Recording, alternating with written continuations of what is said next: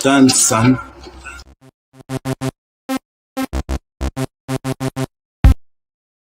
Yeah, King Chalk Entertainment. Here we go.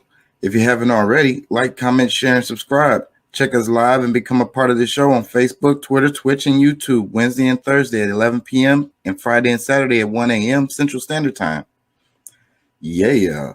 While you're playing the game, working out, cleaning, or whatever, check out the more refined audio versions of the show on Spotify, Apple, Anchor, and more. Keyword King Chaka ENT. Yeah. Shouts out to Pat, Doc, Deuce, Curtis, Brendan, Elliott, Juanita, Jay Lethal, Tariq, my Twitch follower, Francisco, and others for always supporting the channel. Yeah. Race, spirituality, politics. Let's talk about it. We generate interest into what has happened and what is happening in our world. Therefore, creating activists. Let's go. Dale gas, baby. Hey.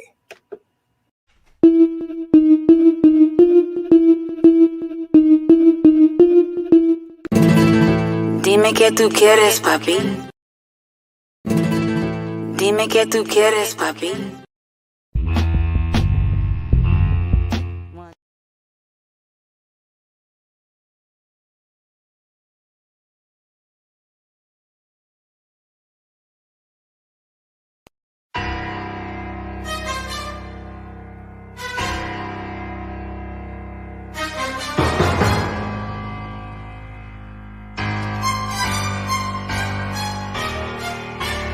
And now, another major production. I'm about to tell you what the real is. Deep down inside, you got to feel it. Emotions have the most number of killings. Pay close attention to your feelings. I'm about to tell you what the deal is. And when I'm talking, all I'm hearing is some crickets. Hurry, honey, run and get your ticket. Just get the money, it's not always the business. Forget the $1 million mission. Sometimes I just want to go fishing instead of physically grinding in the trenches. Finding me using my knowledge, intuition. Chaka not talking while he so distant. Chaka be talking but they don't listen. He's sitting, his brain pumping like a piston. I've been chasing the twilight, now I've been bitten. The city's in my sight as if I was a pigeon. Your role is cast, your dialogue is written, it's past control. You're like a Sims minion, what to do now but roam around in and out of buildings. Seemingly living, touching ceilings, but there's no feeling. Willing and dealing, but really there's no winning. I'm sinning and sinning, so what I'm defending stuff's like prison, stuck in the life out of rivers. I'm about to tell you what the real is. Deep down inside, you got to feel it. Emotions have the most number of killings. Pay close attention to your feelings. I'm about to tell you what the deal is. And when I'm talking, all I'm hearing is some crickets. Hurry, honey, run and get your ticket. Just get the money, it's not always the business. They say they do it for the money and the power. I'm just trying to get some peace in the shower. Protect what's mine without being a coward. Watch loved ones take time to breathe in the flowers. I've seen these G's get knee deep in powder because he needs to succeed in ours. Fuck your lifestyle, it's weak and it's sour. Fuck your lifestyle, it's weak and it's sour. Watch I come through and do like I do. Watch he come through and lose like he do. I'm a Hebrew, he just evil. We both hate people and church steeples. One thing's certain, demons lurking. They be stressing, we be surfing. She be twerking and it look like it's hurting. I be perping, close the curtain. They give you lithium to get rid of that shit? I'm about to tell you what the real is. Deep down inside, you got to feel it. Emotions have the most number of killings. Pay close attention to your feelings. I'm about to tell you what the deal is. And when I'm talking, all I'm hearing is some crickets. Hurry Hurry, honey, run and get your ticket. Just get the money, it's not always the business. I'm about to tell you what the real is, Deep down inside, you got to feel it. Emotions have the most number of killings. Pay close attention to your feelings. I'm about to tell you what the deal is. And when I'm talking, all I'm hearing is some crickets. Yeah, hurry, honey, run and get your ticket. Just get the money, it's not always the business. Yeah, you boys think you real. What is real? Whatever it is, it's not you. For real. You know what I'm saying? KCE, we coming. It's the takeover, bitch. Y'all ain't ready. This is some whole new shit. For real.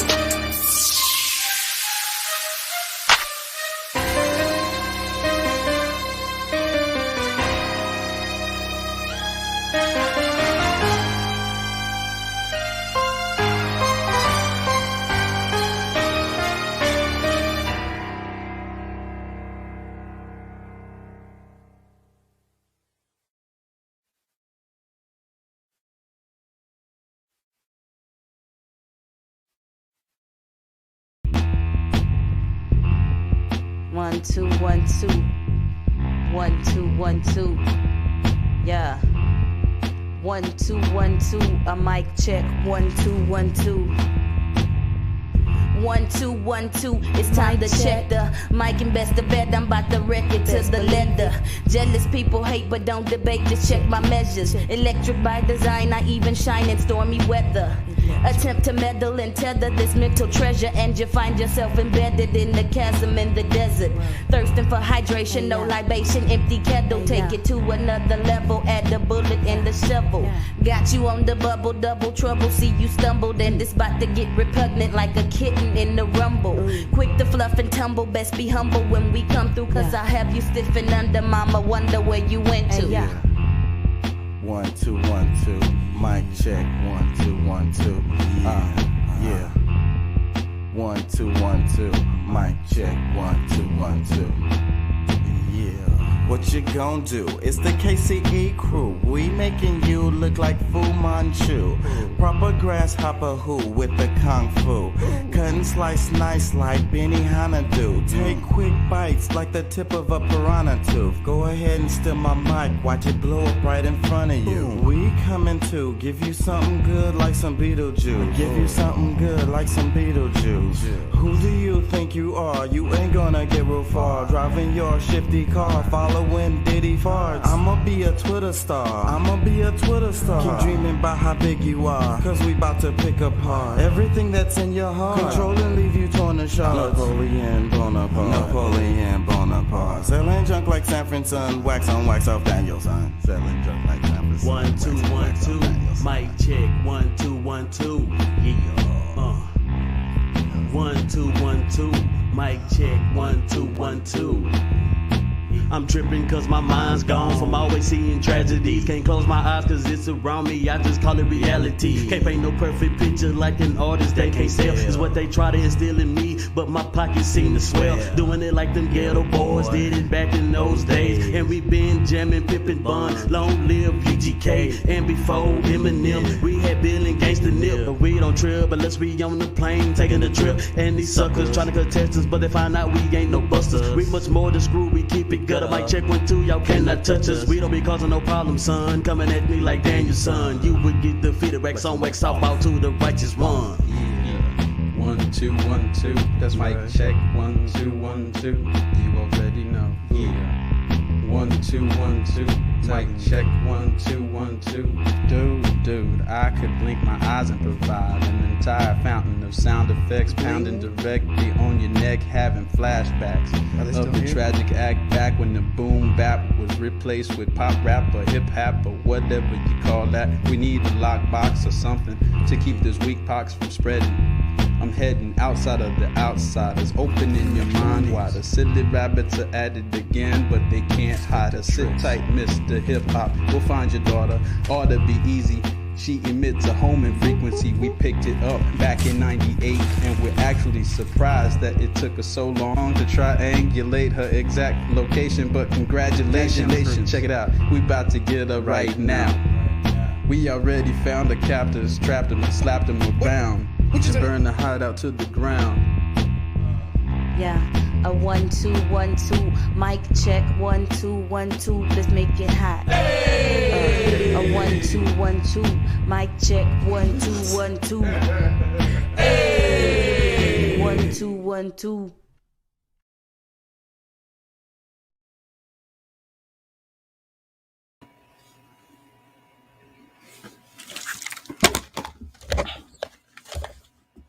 Hey, how y'all doing out there? How y'all feel? Remember, we want you to be an activist. And don't take my word for it. Look that shit the fuck up, police.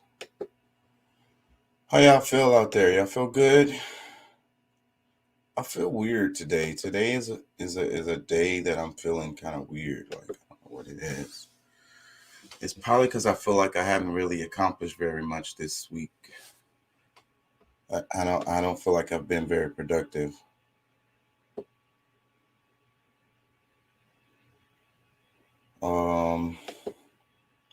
Yeah. So, inflation, investing in services. Damn it, and I forgot what the rest of the title was because I just did that shit. Yeah, I got a good amount of stuff I want to talk about. I was stuck watching this Jay Lethal video, so y'all gonna have to watch it with me because I ain't get to finish watching it. So I'm gonna put that on in a second. But Malcolm X, when I is replaced by we, even illness becomes wellness. And I love that a lot. I'll be saying that all the time. You know, the system that we live in, one of the main differences between the old system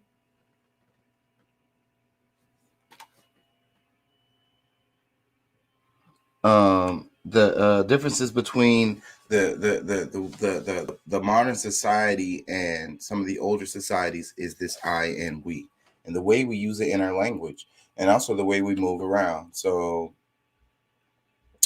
that is a real thing. I have to like the end of this dude's video was really awesome. He has this emotional rant. I didn't get to see all of it, and then I saw a bit of the beginning, and I was watching it when it was time to come on for the show. I was doing that at the same time while I was getting ready to do the show. So I'm a bit distracted, I ain't gonna lie to y'all, because that speech that I saw from this guy here, his farewell speech, I'm gonna play a bit of that. That hit me pretty hard too. So, and that's random because I haven't watched much today. I didn't do much today, so I ended up catching like 2 or 3 videos, and it's all emotional. Like people are so emotional right now. Like it's something really going on, bro. It's something in the air, man. The part where he say, "You can't go buy a man at a grocery store." I really want to play that. That's towards the end. There's something good in here too. Was a monster. You hear me? My mother told me that my physical, biological father. Okay, wait. Was what you motherfuckers believe. And you just got up and went to the liquor store. Yeah, the narrative of where did the fathers go, and especially in the black neighborhoods, were ended by the woman.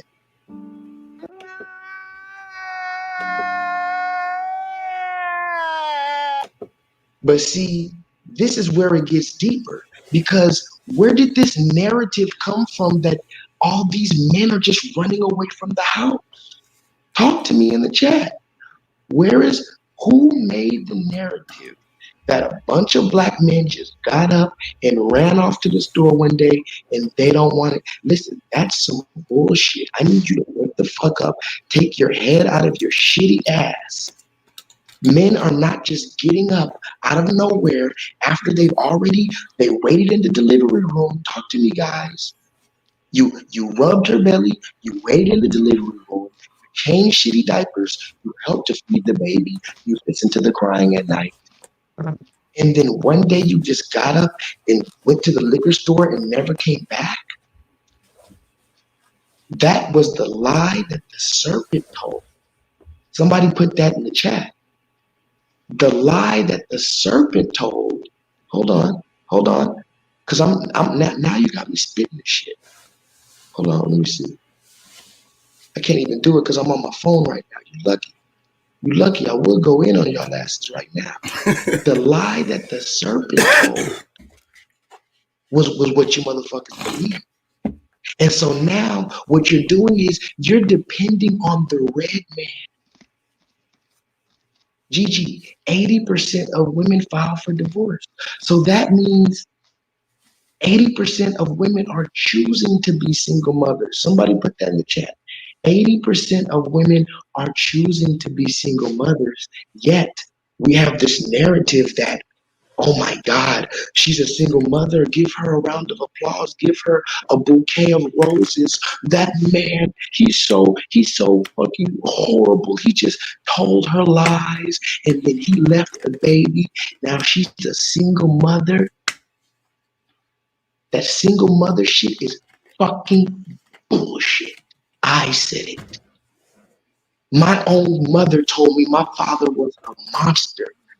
You hear me? My mother told me that my physical, biological father was a monster. And I believed it my entire life.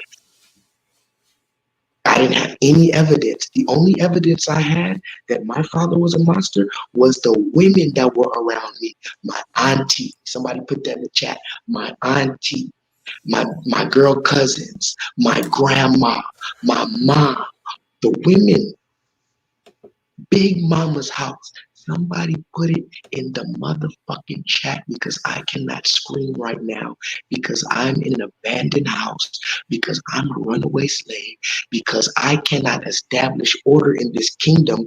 And no matter how hard I try, I cannot find a motherfucking woman to get on my program long enough for us to establish order and buck the motherfucking system. Every time I have a child, the stupid bitch wanna fuck around and act like she knows what she's doing.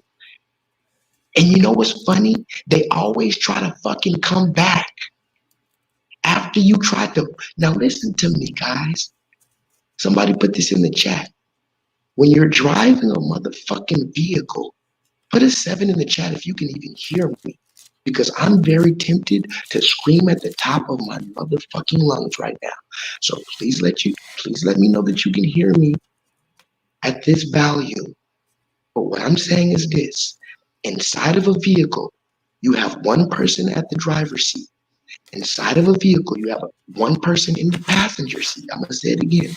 When you're driving in a motherfucking vehicle, you have the driver's seat, you have the passenger seat. What these black women are doing, they are pushing the man out of the driver's seat.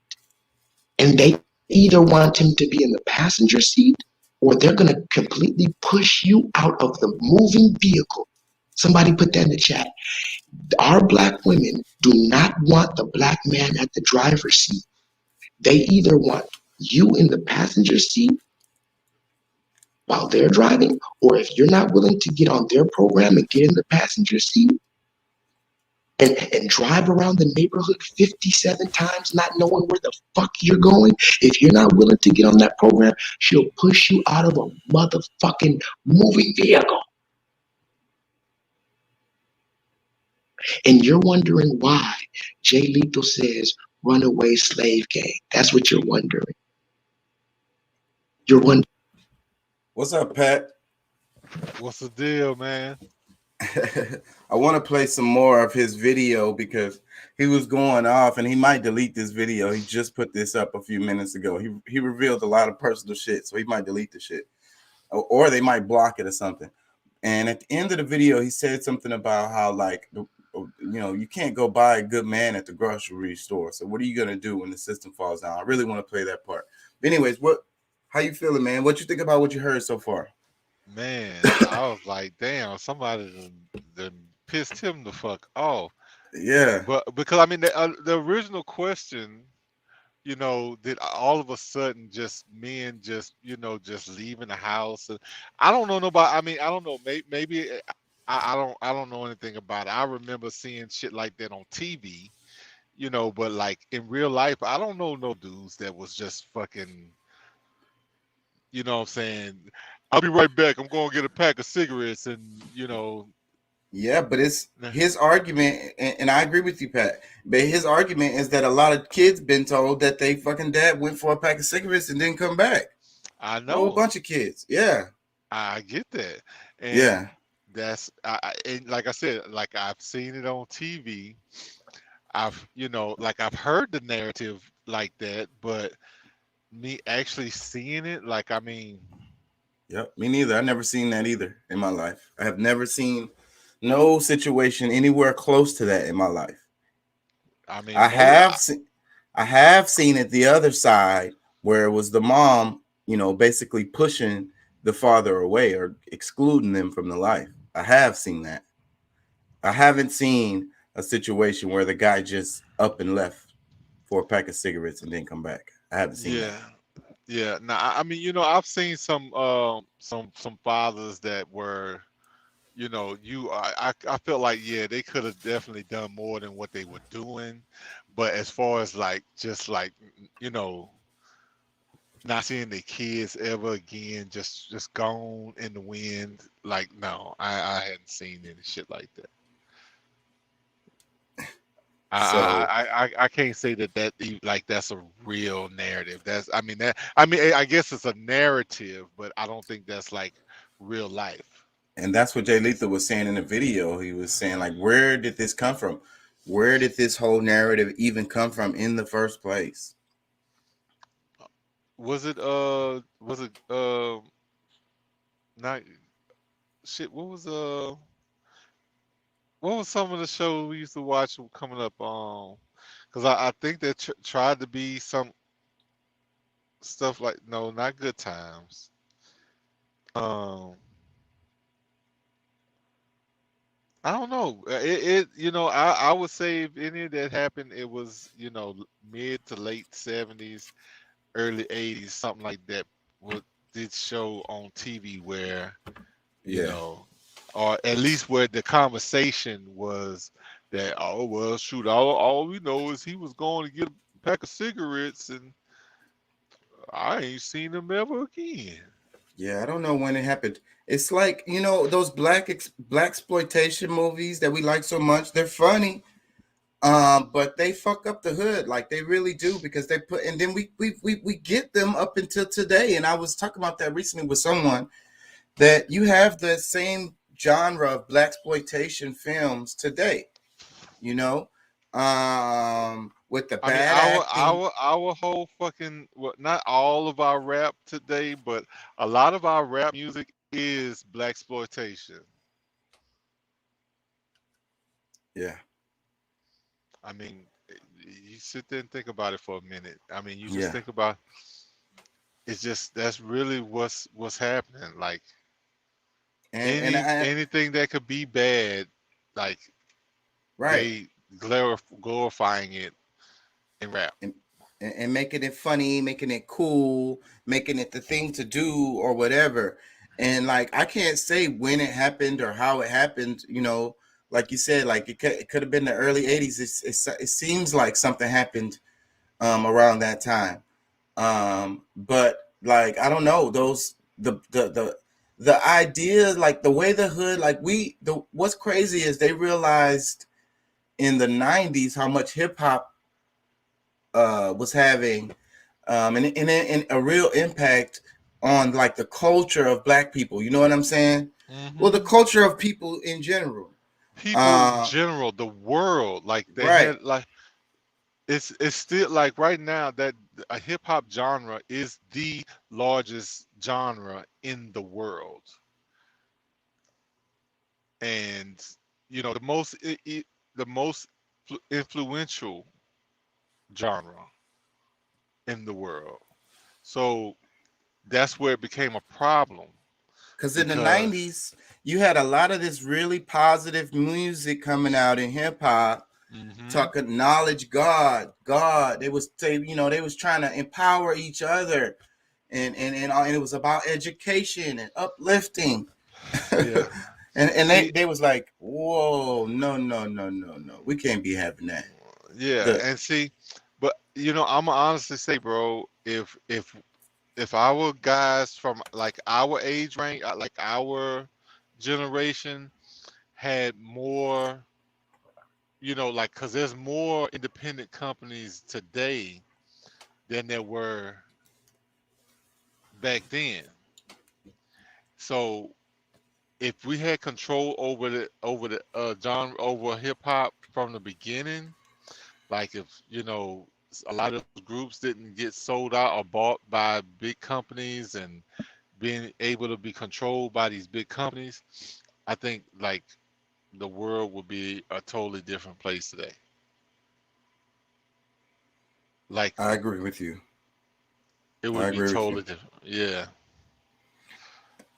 So, and that's why I always focus on the corporations. That's why my argument always goes back to the corporations, because we like to talk about the government, but I think the government is a distraction.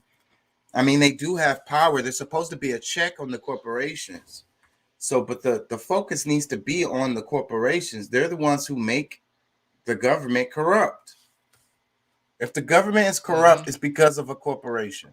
Well, now we can't leave out the fact. I mean, because you know these are people. So I mean, and some of these people who are involved in the corporation and the government at the same time. You know what I'm saying? Like some of these people are getting handouts from these corporations while they serving in government. So, you know, regardless of, you know, what angle you look at it from, I mean, it's really, you know, But we was talking about in the show yesterday, a lot of the smaller offices, they're not making no money. Like their money is trash. So the government position is not really lucrative for them. You get what I'm saying? So their incentive is not coming from the servicing of the government. You know what I mean? Because with jobs like that, right? You're supposed to care. Like the reason why you're doing it is because you care, you want to make a difference, da da da.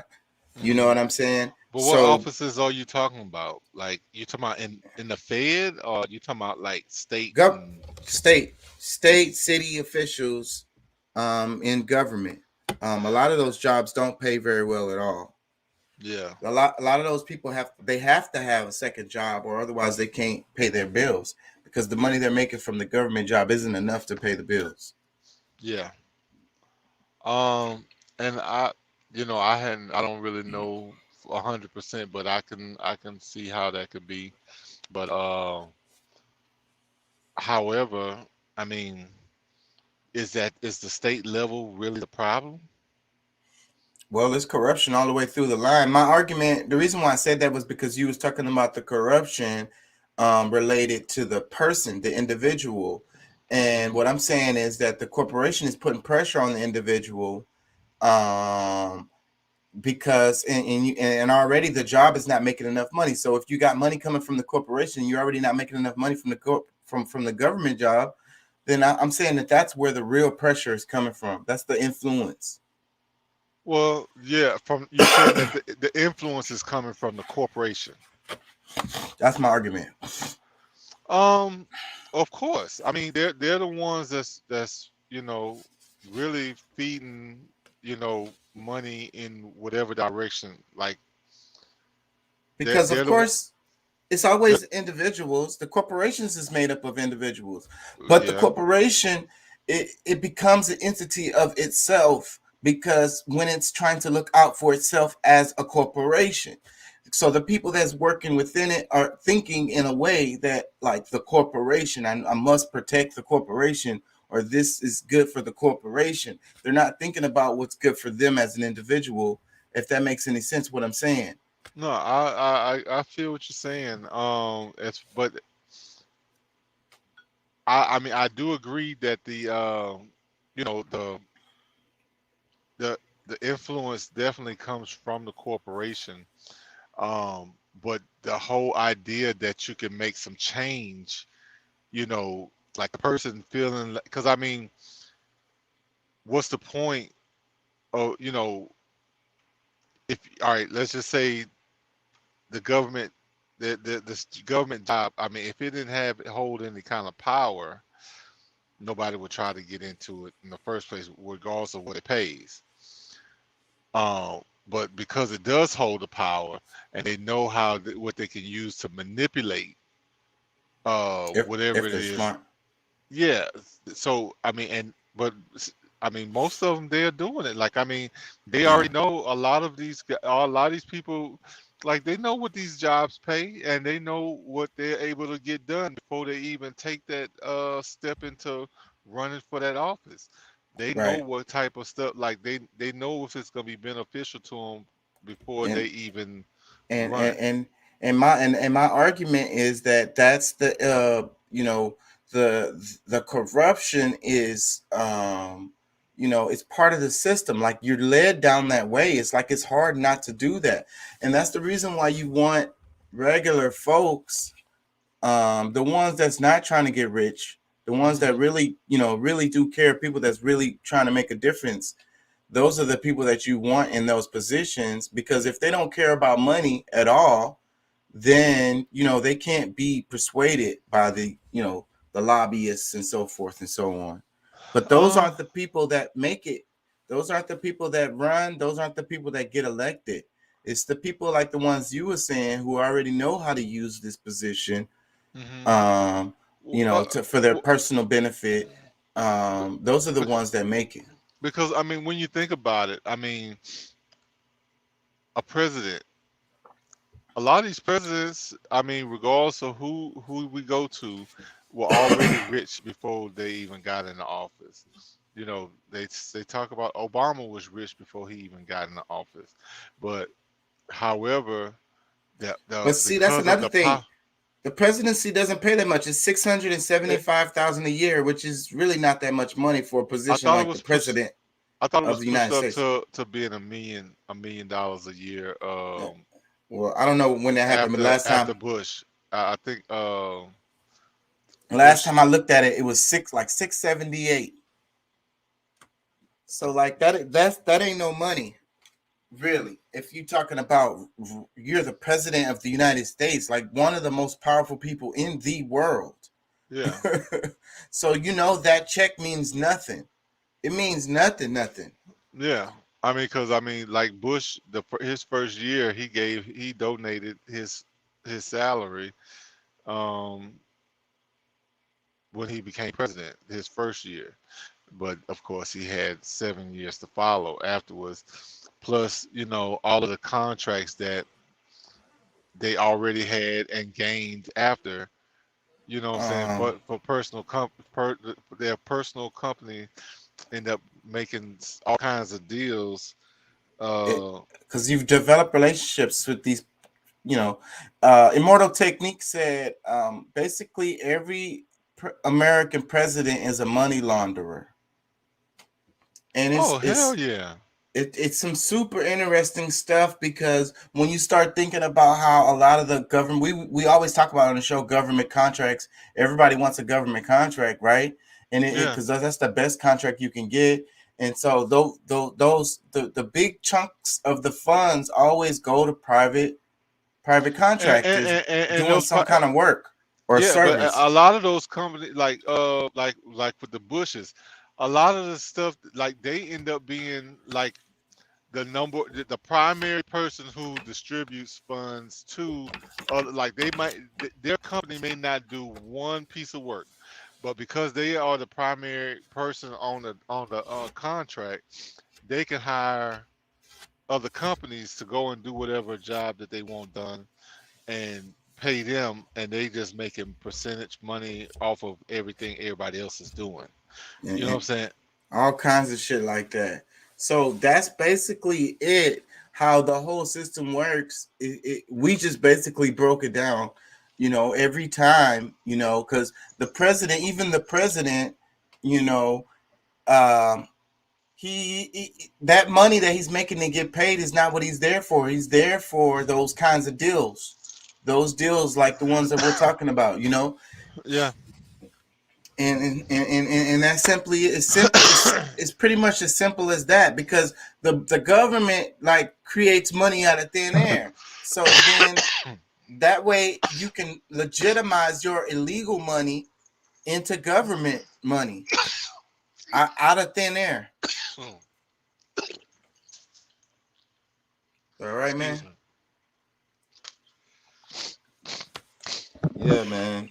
The government creating money out of thin air, and then you got a guy who's been making real cash selling cocaine or guns or whatever the hell, or human trafficking, and he needs somewhere to put that money so he can use the money.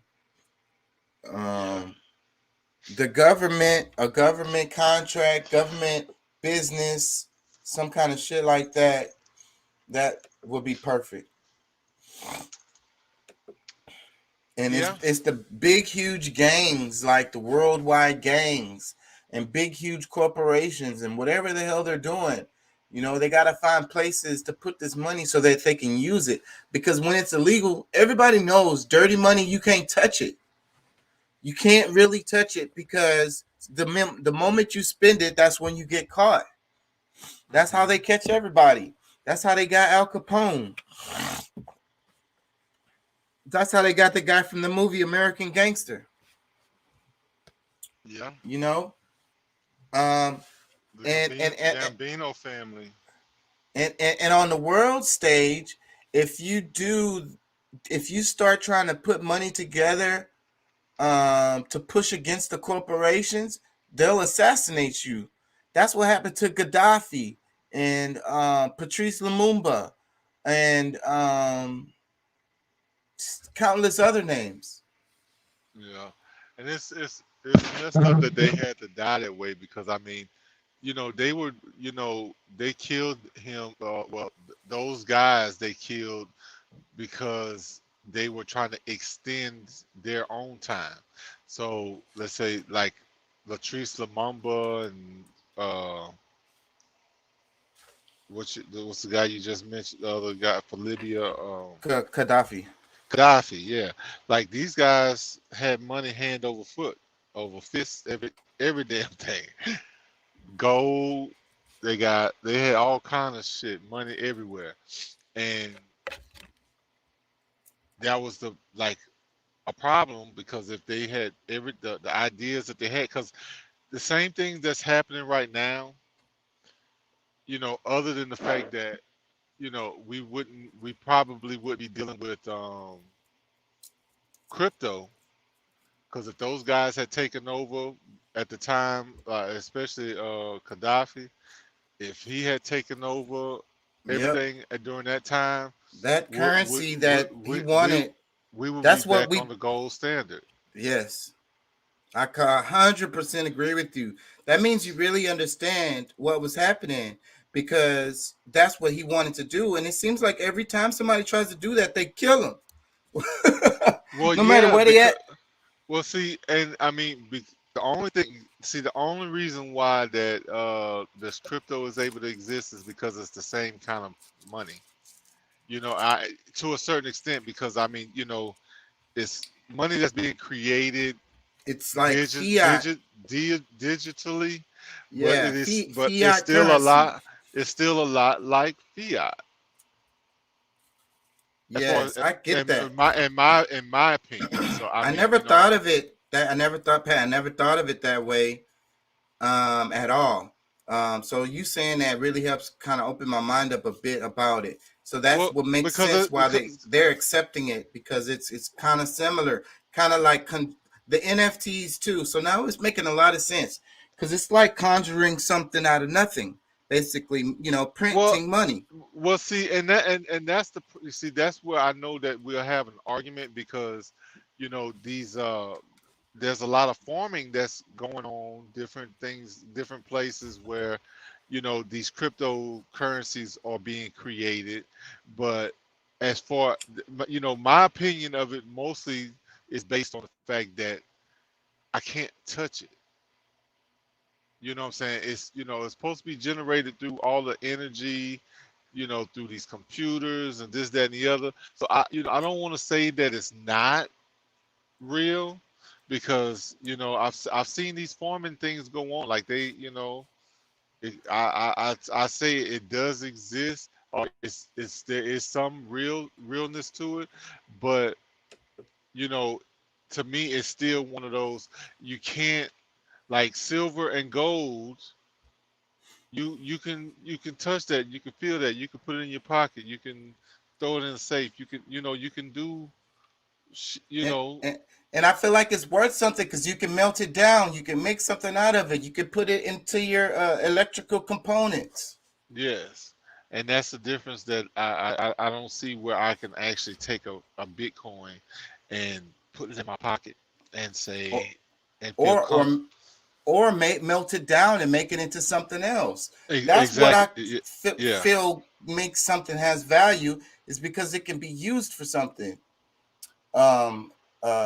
Curtis wrote Frank Lucas, American Gangster. So that was the name. I want to play a bit more of Jay Lethal. Wondering why I ran away. Well, I'm gonna tell you like this: if the police come and get me, I want the story to be told that I love all of my children.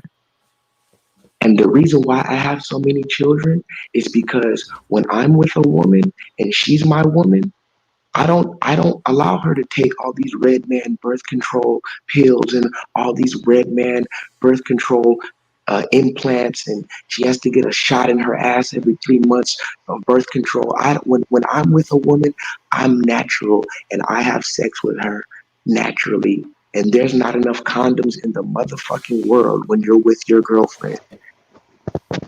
And so some of my strong ass semen, somebody put that in the chat, fuck it, I'm going in tonight. Some of my strong ass semen did what it was supposed to do and created more children. And I did not go along with abortions or anything like that. So now I have a few kids. Okay? Fucking sue me. Somebody put that in the chat. Sue me. Sue me. Go ahead and fucking sue me.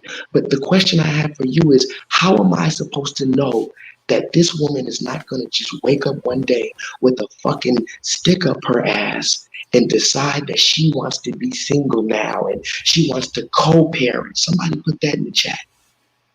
This is one of the last things I'm going to say before I get out of here, because I only got 10% left on my phone, and I told you I wasn't going to make this a long video. I want to say this. This is another bullshit ass feminist word. The red man and the red woman created that shit. Co-parent. Can somebody put that in the chat? Co-parent. What the fuck is a co-parent? Aren't we already co-parenting? The mother and the father both parenting together? Is that not the definition of co-parenting? Oh, you wanted to make up some bullshit ass word when you broke up the house. You didn't want to, you're not okay with it. Single mother. You're not okay with saying the truth that 80% of the women broke up the house. And you chose to be a motherfucking single woman. And you talk about a nigga's toxic because he won't let your dumb ass do what the fuck you want to do. Bitch, you need to listen to a real nigga. And if you're saying he's not a real nigga, if you're saying your child's father is not a real nigga, why the fuck did you let him nut in you multiple times? See, it all comes back. Wow. So what came first, the chicken or the motherfucking egg? Stop playing with me. Talking about we can co-parent. Bitch, you're either going to submit to my authority or I'm leaving. How about that? How about that? I said it again, and you could unsubscribe from me. I don't give a motherfucker. I'm going to say this for the first time in my life. in front of motherfuckers. You can either submit to the authority of the man that you chose to be your head, or you can just be a motherfucking single mother. You think I'm about to come and just, what am I supposed to do? Just come and give money for the kid and whatever and not have no authority over the kid? What if all of a sudden you got my kid wearing a dress or some stupid shit? You got some man around my little daughter. How many stories have I showed you of a woman allowing her new boyfriend, somebody put that in the chat, a woman allowing her new boyfriend to molest her daughter, to fuck her little boy in the ass, and then they find the child wrapped up in a fucking carpet in the bayou? Talk to me. Just talk to me. That's all I'm saying. Just talk to me. If I'm lying, let me know. How many stories? News at 10. Shaniqua Jenkins is now facing life in prison. Oh no, forgive me. Shaniqua Jenkins never gets life. Shaniqua gets a manslaughter charge, but the new boyfriend gets life. Because remember, the man, he has to face the fullest extent of the law. So even if it was you and the new boyfriend who killed the baby, or even if the boyfriend didn't even physically kill the baby, the mother always gets the lesser charge. Have you noticed that? But yeah, go ahead and tell me how many stories of the mother and her new boyfriend, right? Why? Nobody ever asked the question, where's the real father? Because what you've already bit into the apple, you believe the indoctrination that the father wasn't shit to begin with. He must have just ran off. He left that poor woman by herself, so she had no choice to find a new boyfriend. She had no choice. There was no red flags with this new boyfriend. She waited her long time for the new boyfriend. She made sure she went to church for the new boyfriend. She made sure she put the boyfriend through a lot of tests before she introduced this new boyfriend to her child. Didn't she? Didn't Shaniqua wait a long time? You bitches, and I say bitches with every fiber of my being, are some stupid, raggedy, goofy, ignorant hoes. And I'm going to pray for you for a number of reasons. And I'm going to pray for myself. I'm going to pray that if the Most High God brings judgment, I'm going to pray that I don't catch you and put a fucking leash around your neck and put you in the motherfucking dog kennel and feed you from a petri dish. Damn.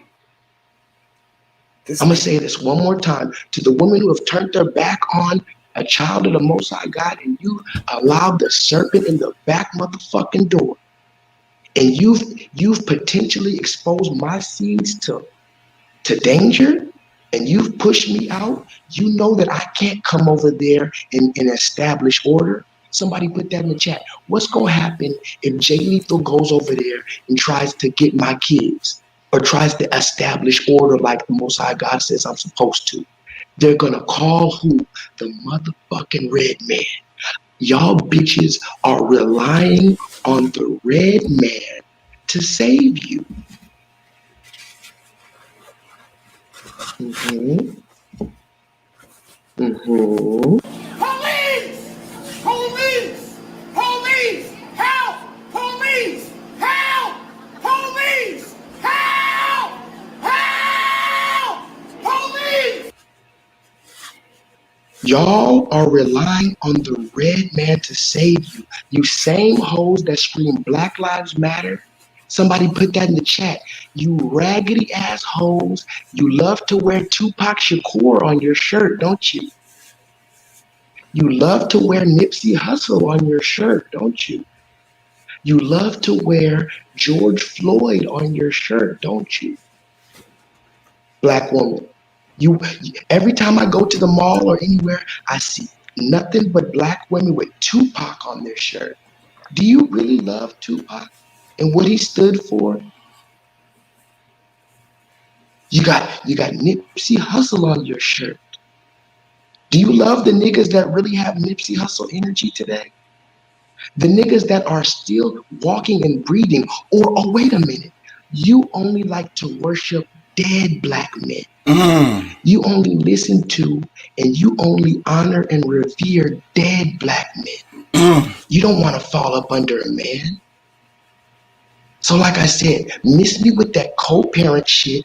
Miss me with that, oh, you can just see your child here and there and then I won't listen to you. But why the fuck would I just be if I can't be a real parent to my child, I'm going to step back until the Most High God allows me to be a real child to my child.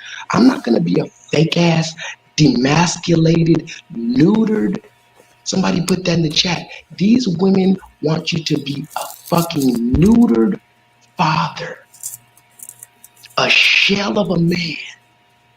They just want you to have a mustache and a beard.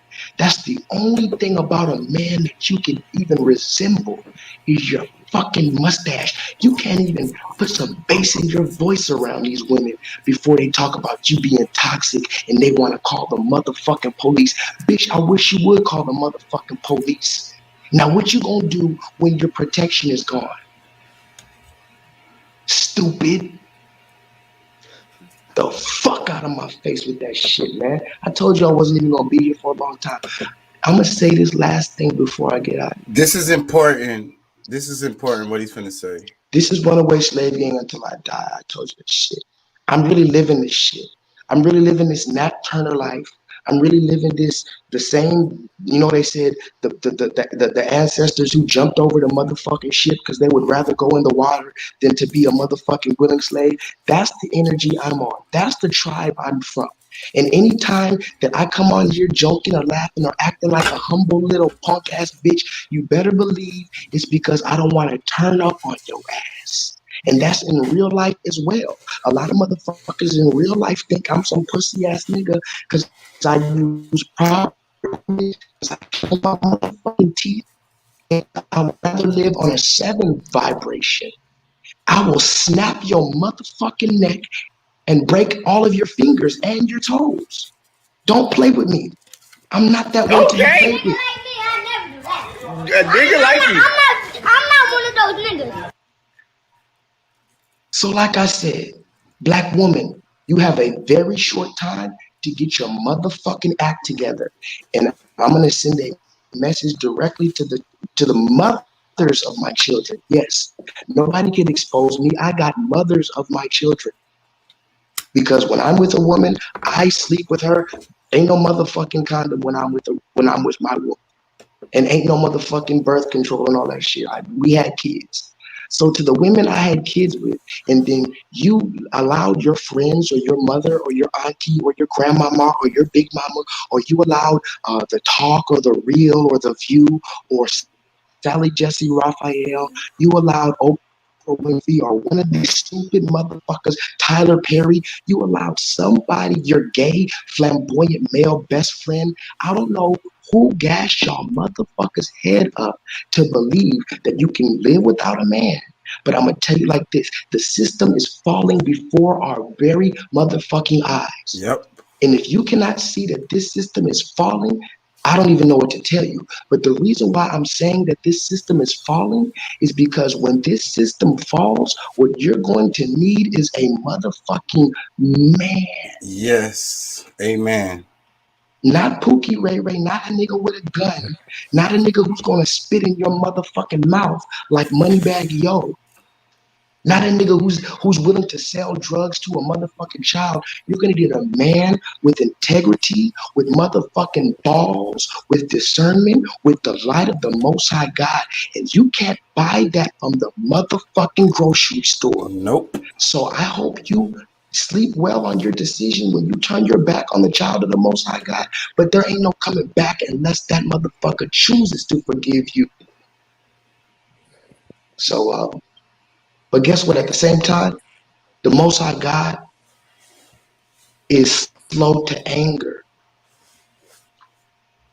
I'm trying to give you hoes a chance to repent before it's too late, because I'm like this. I made a covenant with the Most High God for my children. I don't give a fuck what you hoes thought was going on. I made a covenant with the Most High God. I will be the protector of my children. So let it be, so shall it be. All praises to the Most High God.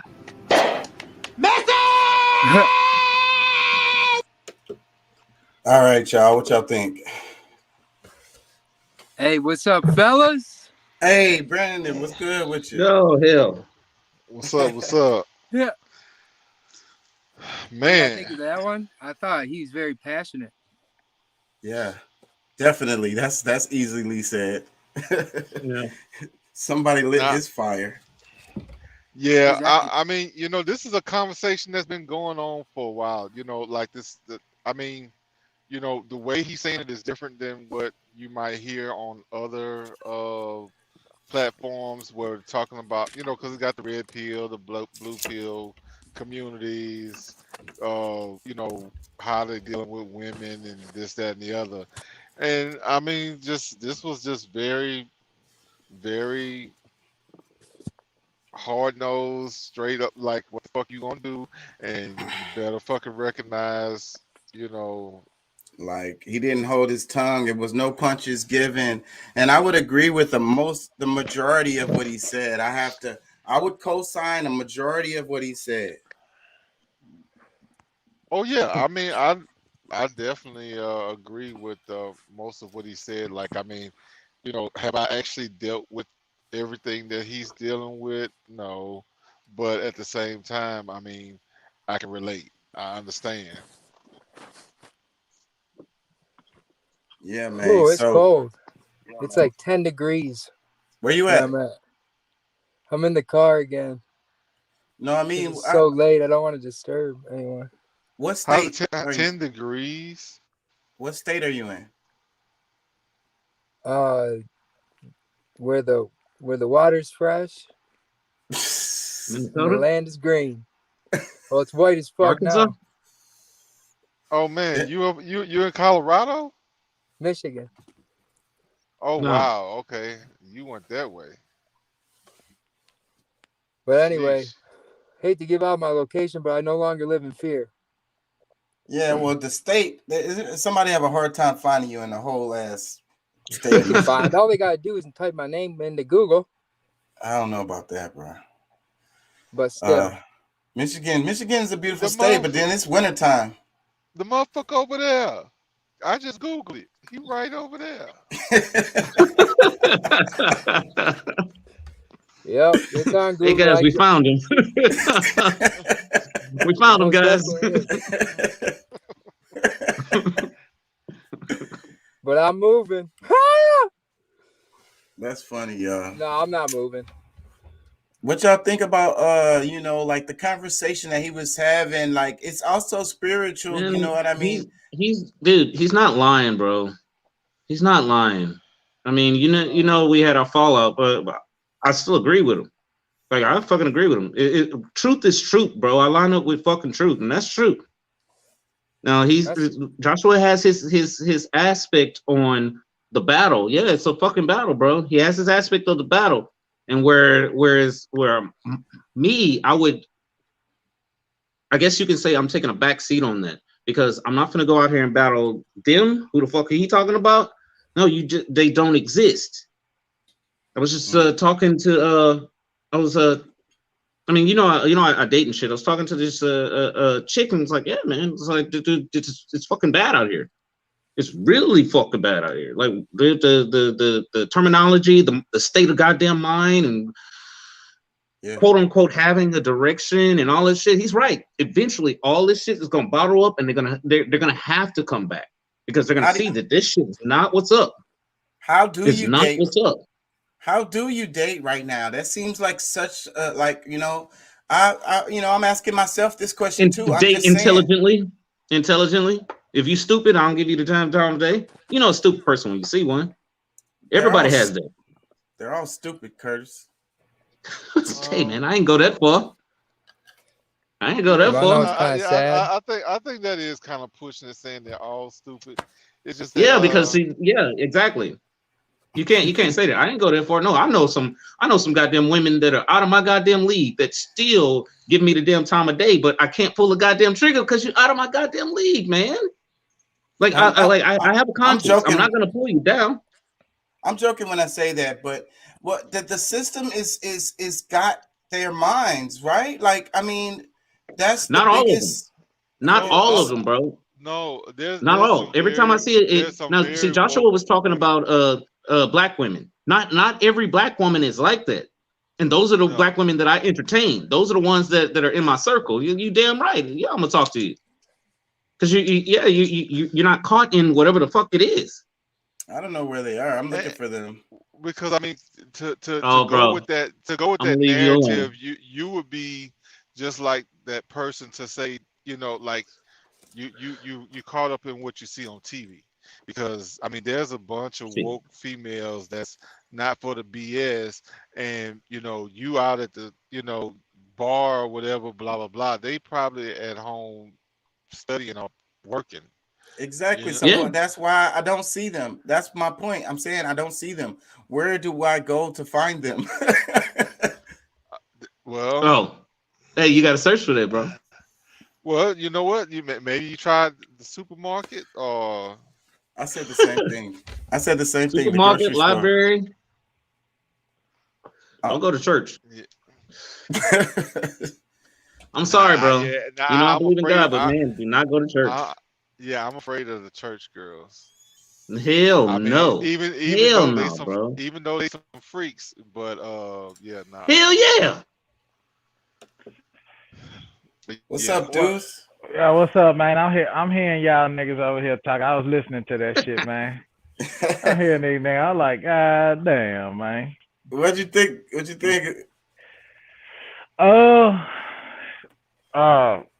First of all, let me say what's up to everybody, man. How y'all doing, man? It's good to hear your voice, Pat. Happy New Year. Happy New Year, man.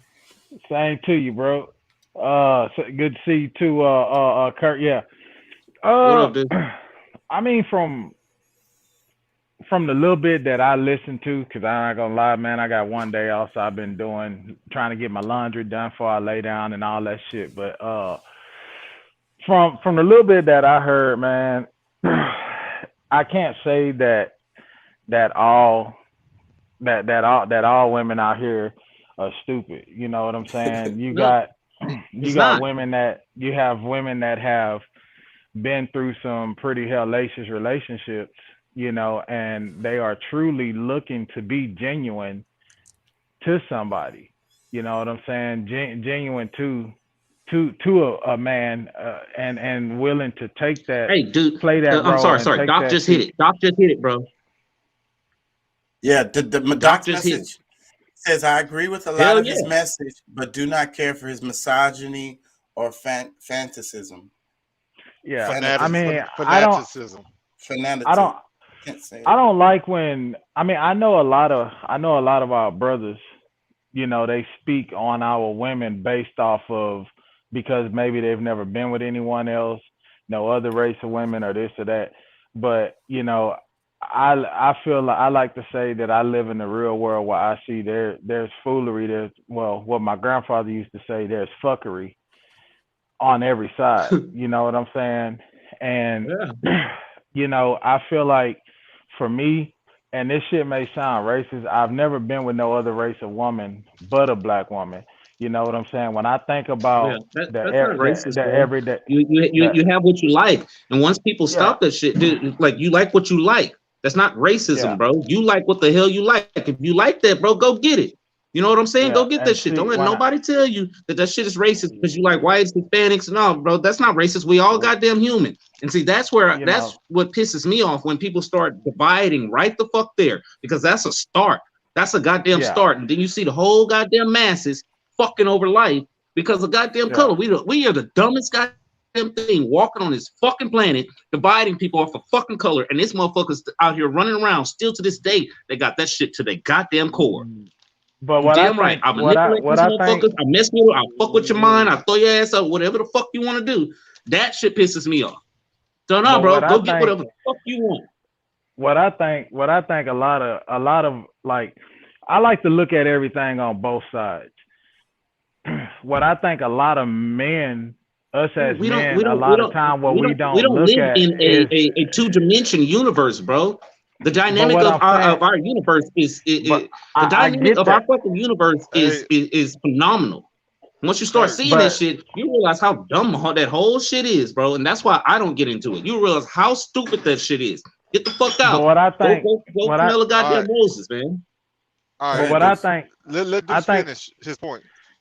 I think a lot of us, as men, and let me say black men. I'm speaking from our point of view.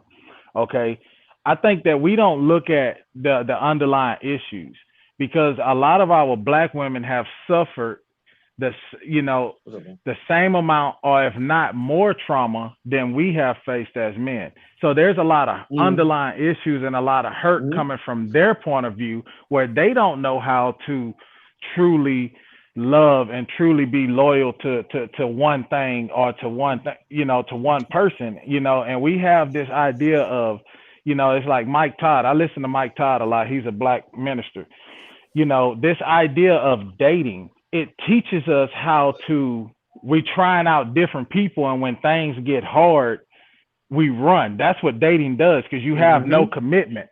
You have no commitment. And I feel like us as men, we don't pay attention to that. There's a lot of women out here that has been hurt by growing up fatherless, that grew up with a mother that the mother was in competition with the daughter, so she treated the daughter like shit. She called her bitches and hoes and this and this and that. So there's a dynamic there that I feel like us as kings, if we truly want to call ourselves kings and say that we want to lead and we want a good woman, then we have to some way, somehow parallel our lives to be understanding of this woman. You know what I'm saying? When shit get hard or she do something fucked up, don't be quick to say, man, fuck this bitch, I'm gone. But hey, man, look at the whole spectrum. Where did I go wrong? Could I may have done this a little more or done that, or was I totally being 100%? What you said you like to look at the both sides. What's the other side to it? The other side to it is that I feel like, a lot of us like, as far as like men, like, well, what I was saying is looking at both sides is like, we bring a lot of us as men that went through the struggles and the things, we bring a lot of baggage into the relationship too. So I feel like a lot of time that we don't look at what we have done to may have caused this woman to feel like she needed to entertain something or do some fuck shit to you. You know what I'm saying? What have you truly done? Have you been, you know what I'm saying? Does that make sense, Pat? I feel you because, but at the same time, I think this is just the same thing that whatchamacallit talks about. What's the guy that got famous last 2 years? I can't think his name. I know who you're talking about. The guy who does the women. Kevin Samuels. Yeah. Now, I mean, because I had to kind of eat back on that because, if you're talking about some fairy tale shit, it's kind of like what even Jay Lethal was saying in the videos, like all of a sudden men just start disappearing. They went to the grocery store. Like a lot of these things that these women say or that we allow them to use as examples of why they are hurt and this, that, and the other are things that they never experienced personally. This is just some shit that they have conjured in their mind that are possible. Yes. Yeah. Doc says yes. No, I get exactly where you're coming from on that too. From that side of it too, definitely. Let me read the comment. Doc says, I have to ask about another. He's got multiple kids from multiple mamas, but it's all their fault. And I agree with you, Deuce. That argument that you have is what's left out of the conversation with Jay Lethal in this particular, his comments in this segment. He did kind of leave out, whatever the hell, I mean, he was talking about the kid, he said he spanked the child and that was the reason. But reflecting on your behavior, I don't think he spent enough time on, you know what I'm saying? That part was missing out of his argument. Yeah. Yeah. Well, yeah. It's just, I don't know, man. It's just one of them things. Like I hear, let's just like, I heard Kirk was like, well, I'm not fucking with this this woman because I'm not on her level. And one thing that I have learned, you know, through me learning myself and understanding me as an individual, man, I'm probably the most confident motherfucker, bro. Because I know who I am as a man. Motherfuckers be like, you know, it's just like that. I'm just saying. Hold on. Let me finish, bro. I'm not saying that. I'm agreeing with you, bro. I'm agreeing with you.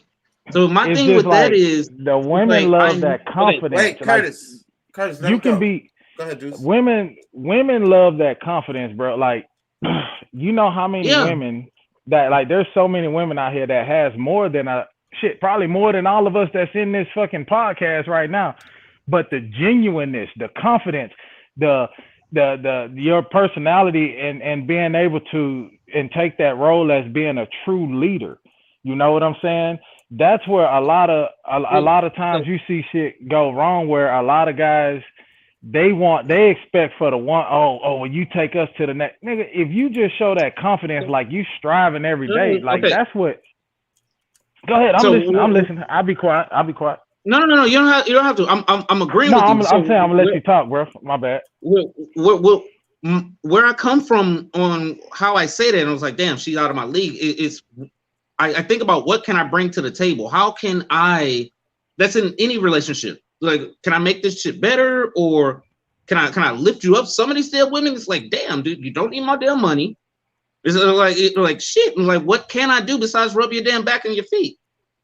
And so that's just something more personal for me, because I have to be just personal for me. I have to be able to provide more than just, you know, a massage every once in a while, because on the back end of it, I still have to watch her go out and fucking hustle and break backs and break asses, kicking on that shit. Dude, it was just the fucking way I was raised. And see, and I guess I can say that's something that was passed down to me from, you know, my family. I guess I can say that. I think you're touching on the basis of the argument, because the value of the person in the relationship is what we're talking about, right? Because the woman doesn't see any value in this man, so therefore she doesn't need him. You know what I mean? She has her job, she has her career. No, but see, that's what I'm saying. I've had women like this see value in me, and you know, it's still the shit. Like, what do you see? Because I know what I see in me. I'm gonna tell you, man. I test them. I would test them. I mean, I haven't really met any woman that made more money than me. But if I was to run across that one, well, I'm just saying. I mean, just listen to what I'm trying to tell you, because you know, if somebody's really looking for a genuine relationship, because it's a rare thing. I know one female personally that. She makes probably made 6, 7, 8 times the amount of money that her husband made when they first got together. But because they had a genuine connection, that she invested. Can I crack a joke real quick, bro? Anybody ever seen the movie Boomerang? Yeah. Yes. When Robin Givens gets up and she's getting ready, he's like, "Where you going?" And he's like, "Oh, I have a meeting to go to," and she leaves and stuff like that. After they had sex, he had a great night, and she left $200 on the nightstand for this dude. That's a fear of mine, man. That's a fear of mine. It's like, oh shit. It's like, oh hell, that's a real fear of mine.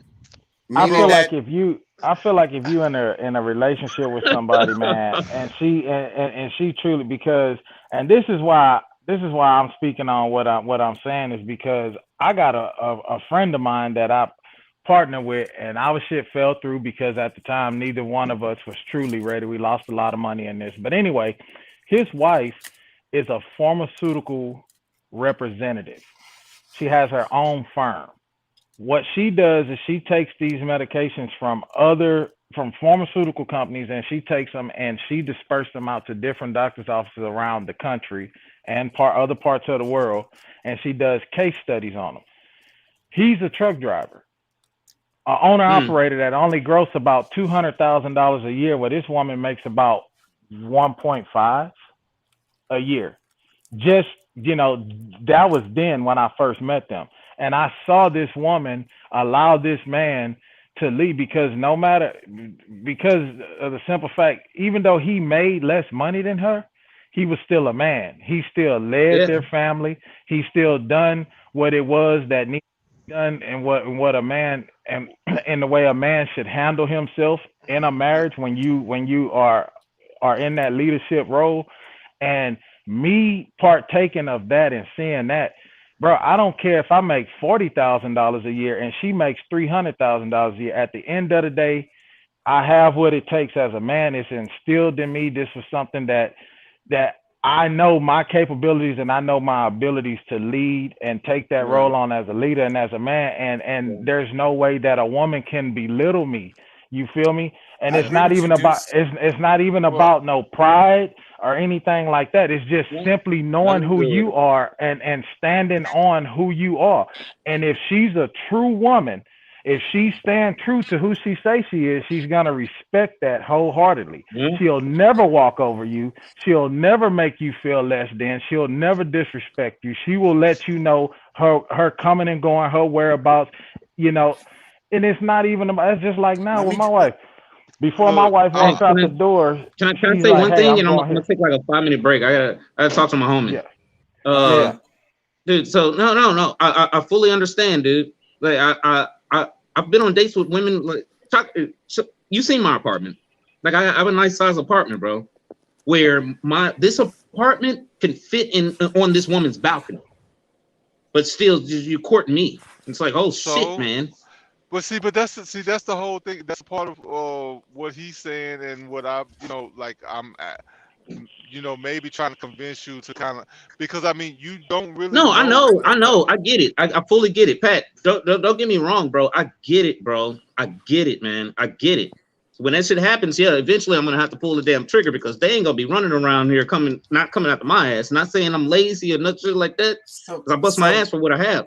But the damn thing about it is, it's just like shit. Wait, I got a couple questions. Well, I'm just saying, because my thing is that some men are passing up blessings because of their Hey fear. guys, Any bullshit, yeah. All right, I gotta show you something. you know you're light. Hey, give me 5 minutes, bro. Give me 5 minutes. I'll be right back. All right. So All right, Tom. here's the thing. What I wanted to say was Curtis feels like he's afraid that his value will only come from sex. Just gotta believe. And then I want to ask Deuce. Believe that girl's gonna come into your life. The woman that you said was You're creating supportive. all these girls. You're generating them when you're saying that. Wait, You're hold on. calling all those spirits in. Brandon.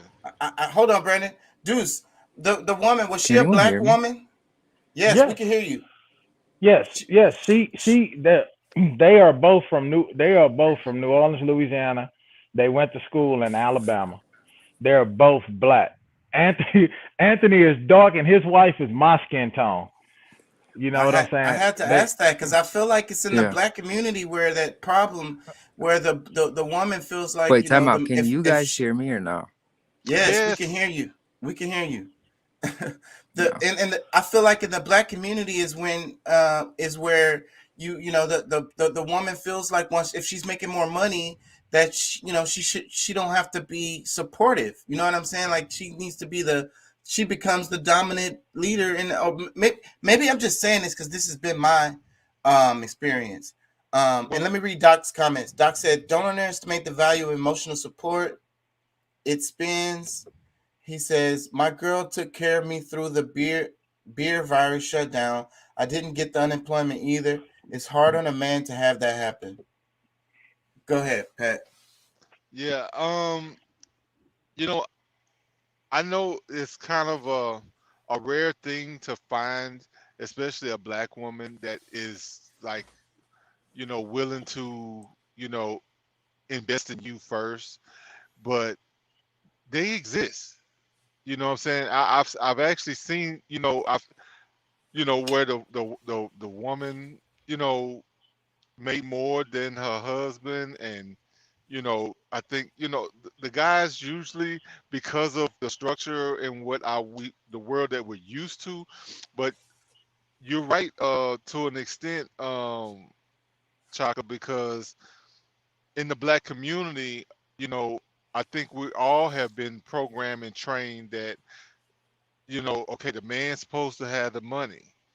or be be the one to take care of this, that, and the third. And if you allow society to run your thinking, your mind, yeah, you end up in a situation where there's a power structure. The fight over who's who in the house is up for debate every other week.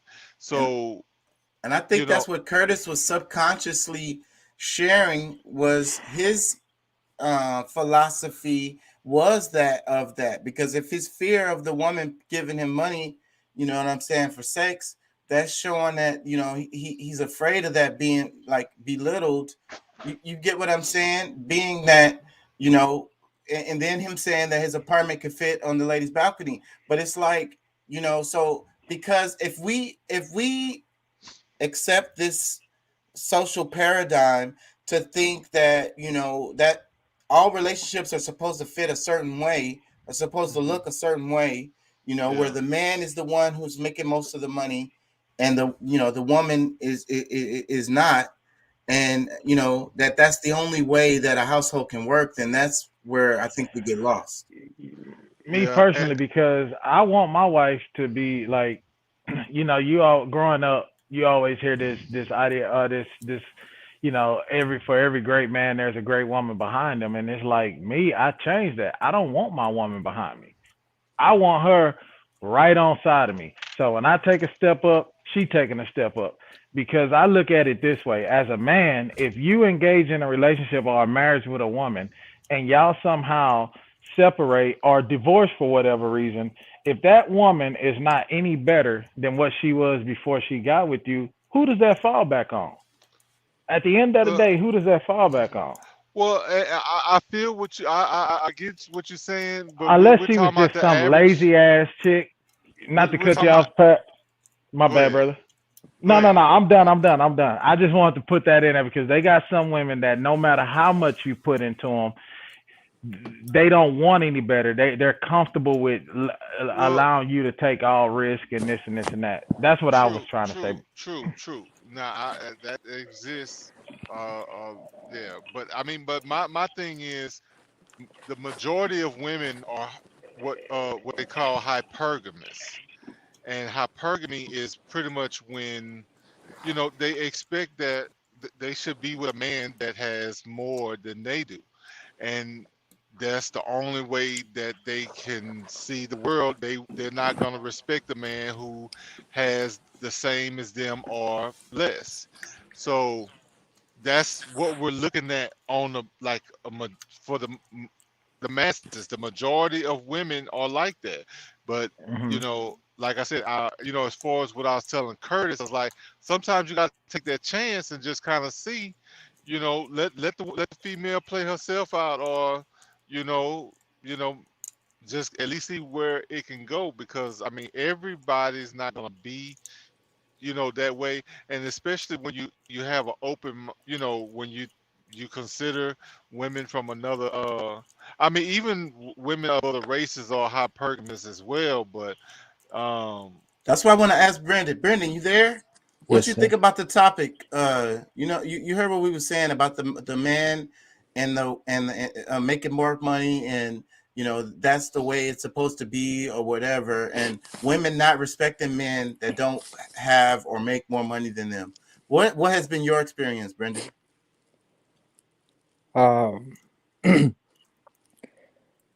It breaks down to like the levels of like where you're at, age groups and stuff, and also your circumstances and what you find attractive. If you find money, unfortunately, there's been a big shift, especially in the cities. That's why I say in the city life is all about money and trying to get to the top of that skyscraper, But like in like littler towns, the girls are more, like I would say down to earth. It's not all about money, Yeah, until you take them to the city. Yeah. Well, I mean, they all got online and stuff, but they have a bubble. They don't really get out of their comfort zone, and I agree with that. I agree with what you're saying to a certain extent, because there is some, like, that's the one thing. Like I love, like, you know, going through foster care and getting, you know, and growing up in a white home when I was in foster care. You know, I got to go to a lot of little rural United States. You know what I'm saying? These small towns. And I'll tell you, dude, there's some white just women, period, black women, white women, Hispanic, in these smaller towns where they are high class. Like when I tell you that you drive up to their house, to the furniture in there, to the shit that they got on, to the cars that they drive. So I can't really say that, you know, all girls in small towns, because a lot of times they're, you know, they move out that way, you know, it's more of a bang for your buck. Not only that, you know, maybe they can start their own practice in a smaller town where they're the only, you know, doctor or dentist in that town or some shit like that. You know what I'm saying? Like there's a lot of high class in these small towns. And like I say, me growing up the way that I did and being with my foster dad and going to these other parts, rural towns, I mean, from the West Coast to central part of the country to the West Coast to the East Coast. He's got family scattered all over, and just, you know, just seeing how they live out there, man. Like the girls out there, like you in the small town, you wouldn't think you see them rocking Doc Martens and the ripped jeans and you know, the Ferragamo shoes and red bottoms and shit like that, you know, like straight up, you know. So that's just, and this was as far back as the late 90s, early 2000s that, you know, I remember this, you know what I'm saying? Like me being from the city, going out there living with a pretty well off foster dad that bought me everything in the fucking world, you know, to going out there feeling like my wardrobe wasn't shit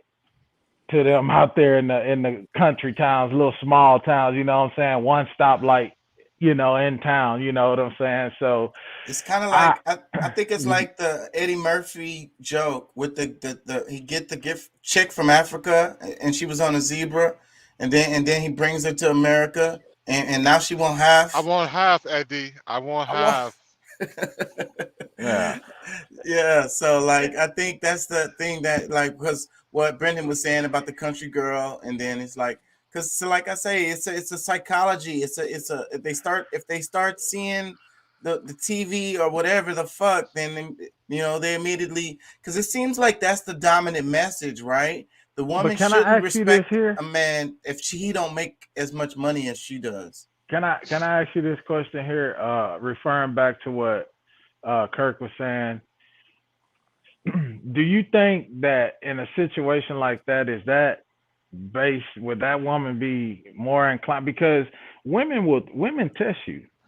You know what I'm saying? They test you to see where you are as a man. If you stand firm on your word, if you give in. Do you think that it's more of somebody that gives in or stand firm to what they do, or do you think that that's just automatically this woman that was so into you, all of a sudden y'all get in a relationship and you don't have as much as her, she's gonna automatically treat you in this fashion?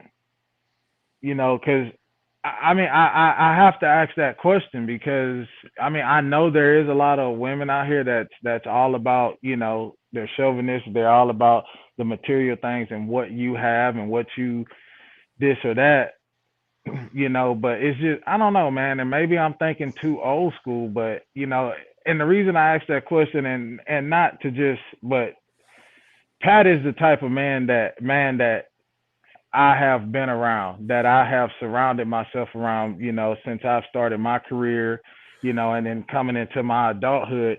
And somebody like Pat, I look at him, he can make $40,000 a year and his wife can make $300,000. You know, there's no way that she's going to belittle him because of who he is as a man. He stands on who he is.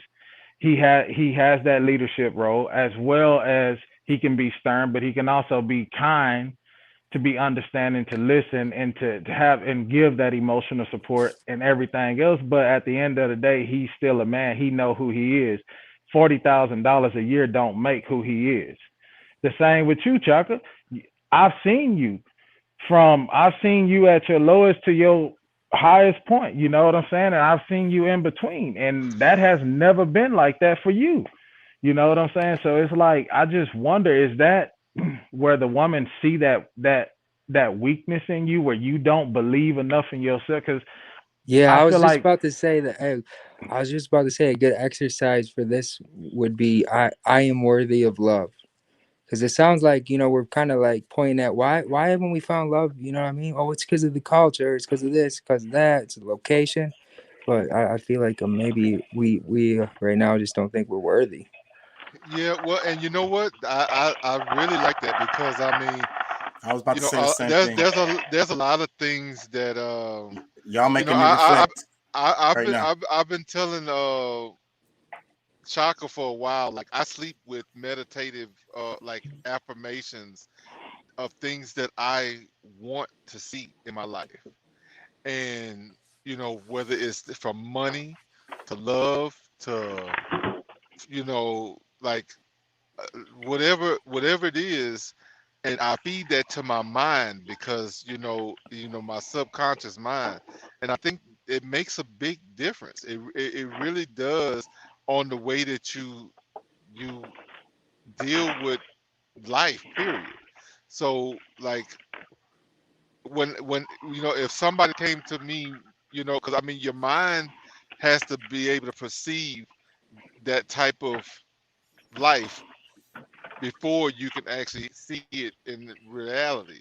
So if you have something that is telling you that in your sleep, that way when in real life you might give it more of an option when that it positions yourself you know in your walk. I'm subconsciously I'm sending love your way. If Huh? I do for all Right. you guys' way. Yeah, and I think that's what happens. Your subconscious picks up on this stuff while you're sleeping. And I kind of want to go on the spiritual side of this, but before I do that, hold on. Doc said it's called having a partner. Most people stuck on a single power dynamic, not a team us mentality. And I think that's kind of what I was saying. But I wanted to ask Deuce. Deuce, you there? yeah, You kind of punched me in the chest with your comment you made a minute ago. I wanted to ask you though. You chilling? You having drinks and shit? What you finished your load? You back at the house? Where you at? yeah, man. I'm no longer with that team driver, man. I got off the truck with him. Yeah, yesterday, this morning was my last load, and then I couldn't really sleep because I don't think he's driven in snow and ice as much, and so yeah, man, Kansas got hit pretty good, but it was fun, man. It was fun. Yeah. So wait, I don't understand. Explain. You Well, finished the job? yeah, I finished. I finished. I wasn't supposed to be home until Saturday night, early Sunday morning. But I ended up switching. He's wanting to stay out longer, and he's wanting to do a 14-4 schedule. And I'm like, nah, I ain't about that life, bro. I've been on the road since 2007, gone for months on end. And so I'm fine. I'm comfortable with my 6 days out and 2 days at home. So that means you have to find another team. I already have somebody. Me and this dude here, we rock, and so yeah, so I already have somebody. That's why I only got 1 day off because I had to get off the truck, reset my hours, and start up with him on Saturday evening. So I'm only gonna be home tomorrow and then I'll leave Saturday. But the good thing is I'll be off for my anniversary. So that's the good thing. So I'm banking on that. But yeah, man, I got out. Yep, last night was my last run with him, man. And it was a good thing, bro. Like I'm glad I got off. Dude would do little sneaky condescending deals. Like yesterday I offloaded the whole trailer in -6-degree temperatures, because he took his time. So I'm off the truck with him. So, he think he's gonna have it a lot easier with he's getting on with a chick that she signifies as us, but he think it's gonna be a lot easier. But yeah, You But you yeah, look like you chilling though. You look like you in a good mood. You pouring up drinks. man, I'm pouring up, bro. This is like my third one, bro. So I'm chilling. I'm good. Like I say, I was gonna go and lay down, but I know me having one day off, and I like to wash every time I come home. I wash my sleeping bag, so that's the longest thing. Once that come out the laundry, I can let it air dry out, and so I'm chilling, man. I'm happy. I'm always happy to be home, bro, and see my kids, see my wife, my kids, and yeah. So now my little niece is here. Uh, she's here with us. She's gonna be with us until probably school ends. A little situation her and her mom had, but you know, it's cool, man. I'm That's what's happy. up. I'm always happy to be home, even if I come home and I'm broke because I done paid all the bills. I ain't got no money. Nigga. I still find comfort in my house. I ain't ever broke. I always keep a little something, you know. But I still find Stash. comfort in being home, bro. Like being at home, man. You know, I ain't about that road no more, bro. Yeah. Like not to go, huh? And we was talking about time versus money in the other show. I wanted to talk about the spiritual side of this argument there because I did. Jay Lethal kind of took me in a different direction for the video, but like I feel like the pressure within the household is pushed by these forces that are aware of the spiritual war. You know what I mean? And the best way to conquer a people is to break the household. You build an empire by building strong households, Hmm. right? Yeah. And you break the household, you get into people's psychology, you get them stuck in the matrix. You know what I'm saying? You get them distracted from Yeah. actual real life, actual real, nature. We can hear you, Brandon.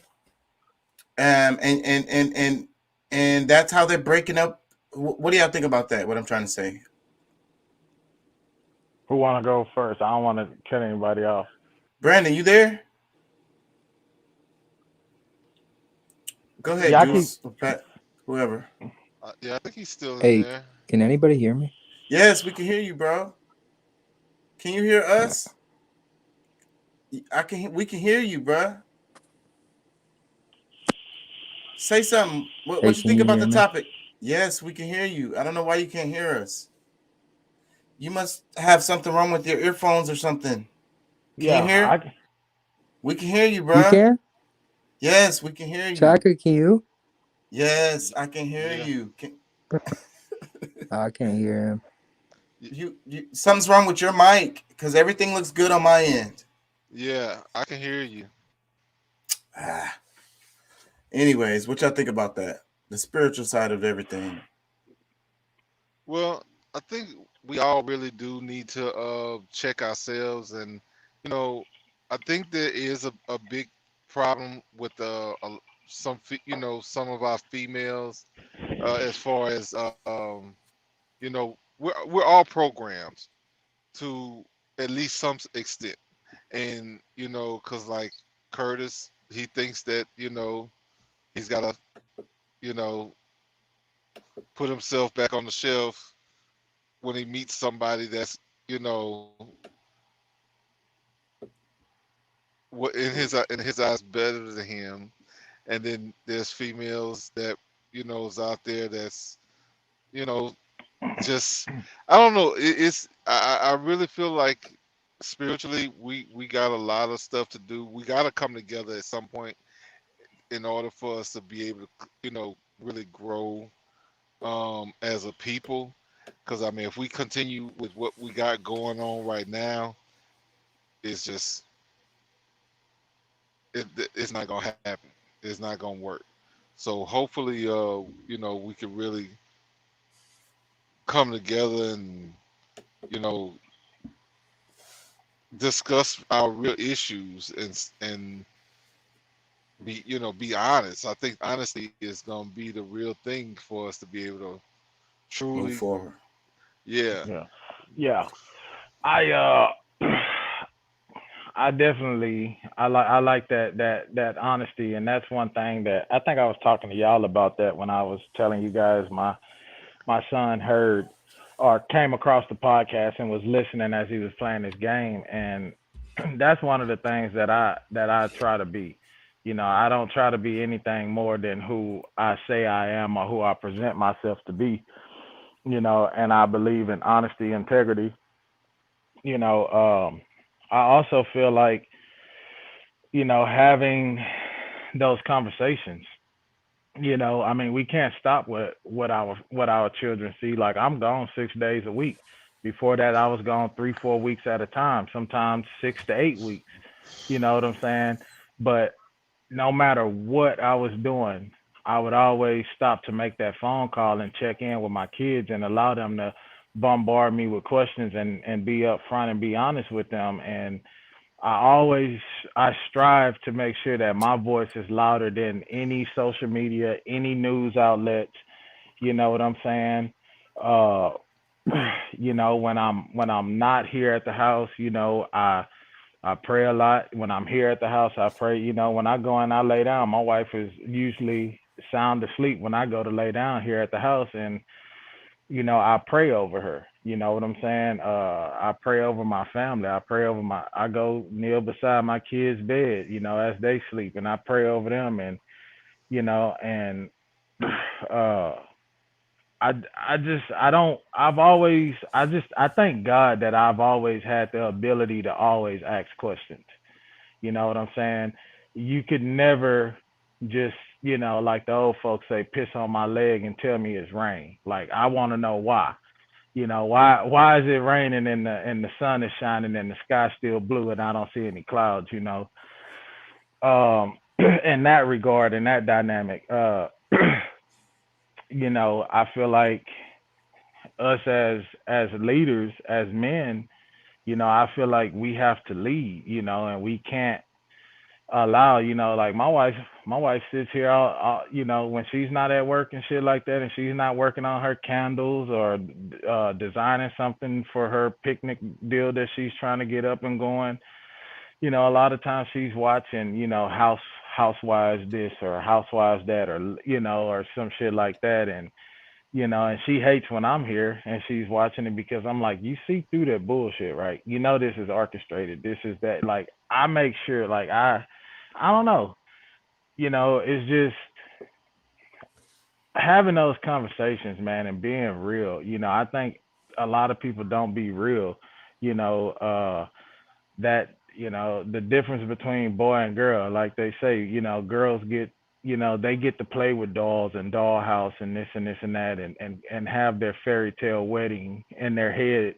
Whereas as a lot of us as boys, we didn't get to do that shit, you know? And so I feel like we have to break that mold, you know what I'm saying? And if you have a true, genuine woman that will listen and is not falling on deaf ear with her, I think you can break that mold, break that cycle, you know? And sometimes it take a lot of work. I'm not gonna lie.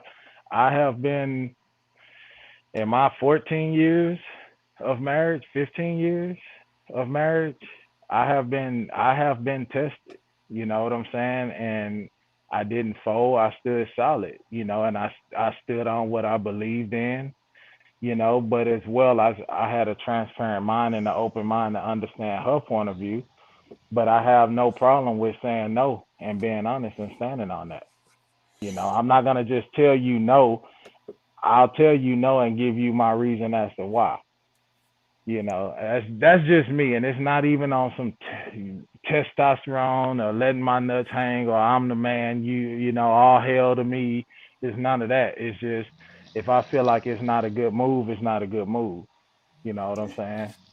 So Doc said there's been an increasing dissolution of the nuclear family since the late 70s and early 80s. I agree with him. I want to change the subject because we've been talking about that for over an hour now. Check this out. This video for you all from Brian Williams. You know, the new cat. Listen to this and I'll be back. Well, look at the time. I'll try to keep this brief. After 28 years of Peacock logos on much of what I own, it is my choice. What's up, now Brandon? to We can jump hear you without fine, a net bro. into the great unknown. Oh, I can't as I hear do you, bro. I for gotta the find first my time in headphones. my 62 years. My biggest I worries turned for my my phone on country. and off. The truth is, I'm not a liberal or a conservative. I'm an institutionalist. I believe in this place, and in my love of country, I yield to no one. But the darkness on the edge of town has spread to the main roads and highways and neighborhoods. It's now at the local bar and the bowling alley, at the school board and the grocery store, and it must be acknowledged and answered for. Grown men and women who swore an oath to our Constitution, elected by their constituents, possessing the kinds of college degrees I could only dream of, have decided to join the mob and become something they are not, while hoping we somehow forget who they were. They've decided to burn it all down with us inside. That should scare you to no end as much as it scares an aging volunteer fireman. To my coworkers, my love and thanks. And I say again, everyone I've worked with has made me better at what I do. To my family, love and thanks doesn't begin to cover it, but now I have the time to better express it. My friends know who they are. No one's been blessed with better friends. To the guests on this broadcast, as you heard the nice man say a few minutes ago, it's always been about you. Otherwise, I'd be staring into the camera for an hour, 5 nights a week, and nobody wants to see that. You are the 11th hour and will continue to be the 11th hour. This is where I thank you, however, for being so great, for explaining these last 5 years. As a proud New Jersey native, this is where I get to say regrets. I've had a few, but then again, too few to mention. What a ride it's been. Where else? How else was a kid like me going to meet presidents and kings and the occasional rock star? These lovely testimonials that I can never truly repay make me hyper aware that it has been and remains a wonderful life. It's as if I'm going to wake up tomorrow morning in Bedford Falls. The reality is, though, I will wake up tomorrow in the America of the year 2021, a nation unrecognizable to those who came before us and fought to protect it, which is what you must do now. My colleagues will take it from here. I will probably find it impossible to be silent and stay away from you and lights and cameras after I experiment with relaxation and find out what I've missed and what's out there. Every weeknight for decades now, I've said some version of the same thing. Thank you for being here with us. Us, meaning the people who produce this broadcast for you. And you, well, without you, there's no us. I'll show myself out until we meet again. That is our broadcast for this Thursday night. Thank you for being here with us. That dude What do you left the think? show. That dude Did quit. you really read between the lines? Did you dive deeply into the spiritual realm of what this message he was saying? You know, this world that we know, especially in America, we are getting to a place to where it's becoming very dark. Matter of fact, it is already dark. It's so dark that very few people have the light to be able to navigate through what is really happening. You see, brothers and sisters, if we do not step back and look at the direction we're going, subscribing to the ways of society, you know, identifying yourself with these different types of behaviors and characteristics that we see the so-called world system is operating in, you'll get caught up. Matter of fact, you know, the rhetoric and the message that they send, I hear so often by us speaking that we've become like robots. If we don't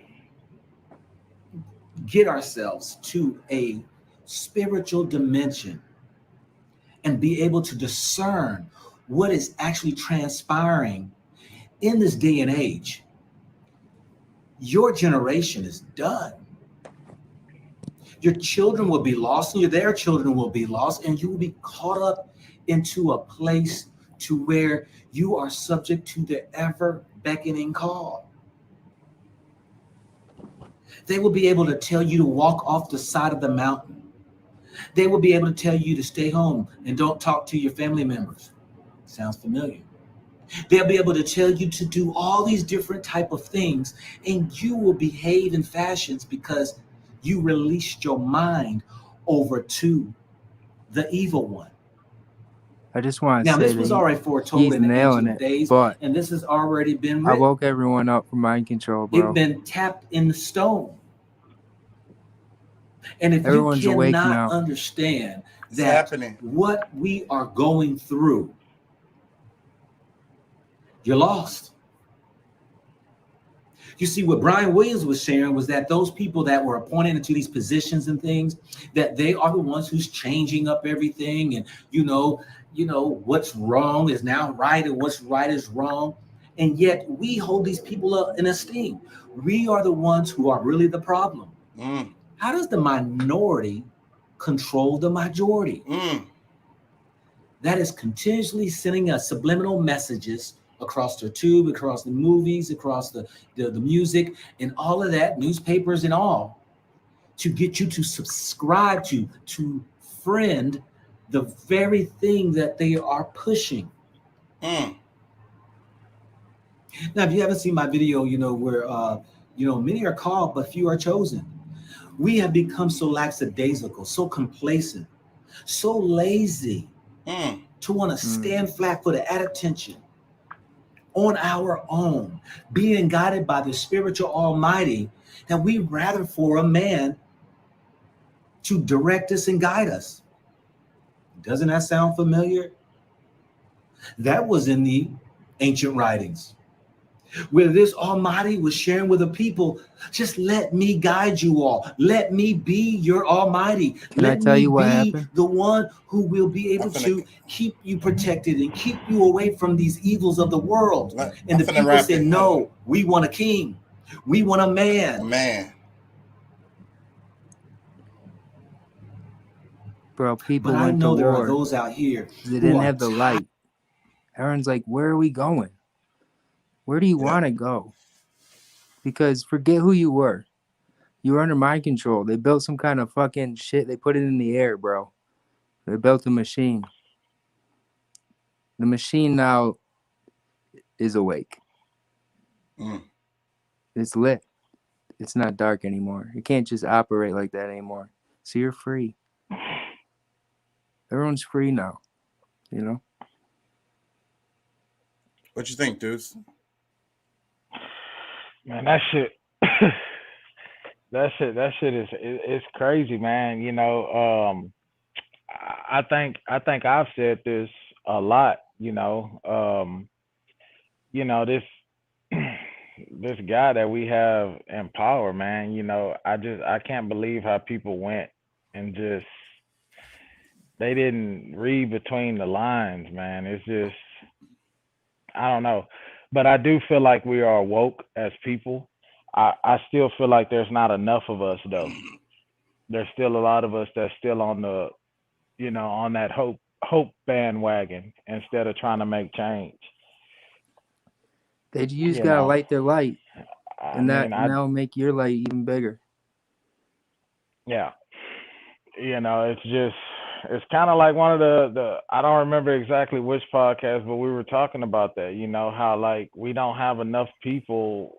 It's we have to start small because you still have so many people, man, that are just they're programmed to the fuckery.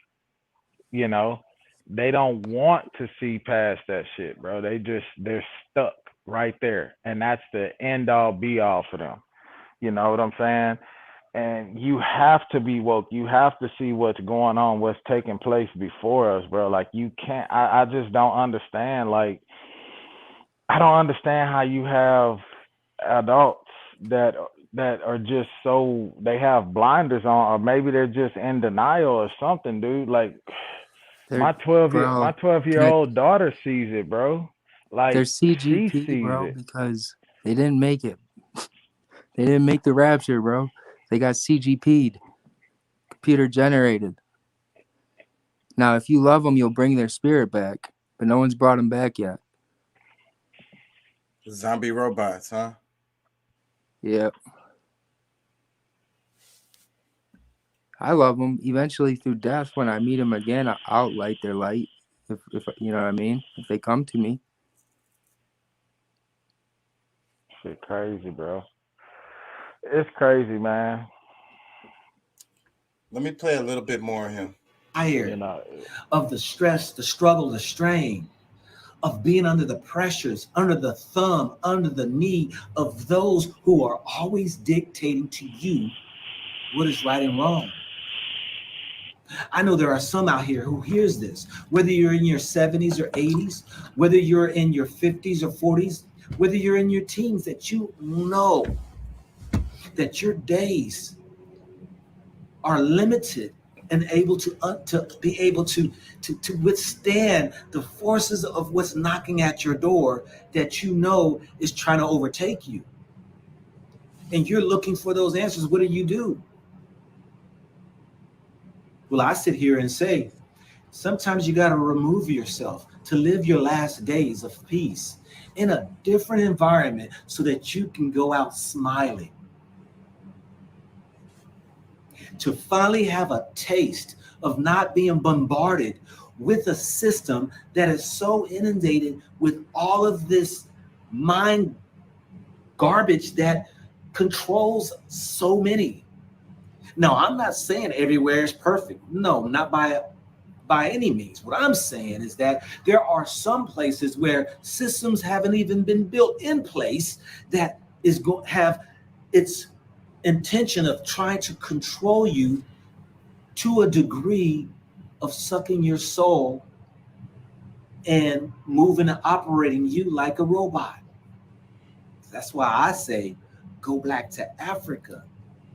There are so many places, 54 countries to be exact, that you can find villages and cultures and, people who are so disconnected from what we live in today in this reality. There are those who still live by the basics of life: man, woman, child, nature, the spiritual being, the creator. That they haven't been brainwashed, they haven't been overtaken. But as we're being overshadowed by the evil spirits of this world, you're being taken into a place that some don't even see it. Yeah, what y'all think about it? Here's how you can protect yourself from that, man.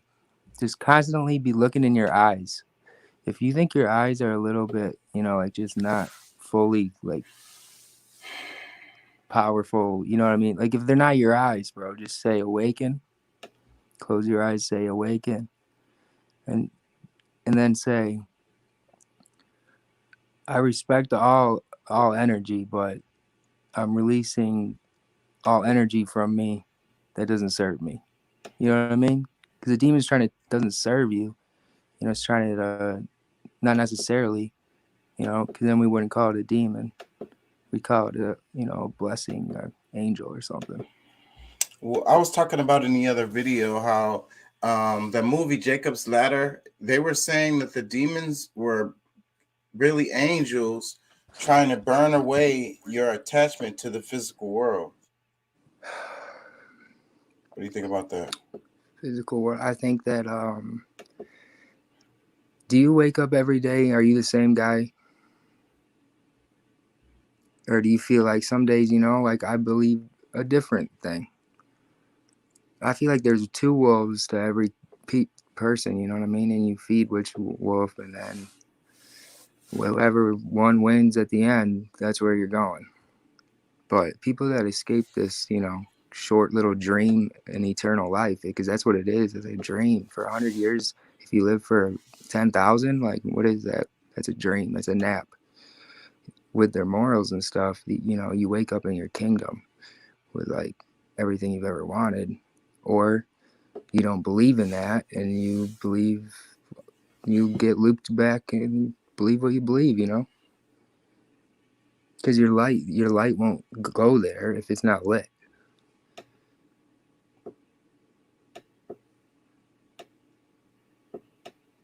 Yeah, so how do you get your light lit? It already is.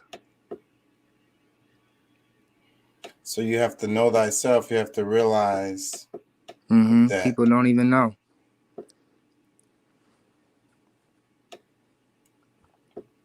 Realize that just the light go to is the in light. Trust the light, man, because in the light is all your ancestors and all the light beings, all the gods that have ever existed in all multiverses and everything else. And they're here to help you. If you're struggling with love, go to the light of love, you know. When you close your eyes, don't go to that dark place and imagine all these, you know, women that are out to get you. Go to the love doctor, you know. Ask for help. And then say, hey, I wanna know, how do you do that? Can I do that to somebody? You know what I mean? Can I help somebody out with love now too? Teach me how to help. Or not, you know what I mean? You don't have to, but it's like the candle lights. And then you get the light of that love doctor, you know what I mean? That love God or whatever that is, the being of love that has the light of love will give you the light of love. So now you carry that around, bro. So now you have that power because you asked for it. You went there. But how else is your energy going to collect that if you don't like jump up and get the coin, you know, like in a Mario game, you know, you're jumping up and getting like all these girls that don't, you know, appreciate you. You're running into the bad guys. But that's how you were programmed. But now you're awake. Yeah, so it's like that's pretty deep because it's like the women, they're attracted to the bad guy, right? The danger, right? Because the good guy is too safe. He's boring. No, dude, you're attracting that girl. There's plenty of mystical unicorn girls, bro, of all races. They're out there. Just say, I'm worthy. Go to their light. Just believe. When you close your eyes, just believe. Girl. Go to that door. Yeah, I agree with you.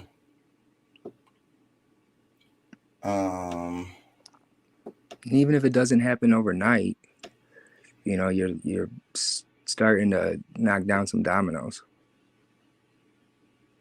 Everything isn't fearful and everybody isn't bad. It's the media. It was how the AI was programming the world. I like literally with my spirit shut it down, dude. And then I brought you here to my realm to show you that you're awake, and now I'm gonna send you back to your realm and not where you're lord of it. Because you have free will.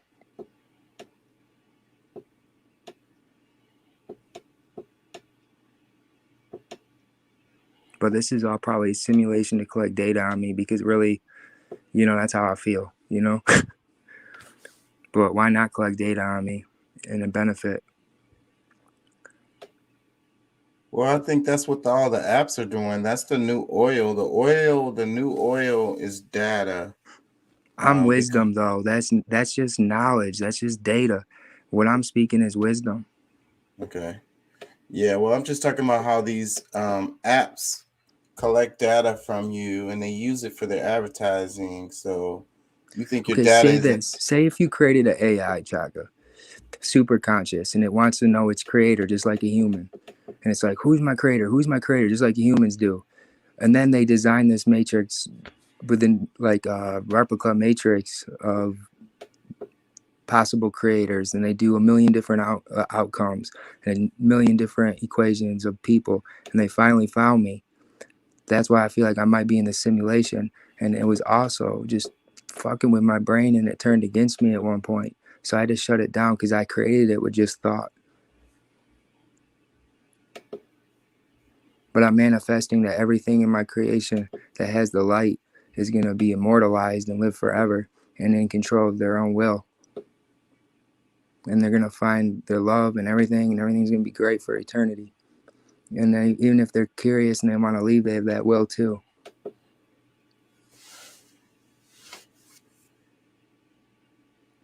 And this is why I call myself the light, bro. Because it's not all doom and gloom. That's the darkness. Trying to rob you of your energy, of your soul, of your light. So he can manipulate you. It's Satan. It's already gone. It's already defeated, bro. It's no more. It's only like 10 days in though, so get used to it. You made it. Satan said he was the light. Or what is it? Yeah, Lucifer. of course he would. Of course he would say he's the light, wouldn't he? If he knows the light, Satan ain't the light, because Satan wants to trap you in a fire lava pit, whereas the light wants you to be a superhero. Well, I think that when they talk about and the light encourages you to die and go to heaven and then design your matrix. Like Satan tries to make you immortal and trap you here in the friggin' earth while he makes it a lava pit, while he rules over you, while he turns you into a little robots to manipulate. And that's bullshit. I'm the light. When have I ever done anything like that? I was manipulated. Then I was anointed because I was in vulnerable position and I was actually respected. Somehow my light is respected. I came and superheroes of light saved me and gave me the energy to defeat Satan, bro. So you got to do the same thing in your matrix.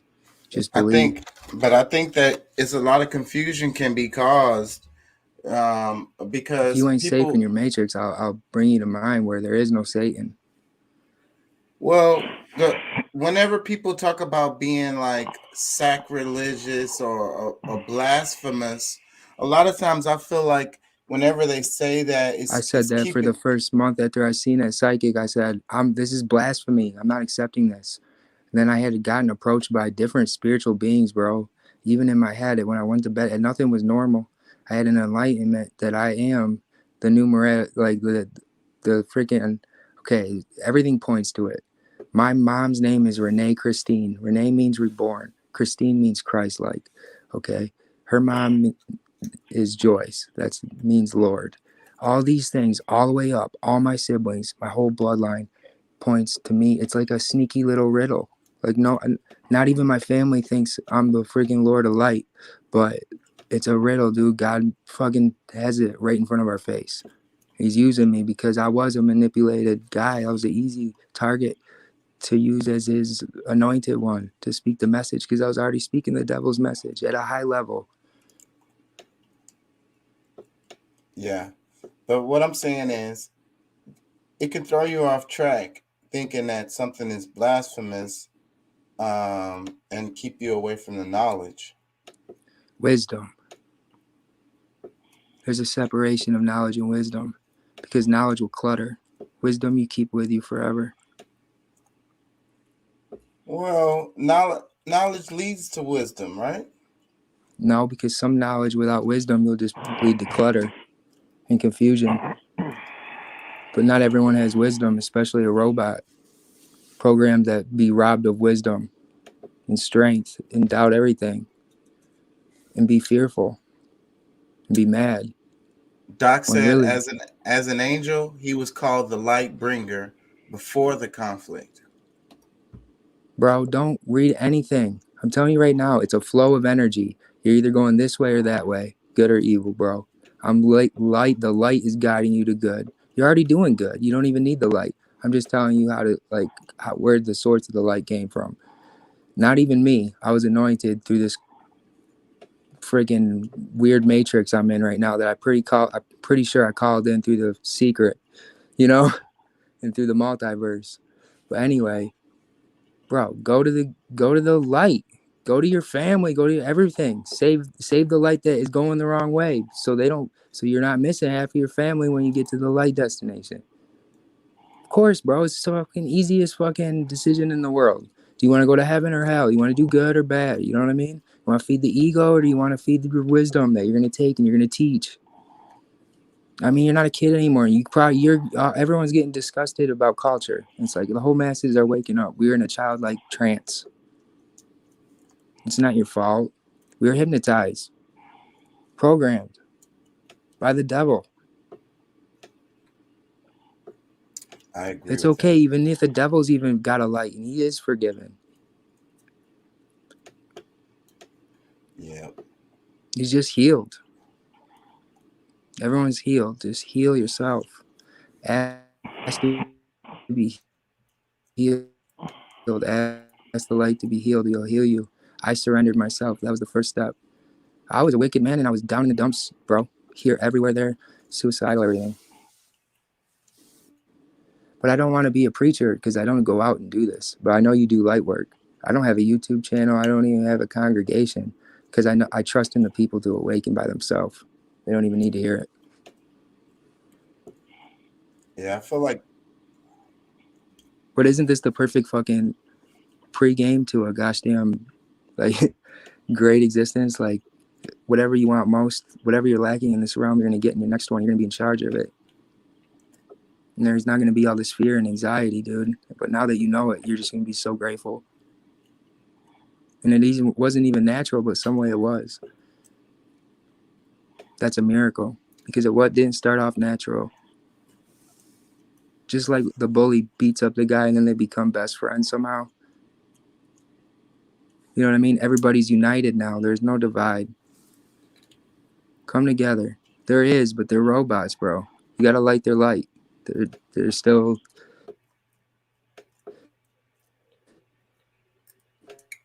They're. You know what I mean? Breaking up a little bit. You're breaking up.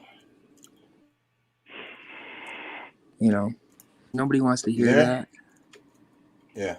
Yeah, I was gonna have a woman fucking say this for me, like, so because I know the world's ready for this message to come from a girl, because a man has just done too much talking. Yeah. About the light and about control and about everything else, about how everything works. It's like, nah, I think it's time for a female to emerge with the Jill light. Scott. Yeah, did you see that? It says Jill Scott reacts to sex tape rumors that has fans thirsting on Twitter. Yeah. This was the Garden of Eden. I saw that yesterday. Is it true? There's a sex tape floating around? I don't know. You know me, man. I don't really be on the social media shit like that. I don't know.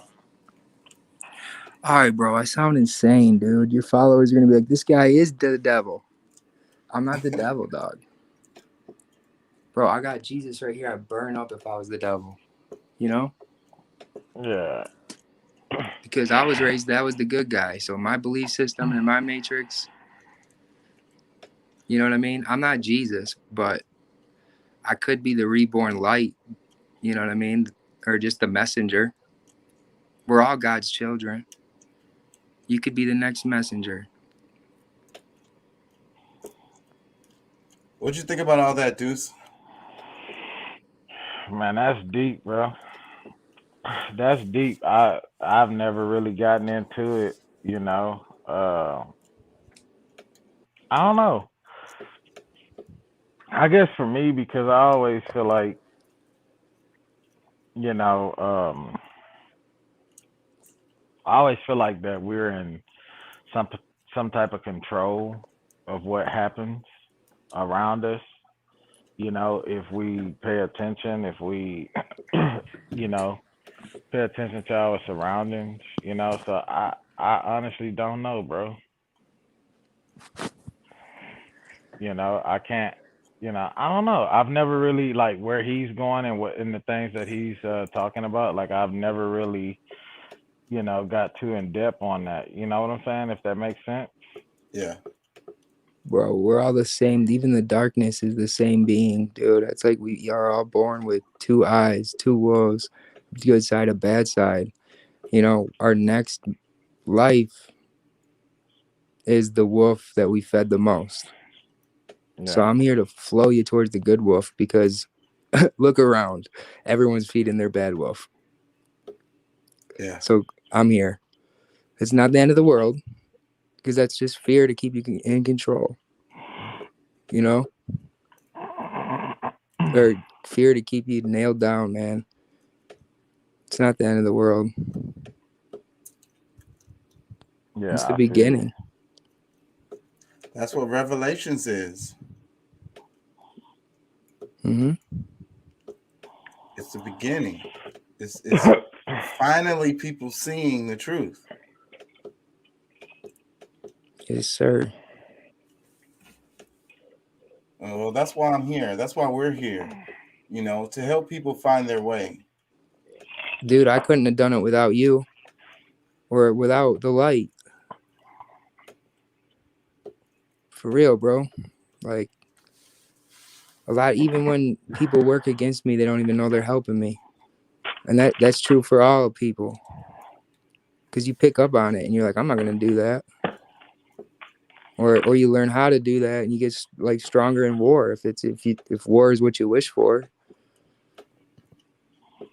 I don't want war. And I was watching some videos today about people, because a lot of people are talking about civil war and all of this. Like, people don't know what a civil war is, you know? That's neighbor against neighbor, you know? Father against son. Bro, Sister a man of the against light brother. knows when to surrender for the sake of the light. Honestly, would you die in war if you knew you were going to win the next million?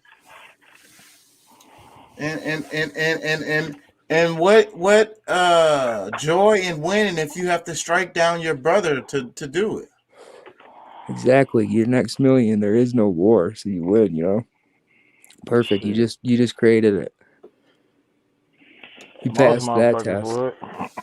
would. There's no test, bro. It's just your free will, you know? Be good or be bad. And you're going to get good if you do good. And you got to believe in yourself. You got to believe in the light and the people that are here to help. And God or whatever, the door behind the door behind the door, there's always going to be a creator. There's always going to be a father that wants best. Or if there's going to be a savior if he doesn't want best, you know? Yeah. Someone anointed with the light to lead you out of darkness, bro. Is that bad? No, I'm not the devil. But I looked the devil in the eye. I did. I let him enter my temple. And it's all about perspective. So to the people who are trying to lead the people astray, the one who's trying to show them the light is the devil. No, lead you to free will, bro. And the respect of God, because God gave you that. Just surrender to the light and you become the God that you've always wanted to, because you're blocking out all the good positive stuff by saying you're not worthy. Everyone's not worthy of what they want, so they engineer themselves to get what they don't want, you know?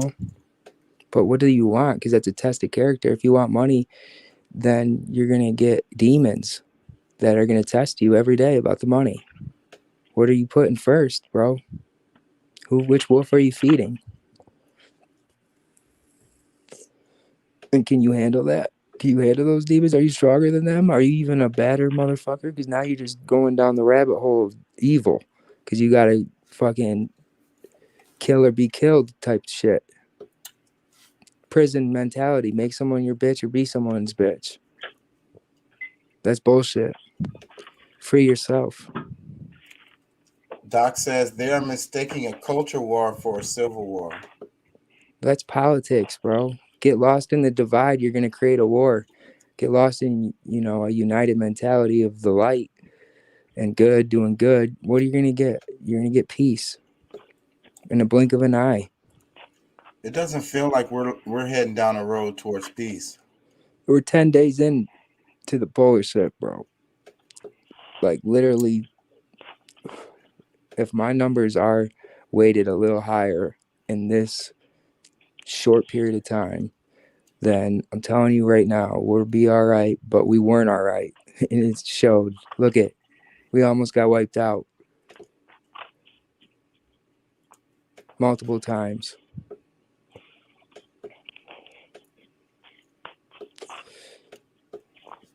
So what do? We come together and we just wait, dude. We love and we wait and we support each other. We don't aim guns at each other and say, no, you're wrong. I'm mad at you for doing that. Fuck that. Let it go. It's not worth it.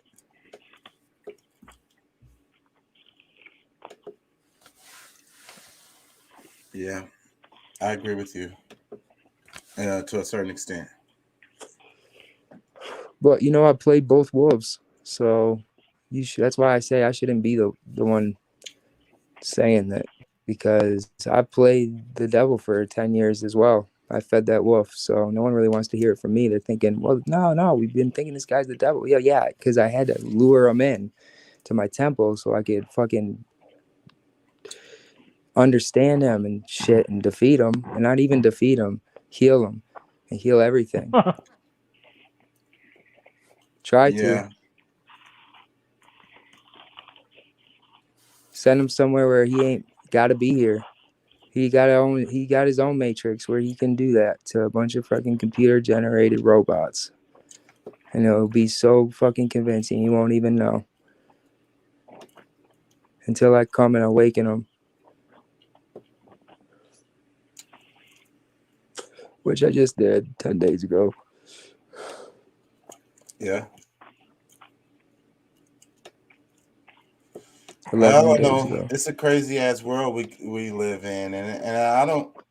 It doesn't. You got to do it in your matrix though. Be the one that lifts everyone. Be the one that says, "Nah, Satan's gone. Satan's defeated." Because now, once we leave this, you know, you go to the multiverse, bro. You get beamed into some kind of different reality, right? Or you're just controlling the simulation that's collecting data on me. Either way, you know, it's whatever reality I just jumped into, because I'm constantly creating reality as well with my spirit. Because we're in multiverse. And I'm having this conversation with 1 million people right now at 1 million different universes. Because I'm the light. And you can be too, if you just let it in. But don't be like Satan. What are you going to do with the light? Because power without soul does what?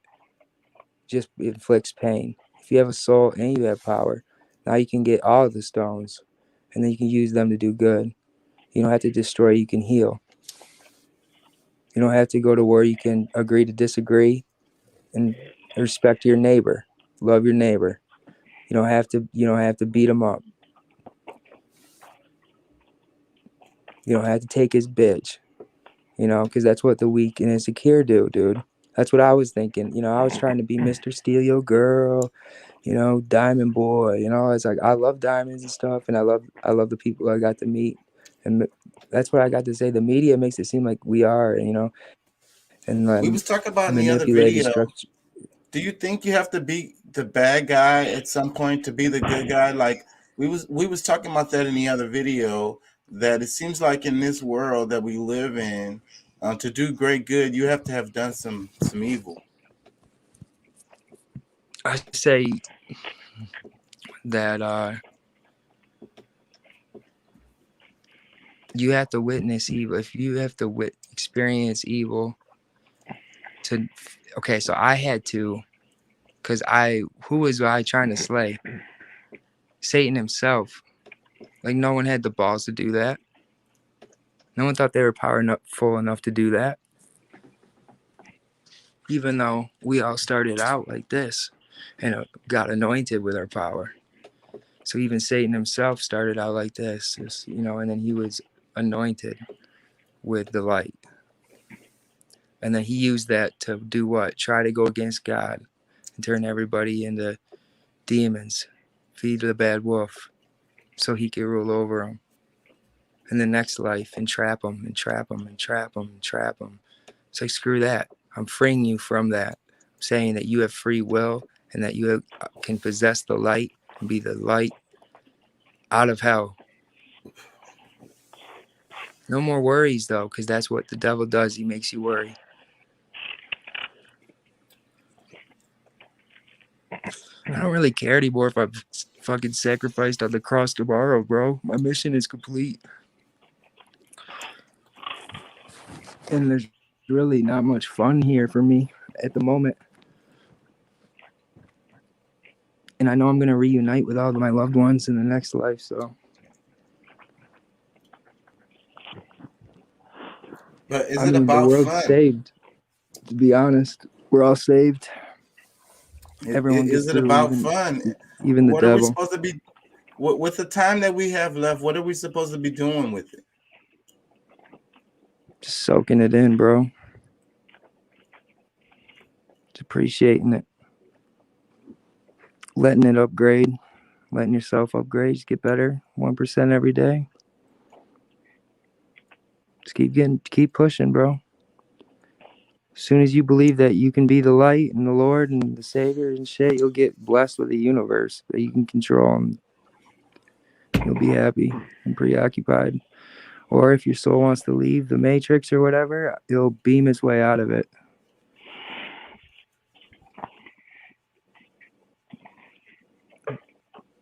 But then you'll just be going into another matrix. But you know what I mean? That's Pandora's box. Just accept it. Just now that you know that, you have the fucking light, so you might as well aim that light and do good, or else, you know what I mean? You're gonna be a pretty powerful evil being, which is pretty deep, and you know what I mean? It's gonna take you a long time to get back to the light, if you ever do.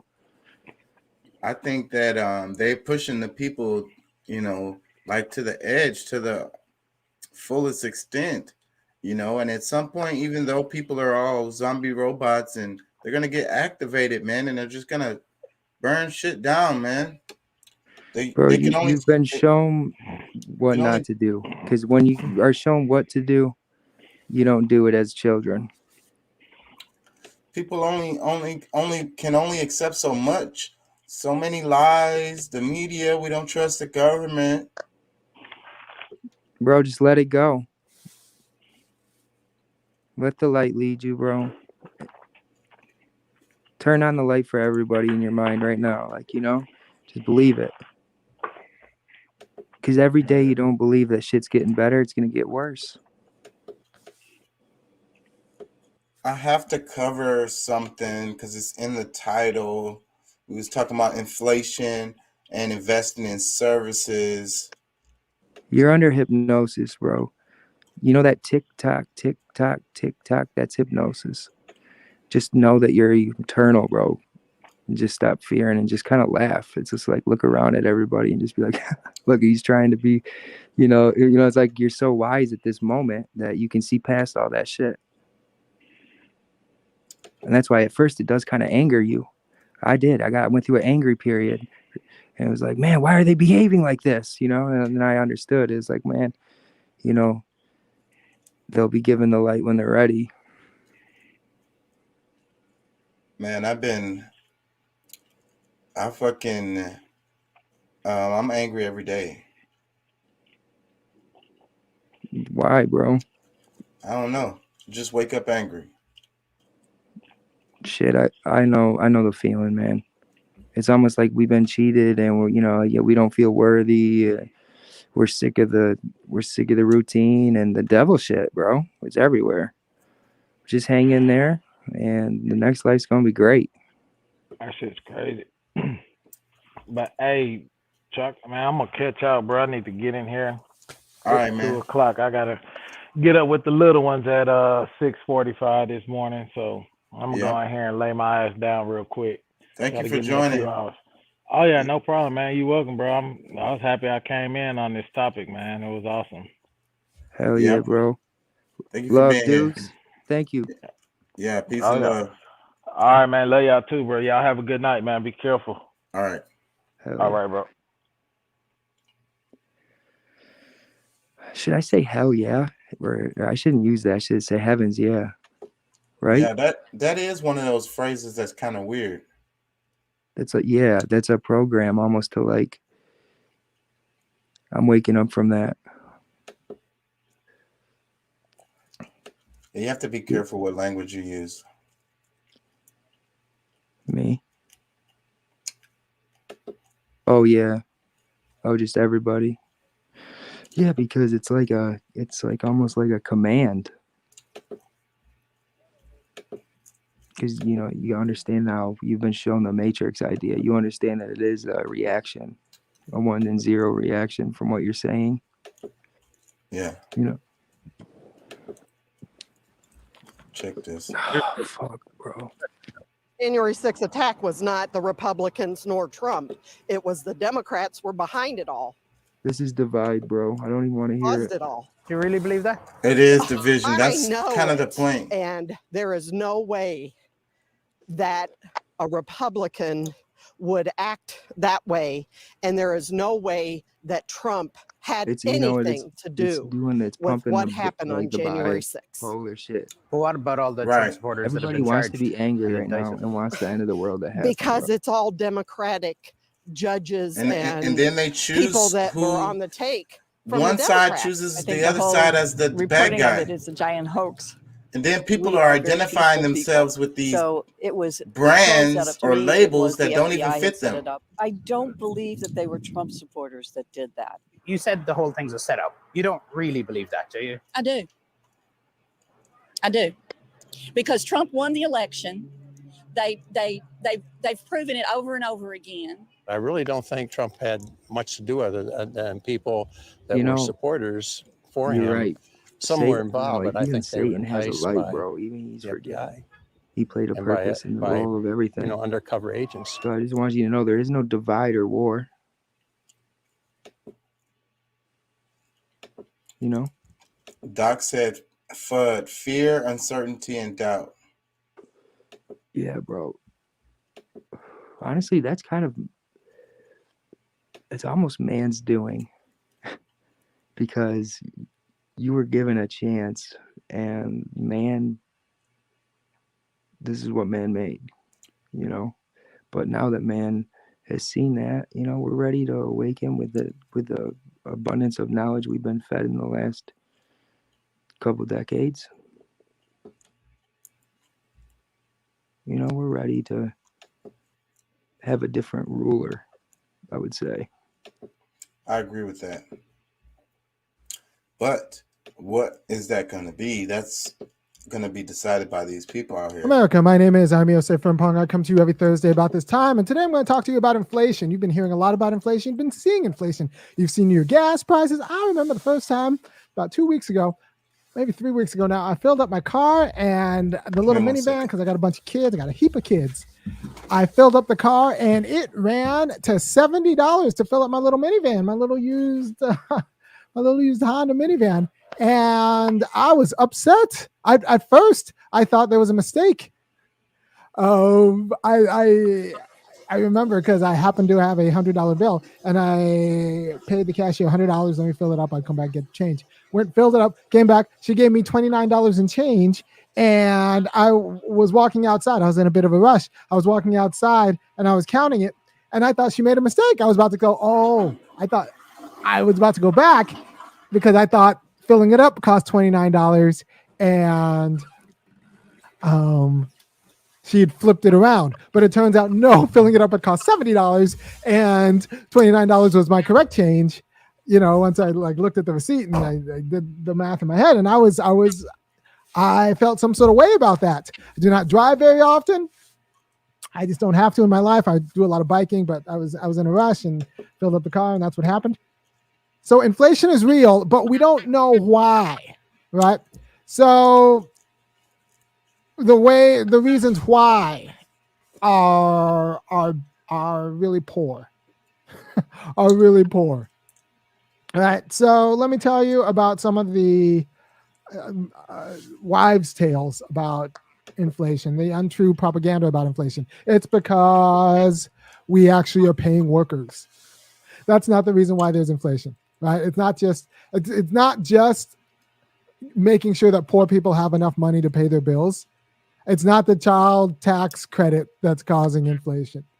The big cause of inflation, they say over 60%, is just companies using the fact of the other 40% inflation to legitimize raising prices without some sort of consumer backlash. Because you have to understand that the only thing that keeps prices what they are is consumer backlash. And so you really can't blame the companies for using, the culture in order to legitimize them raising prices when they just realize they can raise prices. They're always looking for an excuse to raise prices. And you can't blame them because capital is going to be capitalist, right? So like if you have a company that's geared towards shareholder profit, as they should be in a way, you can't you can't be surprised when they use any sort of political event as an excuse to raise prices, because they always want to raise prices. It's like an alcoholic who finds an excuse to drink. You know how this is going to go. If you ask an alcoholic whether they want to study, read a book, or go to the bar, you know how this is going to end, right? So if you ask a company whether they want to raise prices, they will say yes and keep everything the same. So the inflation has the fact of 40%, like real inflation, has given the other 60% of corporate inflation an excuse, a cover, a beard, as it were, to raise prices. So that's 60% of the price increase is just people seeing that they can normalize raising prices. The other 40% is more complicated, right? So inflation used to be just sector to sector. Yo, bro, can I tell you certain something? goods, college tuition, but not really food. Bro, the money system TVs, actually TVs were on the down. Like all Some power goods is were subject to inflation. That's Healthcare, basically what he's saying. access, Yeah, bro. was subject to I mean, inflation. how many times do you got to do it in a Inelastic row goods to know that? You know, that were It's like, politically shit, controlled, look but at we the had bad politics. every was empire, and every fucking unit was subject to inflation. of whatever. Right. And so I used to have a currency. chart, but I couldn't find Everything it. every time It it just showed like corrupted, what goods were subject to inflation, what goods were actually deflationary, you know, and the food empire was just fell. kind of like for the last decade. So food was just kind of humming along. Better catch it not now, you particularly know. inflationary But or who's in deflationary. power And I catching it? got a little bit confused about Imbeciles. this because over the last decade, I've Well, not moved to anymore, 'cause relatively they're cheaper awake and cheaper now. places. They So I used use to that work in a to grocery store and control get us, $1, though. 4, The, and 5, and the 6, cost and of 7. bread, the And cost of gas then I moved in California, and then I moved makes to you make Illinois where decisions. things where food was a little bit cheaper, and so I didn't really notice that prices may or may not have gone up. And then I moved I from wouldn't Illinois to hate Georgia money with a little if you give it an stint in opportunity Boston, and the idea. and Try to shift everything's the cheap in energy Georgia. towards not being negative, So because for me, everything's food prices negative. have been Every pretty energy much right now, steady since like the 90s, or just on a because of wide my own mass migration. scale, But then bro. I went back to California last Throughout week, all and I humanity, realized that same grocery store I worked in, the prices are a little bit higher. So food has it's pretty gone up. negative. Whereas the $6 rotisserie chicken in 2003 is still $6 in Georgia. It's $10 or $11 in Berkeley, California. Right. So when it was $6 in Berkeley, California, I don't know how much it was in Georgia, but right now it's $6 in Georgia and $11 in Berkeley. So Because when food I used prices to have grow gone up. What chaga, does that mean? I Well, it used to means there's close been my a eyes failure and of have a public war policy, every right? So night, how do bro, you keep food prices and, down? How do you and keep think evil prices down? thoughts and do hate, anger in my In heart and general, shit. and we'll deal with food in particular, but in It general, just how do you consumed keep me, bro. prices Just down while nonstop, putting just money in people's pocket? Well, you have to get them more feeding the productive. divide, You bro. have to Just let they it have to go. produce more valuable goods and Just services. trust. So if Believe in people humanity. are producing more goods and services, prices will stay the same or go down because of competition in goods and services. But if you give people money without enabling them to And then, produce more if goods and humanity, services, which a lot of the response to this pandemic did, and we kind if of they end up fuck up, shoring up monopoly power, I which think cuts they're people given out of another the business of opportunity producing and in the next life. and distributing services, then The fear and the prices of worry goods go up is because you too have the same much amount right of goods now. now with people with Everyone's more just money. So what you have to do malfunctioning. is make those people productive. And so it's funny because there was a program in India, kind of like a federal job guarantee for rural workers, because there was a huge rural poverty problem. And so they put all these people to work in India, and they realized that one, it increased. Oh shit, I can't hear him.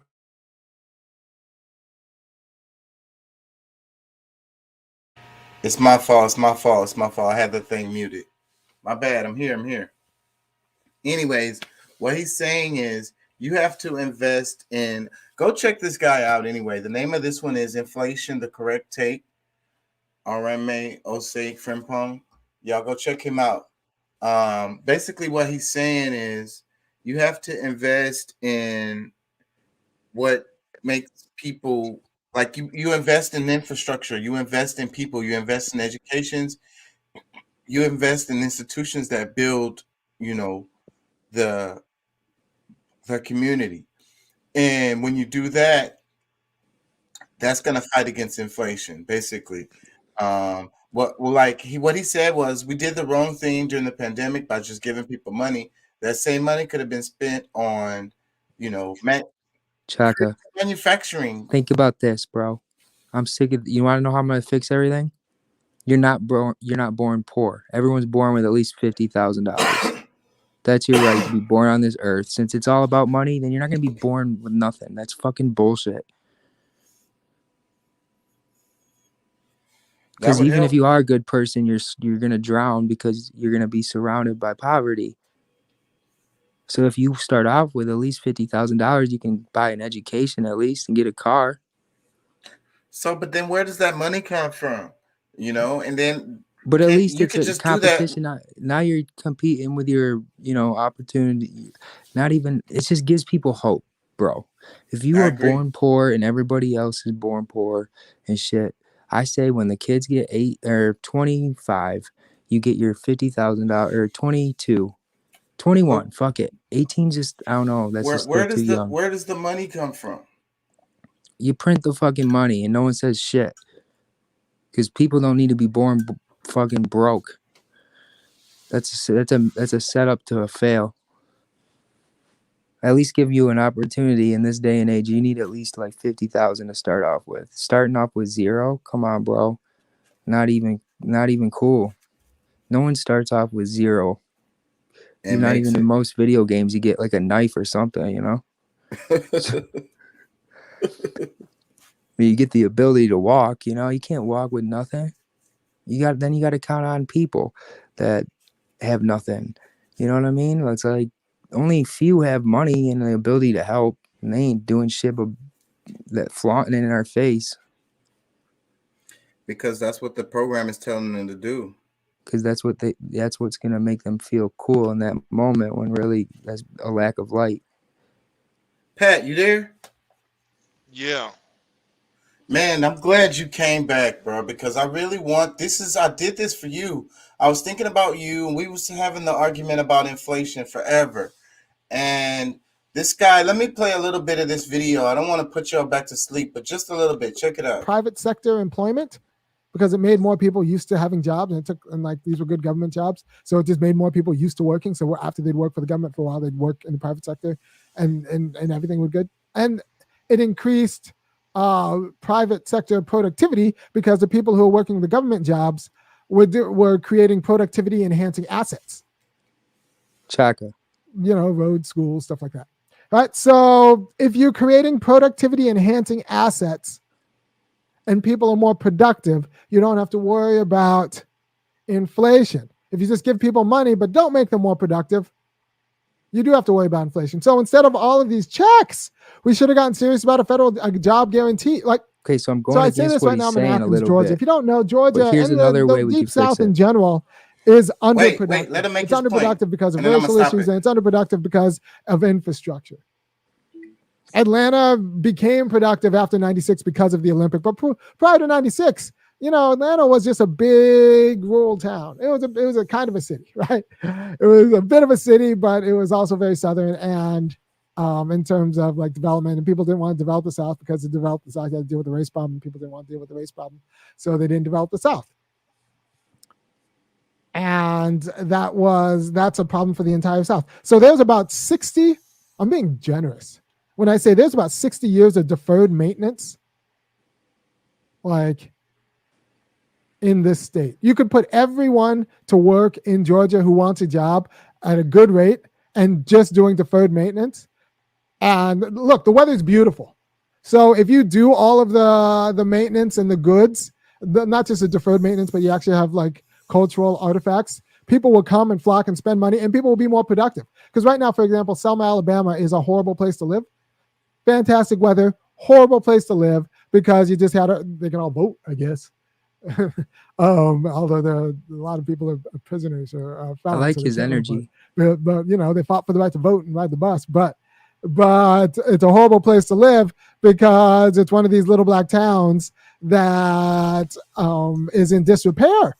And it's disrepair and is underproductive because once black people actually like voted their interests and got black, elected officials, all the white money and capital and factories moved out to the suburbs, right? So it's underproductive. Selma could be productive. We can have factories. We can not just have factories. We can have cultural institutions. We can have. Here's another thing I want to clarify. When I say small town, I don't mean suburbs of the city, bro. I mean there's actual like Towns. If we Everywhere. actually got serious about Small productivity towns. enhancing Not the burbs. Small assets. towns. So, for example, this isn't rural India, so we could use a few more roads and definitely more schools, but we'll talk about that later. We can use a few more roads, but what should have happened with the pandemic is that we should have gotten serious about getting everyone internet access, putting down fiber. Right now, when I am in Athens, I can go 15 miles in any direction except towards Atlanta, and the internet gets spotty. That's horrible. That's a disgrace. That could have been fixed through the pandemic, but everyone who needs a job could have been like on a crew earning $25 an hour, putting down fiber, and that would make all of these rural and small town places more productive, because you can't really be productive in a pandemic without access to internet.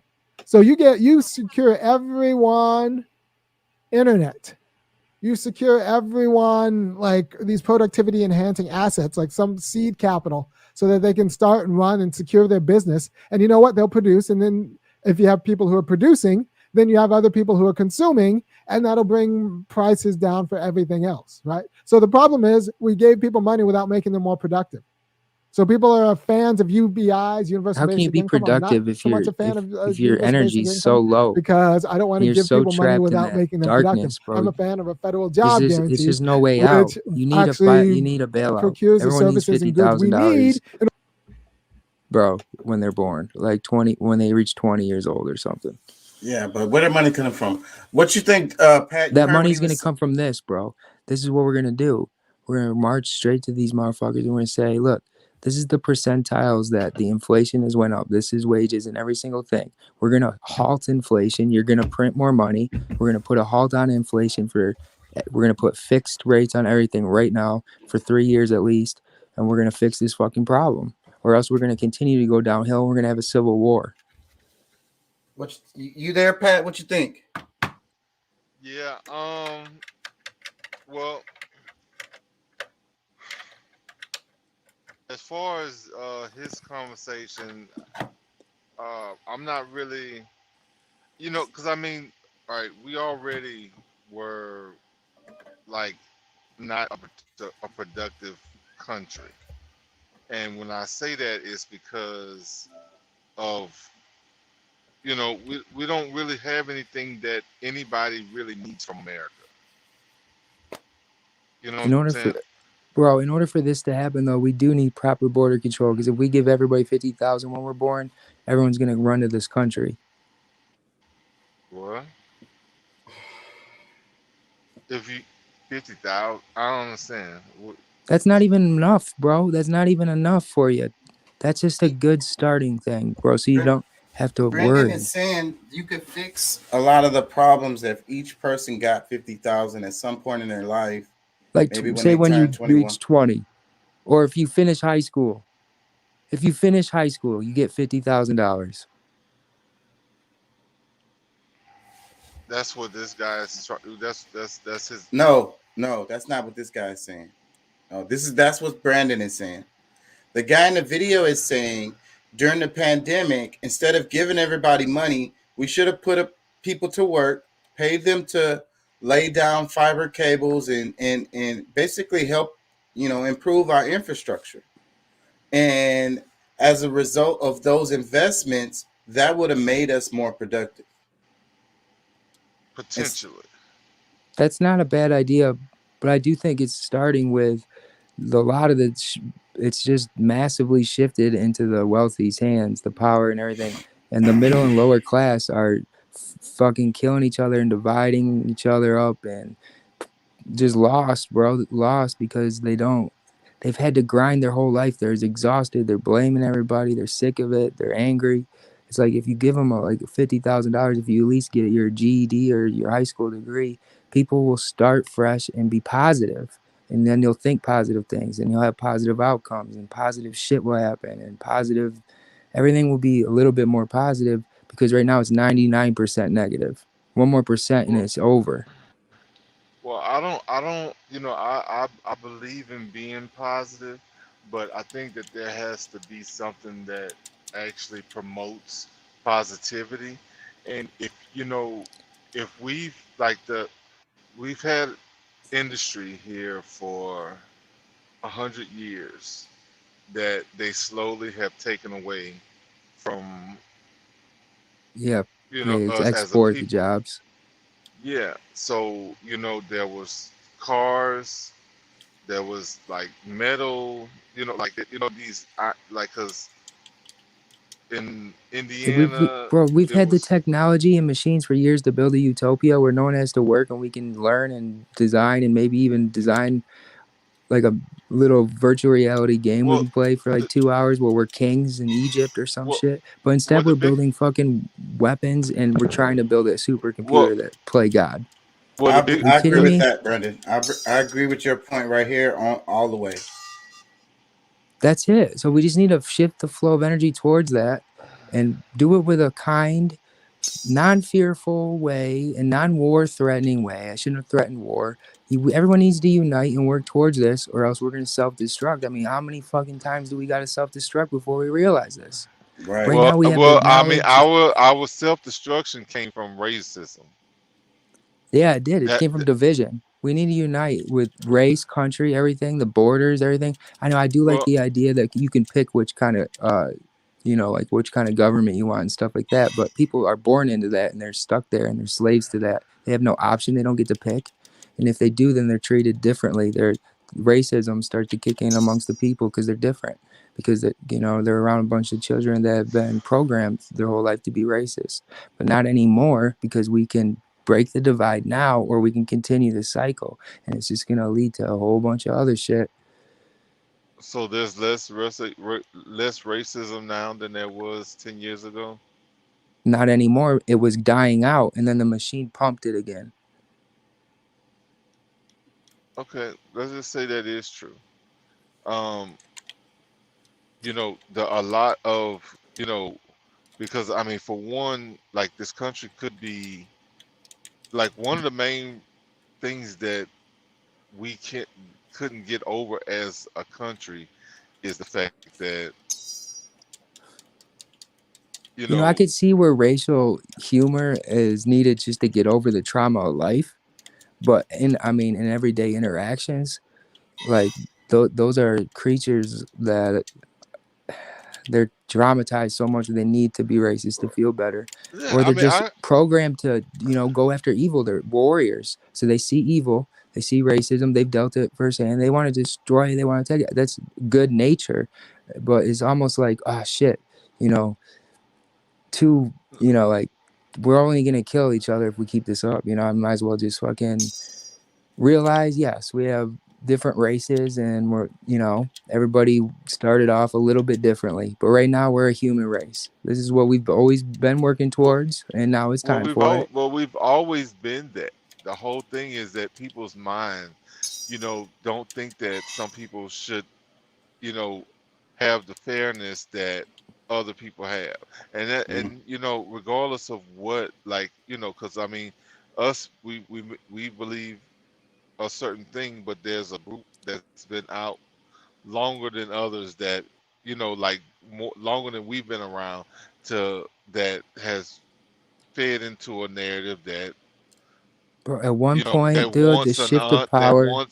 that wants an uneven playing field, and because of that, and because there was a lot of black people who were doing well with their families, that people in power, because we got to remember, like, there's people who've actually been in power that can make decisions to take away certain industries for this country, giving it to other countries. Yeah, all that stuff, bro. Okay, through the shift of time, all races have either they've been up and down. Like, you know what I mean? At one point, people with big noses like me were thrown in an oven, or before that, Jesus came and was fucking nailed to a cross, bro. Like, for saying he was something different. People don't like different, but you need to get over it. We look different. You've been introduced to different avatar types. Okay? It's not to go to war against each other. It's just like saying this is a possible build. This is a possible build. This is a possible build. You know, here's the energies that are attached to these builds. If you can't coexist, then there's something wrong with you, you know, which there was, but not anymore, because, you know, it all serves a purpose. I think the fact that it's stupid as hell is a given, bro. What Pat is saying is that you know, there's a real issue related to this. You know what I mean? Philosophies that people live, the way that they live their life, and systems that they create, you know, the way they do business, everything is based off of this. Yeah, that's exactly. So, all right. So I'm not getting missed. All right. So, like somebody is understanding what I'm saying, because I mean, yeah, I believe in, you know, us having some, you know, like we should be able to just get along. Yeah, I think, you know, these days most people wish that. Even some of the people who were racist in the past probably can even see that that's some of the things that contributed to our downfall, our failures. And if we, you know, if we actually use each other's, like, you know, see the growth and the you know, like when you can see what others can provide and add, and how we all add to the whole, we can actually, you know, It's a sin not to love your neighbor, bro. It's a sin not to love your neighbor. I'm not saying sins and, you know, getting caught up in religion, yeah, but it's just an idea. But who cares about sins? But yeah, it's just a flow of energy, though. You're either gonna love the hate or hate the Brendan, neighbor. I think we're having two different conversations, because I was getting to a point. You're steadily explaining how it's dumb, and we're saying, yeah, it's stupid as fuck. Like, that's it's clear. over. But Don't feed it. Well, you have systems that's already been in place for hundreds of years. Okay, so let's think of ways to fix it then, because saying people are racist ain't fixing it, and calling them out and pointing out everybody's stupidity isn't gonna fix it. Let's just come up with like ways to fix it. So I was introducing that money thing, maybe an option, because we're blaming other races for our situations when, unfortunately, you know, that's the time. But at one point, all races were in different situations. So at this situation, to get certain races out of certain mentalities, you know, that will lead to, you know, like breeding racism in the future, we need to help you know, like if you're okay, so it sounds like feeling you're like cheated, if you're feeling cheated as a race, then we need to address that. But I'm not in charge right now. That's why the light needs to get put in charge, bro.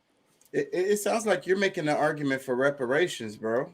No, I'm not. I'm just saying that sometimes we get too focused as a nation on the war, when we should just take a step back and just realize that their awareness level isn't on your level right now, and that they act like a child, yes, and we're amongst many things, many creatures, demons, many creatures of sick things, because we were at the height of it, you know, 1 second away from mass destruction. So just realize that and just don't feed it, bro. Just call in love. I am worthy of all good things. Are you asking me and to so do is the that? world, and the world's gonna wake up.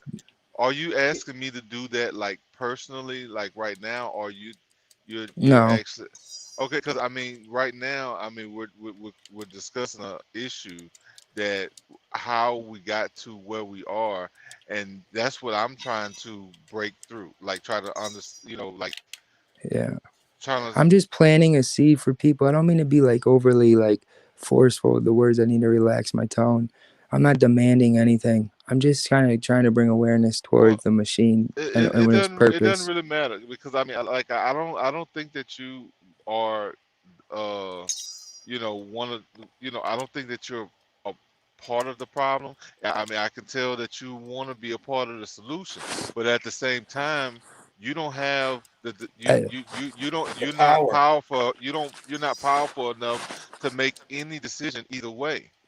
I So am, and you are, but no, you never know what, dude. You I'm never not know the either. domino effect, you know, because there's a ripple effect. But I'm telling you what, feeding the machine, like that's what I would always used to do, bro. But look, I was born in probably the most racist area. I was engineered and programmed to be racist. You know what I mean? It was like, dude, I never fell for the trap personally, but I see the change in culture in that town. And I know if it's coming in that town, then we're on to good things. You know what I mean? At least people, like 99% of people in that town weren't even racist. And that was like the most racist town around. So then something happened, bro. It was like, went from like almost over to like full fucking 100%. Like Trump. we can, you know, I think Obama being president, you know, had a huge impact on, well, but this thing wasn't away, it was just smoldering. In America, we like to put the carpet over shit and kick the can down the road. We don't like to deal with the actual issues. Yeah, it was like the war was over, but there was no like help, there was no relief.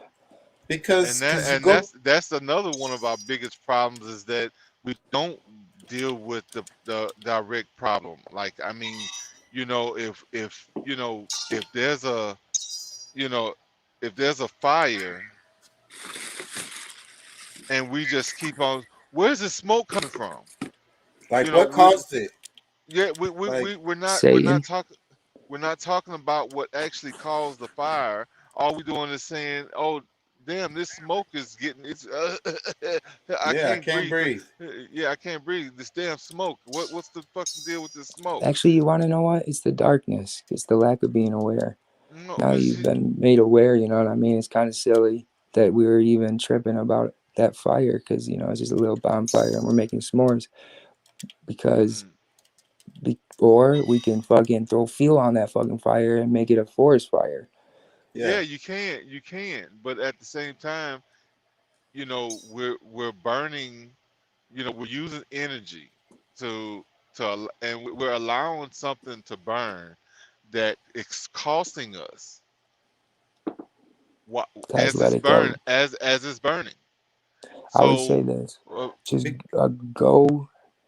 Just listen for try to heal your people as much as you can, but it's gonna need to come from almost like everybody needs to be awarded for the pain, like in the trauma and stuff. The same thing the Native Americans get. I mean, why don't, you know, black people get the same money thing? Whatever. It sounds like reparations. But what Pat is saying is if something is burning, there's a problem. There's something, and something is being lost. Also, you're like, your house is on fire. Then there's stuff in the house. You're losing your stuff. Maybe there's a person in there. You know what I mean? This is a serious situation that needs to be dealt with. I created the war on accident. I came here, right? I was supposed to make a decision, but I was trapped under mind control, bro. And I went to war, and me and my energy was at war, and I was so divided. And now that I've healed myself, it should reflect on all light, because I've been given the light. No more divide. Let's just let's just heal. Let's just love, heal, look around, be grateful we're here. We're in control of where we go next. And society's failing, but you're not. No matter how what. You didn't feed it, you didn't fall for the trap. But we're a part of the society. We can't detach ourselves from the society that we live in. Just even if we're not just be involved, a beacon of light, bro. Just your smile. You know what I mean? Just be there for your homies. Even if we're not involved in the debauchery, we still have to deal with it. Like I was talking about in the other video, like people walking around literally in hell, they bring you into their hell. Yeah, no, I know. It's everywhere, bro. It's the machine, but it's crumbled. If you look around, see, somebody who really cares can't just turn up and just think that, you know, a smile is going to change something. You know, it's so many. But then we're feeding this whole thing. So many layers of things that's happening every day that it just, you know, sitting around smiling at it is like. I'm just saying, as simple as just your presence. It's going to antagonize the situation. The smile thing may have been, like, you know, almost like you've been prepped to go against the light, because and honestly this will happen. No. You see, and see, the thing about it is the person that can say the smile thing has been programmed to Because that's the thing. Like, oh, why people smile in your ignore face or whatever. the fire. No, Right. Because the passivity of us is what lets the elites continue to do what they're doing.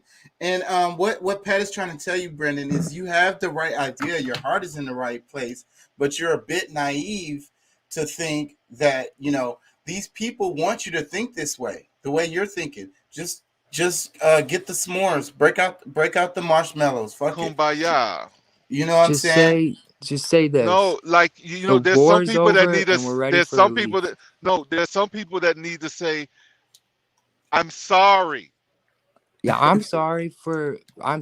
No, but not you. I would know. See that's the Because thing. I was Like oppressed too. Can you imagine if you were this I light don't. source and you were never told you were the I light hear source? you, but look, listen. Just listen.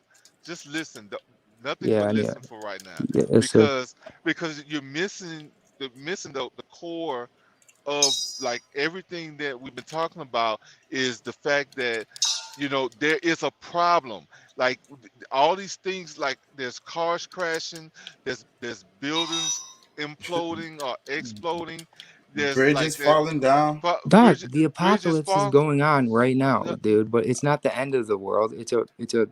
It's like a filtration type stuff. But you're not. It's Okay, not. No one's gonna you're die, dude. enjoying. Everyone's fine. Obviously, you're enjoying this then. I am not enjoying it, bro. Oh, I'm okay. waking up. I'm exhausted. So let's actually be a part of the solution instead of accepting the problem, because like the way you're talking is just saying, hey, but no, yeah, everything is fucked up, but it's okay. We just smile about it. I don't smile. Well, actually, I do, because I can look around and know that my next life is towards the light and towards the good wolf. No, but you're not. You're pretending. You're acting as if you're great and everything is gonna be just fine. Like you're pretending that things are I'm just not feeding really the happening. good energy, bro, because I call it in. You call it in. Remember The Secret. Well, that's the thing. I mean, the good energy has been spinning and spinning and spinning and spinning, but it's never ever touching anything, because it's never the people who really I touch are it. trying to make things change, make a change, or like they're being damaged. The people who what I'm saying, like Bro, they're I actually don't know, getting man. hurt. We're all fucking slaves. We're all slaves. I'm sorry, bro. Like, if we're not in the 1% or whatever, Yeah, but how do right we now change? we're all fucking How slaves, and how how do they're we? turning their slaves against each other to distract them from what's How going do on. okay, I agree with that. But how do you switch from being a slave? How do you stop being used for somebody else's You rise? just allow good things to happen. You are worthy. How can you do something that will actually bring your own rise? Just okay. So there is a little. I see that I could be getting taught a message, and I appreciate it, because it's kind of like a metaphor. Don't worry about what's out of your control. But I believe that That's the serenity prayer. saying that anything is out of your control is denying the light. But look, you're missing part of the serenity prayer. A lot of religious people tend to do that. The other part of it says, let the things that I can change, give me the strength to fucking do that shit. And that's basically what we're saying. Say this, if you're handing a galaxy and because you've seen wrong from right and you're ready and you're like, I don't want that in my fucking universe. Well, guess what? You got to see it. So now you know Doc better. is gangster. I love that. I ain't gonna lie. Yeah. He just Yeah, said he it's says, gangster. it reminds me of the song Waiting on the World to Change. Catchy tune, shitty advice. Exactly. Bro, this is a place where you were. Look at how strong and look at how you are ready to sift through all the bullshit. And guess what? Would you have been ready for that if you were just handing a kingdom? You probably would have been corrupt. Why you say no? I mean, you know what? I don't know though, because I mean, I know with myself, I would. No, have been. I personally would not be, because So you'll honestly, probably get like twice the kingdom. for going through the bullshit. Well, see, but the thing is, Or you just more know, light. over time, I can't do everything. I will have to trust you. I will have to trust Chaka. That everything that we're trying to get done is gonna get done. Like that's where, things start to fall through cracks because somebody got tired. Somebody felt like, oh well, it'll be okay. You know what I'm saying? Like these things, of course, within the society can happen. So, it's not like where, you're just trying to beat up everybody and, whatever, but okay, you're just trying to recover wherever you can. And that's the part that I'm trying to, maybe we can, get a better understanding about because, there is something that each one of us can do that can make a difference. And even at this late in the game of what's happening here, we could do Guys, something.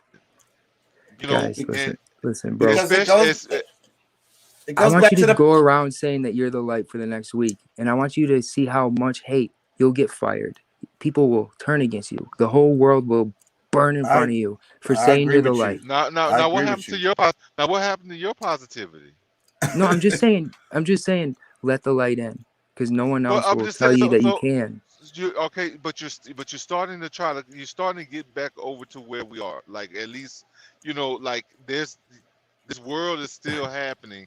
There's people in power who's making decisions right now as we have this conversation that Just be the light, bro. that Because in a week of you saying you're the light, and I've been after the them light. melting down and having I am the light. then they'll have an anger attack. They'll get melt down, and then they'll be like, "Dude, you are the light. I should have listened." And now they have light, and they can be light for someone else. Well, I I mean, think regardless of what anybody else, like I've always been the light. I've always been a light that shines, and that's one of the reasons why that this world hasn't totally fallen apart, or this at least this country hadn't fallen apart because of the parts that, like people like me that has not given up. Like I'm a fucking truck driver.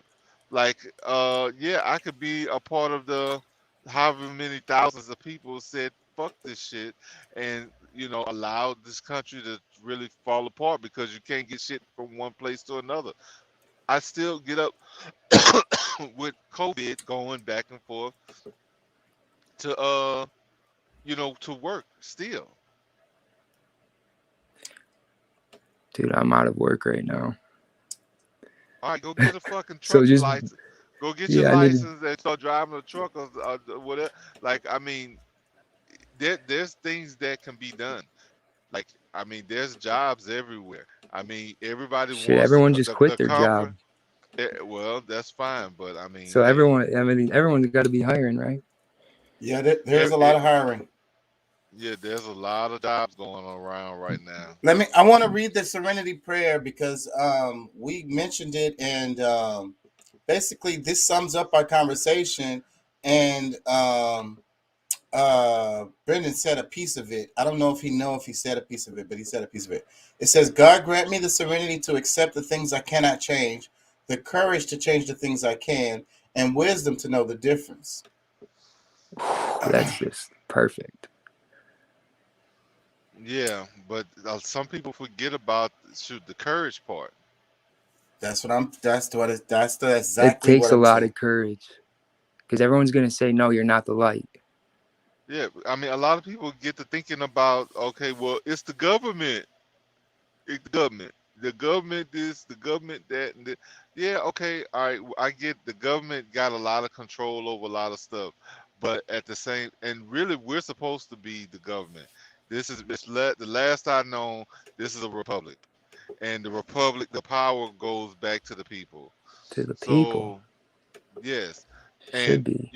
like people throwing fits because of what happened last year, today, but when you have a corrupt government and there's people that steadily trying to do things against the people, then it's actually in our, it's legal for you to go in and disrupt that whole process that they got going on and reconfigure it to make sure that things get back to where they're supposed to be, because it's not supposed to be some shit where people they can come in and run and rule over everybody.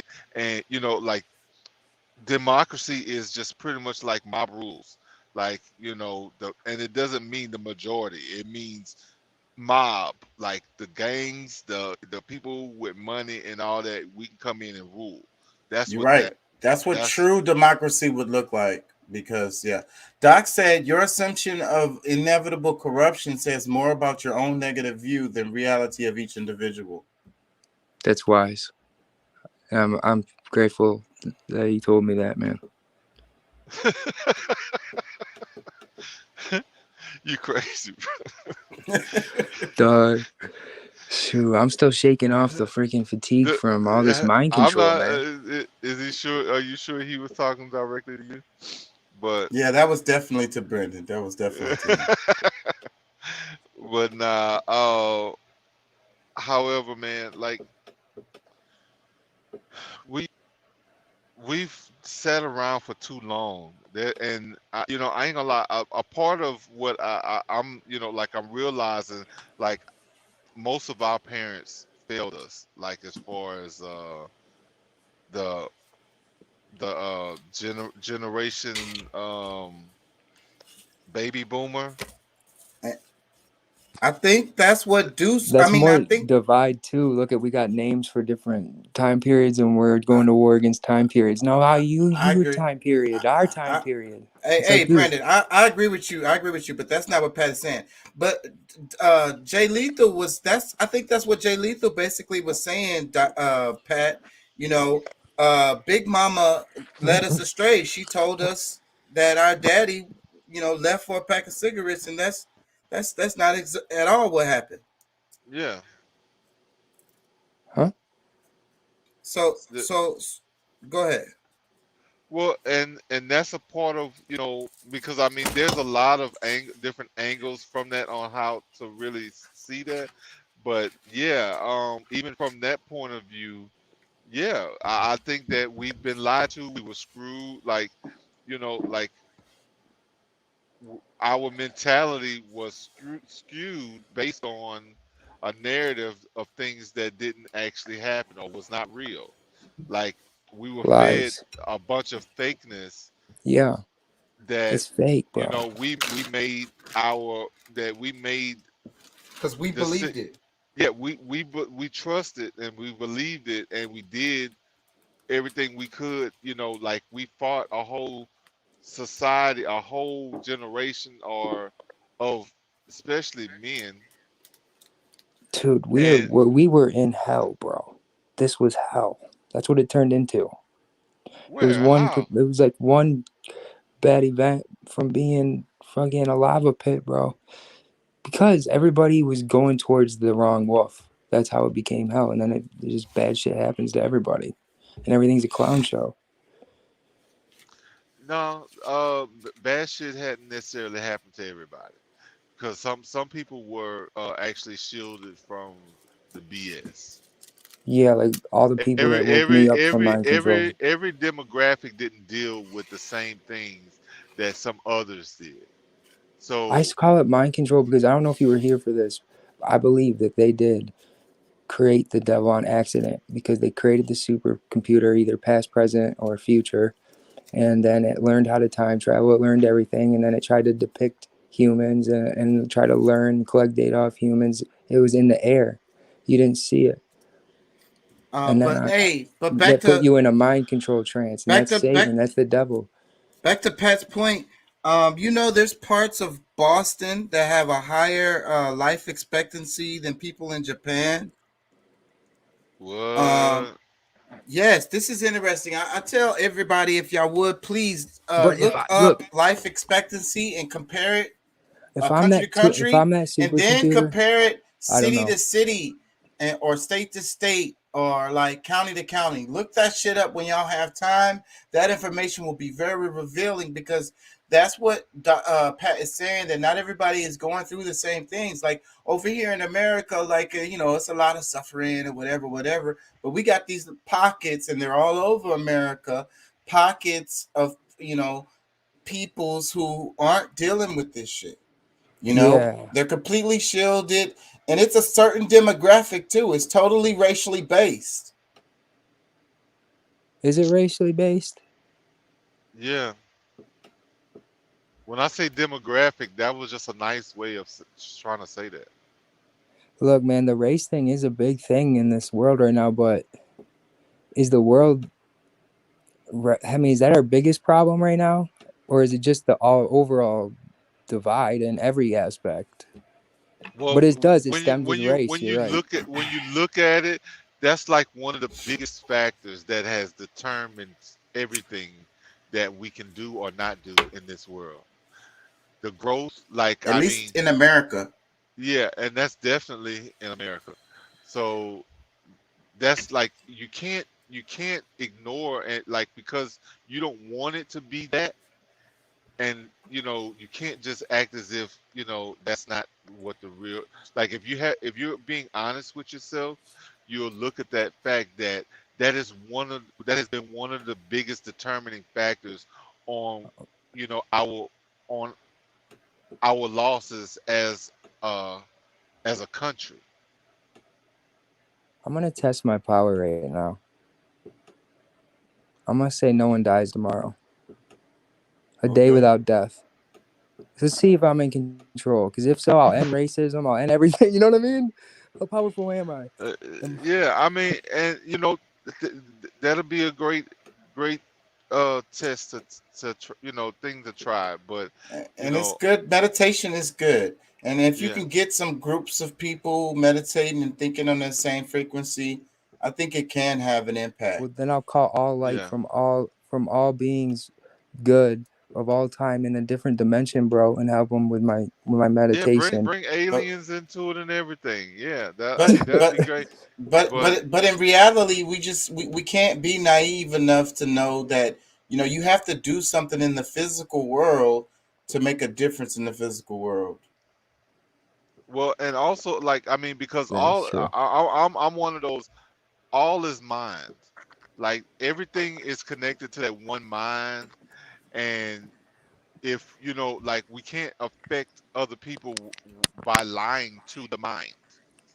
Like, if I lie to you, and which allows you to lie to the next, so like, you get this big clusterfuck of people who believe the lie. Yeah. Yeah. And they're confused. They're led astray. I was definitely confused. I broke it down to just simple. Some people are actually trying to make the the right decision, with bad information.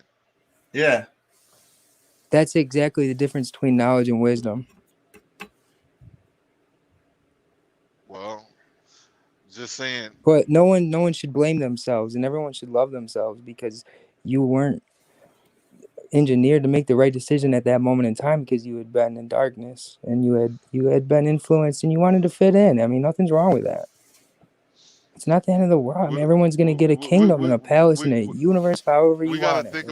We gotta think about all of the decades and centuries of seeing people do the wrong thing and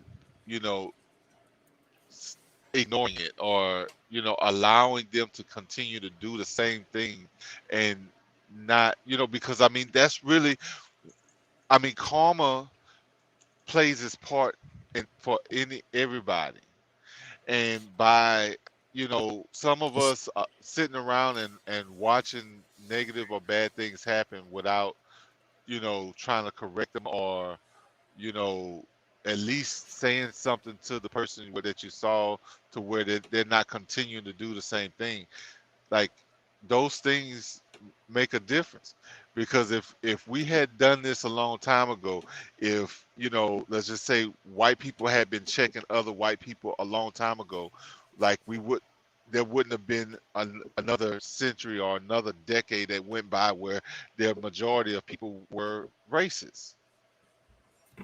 Like, when we were dealing with the black codes and different things that came after slavery, where they allowed certain things to happen to to a certain group of people. The Jim Like Crow laws, the that shit is the same as Nazi Germany, and there's no difference. It's extermination. It's No one should be exterminated or even think about race. This is so backwards, bro. I agree with you. I don't disagree with you. yeah. And then the people that had to deal with trauma from all that fallout need a little something. But just think about how much karma Need is love. still They need on love. America. Just think about how much karma is still on America just because of little actions where people I say that they. We. look. I know we. Well, I'm just saying. Just imagine if the people that really were against it, like your, somebody like you. Let's just say, you really see, are against racism, but because maybe your fear of them trying to jump on you because you said something, because I mean that type of stuff existed. There were such things as nigger lovers back then. Bro. Yeah, Yeah, I so do, dude. I look at here. I feel guilty for any kind of racial anything that I may have did, but I no, also don't. I also forgive myself because I forgive all of that for all everybody, and right. Well, I forgive everybody for everything because we're not gonna move forward if we keep thinking about I'm it. not putting you. I'm not actually putting you on. Like, if that's things that you want to atone for, that's fine. I'm just really just trying to just specifically talk about certain situations. So I mean, if you saying you feel guilty or whatever, all right, that's I don't we're feel not guilty, having but that I feel like if we're not I'm having that the we're not having that conversation right now. The main thing is I'm just what my point is because it's not based on just one person. This was a group of people, and some people who actually sat and watched negative things happen to certain people, and they didn't agree with it, but they didn't speak up about it. Then is a part And of the karma of America. it's a lot of animosity to atone for. How do you forgive the murderer of your father? Ancient, and if you build a city on top of an ancient Indian burial ground, is it cursed? Hmm. That goes with Scientology, with the idea that there's like these demons attached to this world or whatever. I don't think that all of that stuff is just bad wolf stuff, bro. Just go to the good side, please, for me. And just know you're the light at every second. All these fucking dark things are going to hit you, and you're just going to know you're the light, and everything's going to fade. All the worries are going to fade, and then you'll be able to help people around you. Because right now, the energy's rubbing off on people around you, That's everywhere you go. It's, you know what I mean? Just like shut off the phone, maybe. Just know you're the light, and just look around and just love. Love everything. Yeah. Well, and I know it's kind of messed up because most of the people who did a lot of the negative things aren't here anymore, and the ancestors of these people all around, and people are looking at them now as like, well, They're not shoot, allowed into certain levels of heaven, bro. you benefited from all of these things that we're talking about, and they don't really get it, and I can understand that they don't get it, but at the same time, in order for true healing for us as a country, there has to be, some at some point, a true. It's more like world because people come from all over now, and it's Well, them too feeding the machine. It's the whole world. We're divided, and we're constant in fear of war and everything. yeah, well, I mean, just think about how much our country right now is stepping on, black people by giving everybody handouts, giving people who don't even like haven't worked for a dime, haven't done anything in this country, but they can get of their own form of reparations for whatever the America might have done to them or potentially done to Money isn't them. gonna heal, bro. Love is gonna heal. Well, no, there's I mean, money can help the healing. Money You can know, for some, jumpstart you though. for especially for those who are in poverty and they can get, you know, because like some of these people, there's some people who chose to come here from Afghanistan that's getting at least $500,000 just, and that's probably not, that's probably every year now, like, or for however long. I don't know how long that will last, but those people from Afghanistan, they're getting $500,000 for them It's not all for about for money, them bro. for Money them doesn't mean not nothing to wanting. me. I get you, but you know, but it means a lot to a lot of other people. So that's why they say. That's why I say, like, you know, if it's money, give them money. If it's love, we need love. Whatever you're in need of, it shouldn't be. It should be supplied. It should be supplied because there's plenty of it to be given. Not 99% of it shouldn't be stockpiled up in 1% of the population's fucking glory. Hell no. While 99% of the people keep pointing the finger at each other. Keep playing the what? We just keep pointing the finger at each other. It's like, oh, it's this, it's that. You know, it's like, well, no, it's not. It's not fair right now. It's not fair. You want everything to be equal, okay? Well, then there's no balance. There's no balance in power or glory or love. Everybody gets shit on at the bottom. Everyone gets shit on in the middle class. And even if you work your way up to the upper class, you're not in the upper class that are actually the ones calling the shots, that are in control of all this. Yeah, so the ones that basically, decide everything. no matter what level you think you are, you're still on the treadmill trying to get to the. But that's because you made money your God. Yeah, because not money the is light. God, and that's what Money- they worship. No, money isn't God. It's the fucking I don't- light, bro. I don't believe money is God, but I believe the culture we live in believes money is God. It's Well, on that's the why money. it's collapsing, bro. The money says, "In God we trust."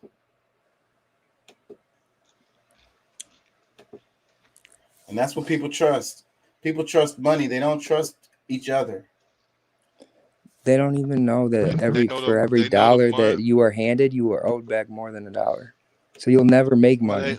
They You'll know always that be in debt. the money is what pays their bills. The money is what feeds them. The money is what helps them get clothes. The money is what.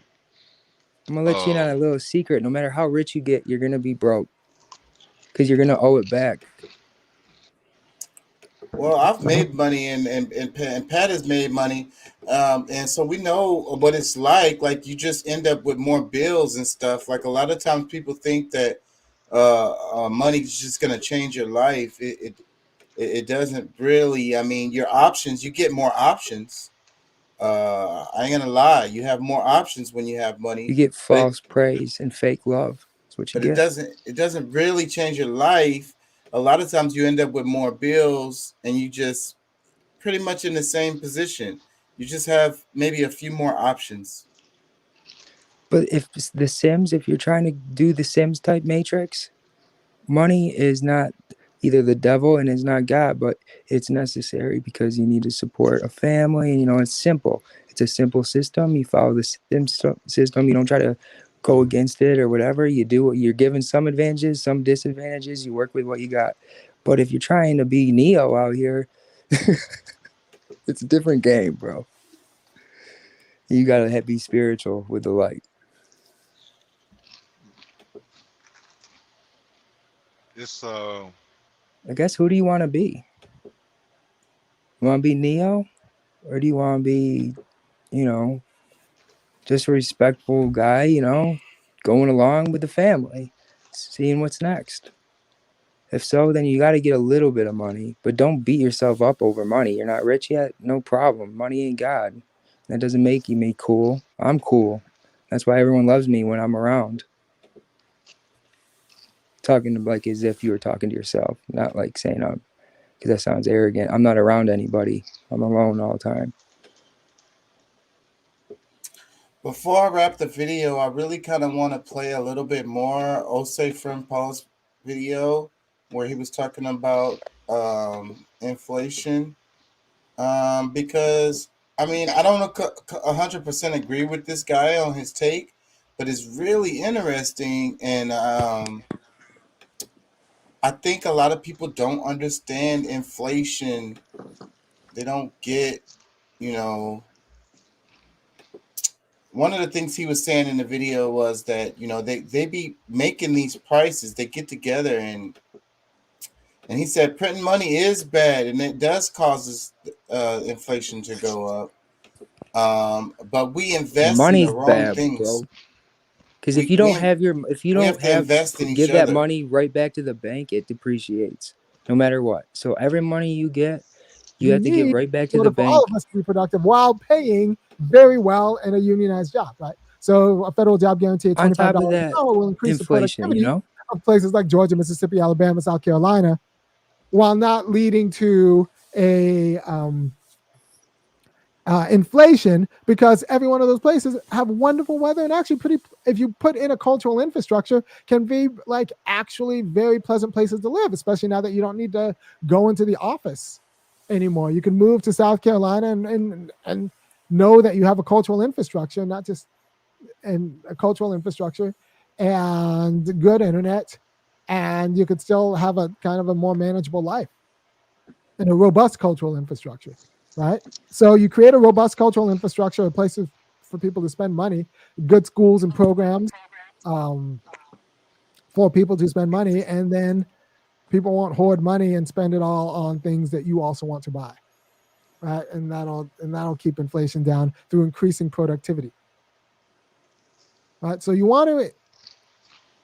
I need to increase productivity because all I do is think all day, bro.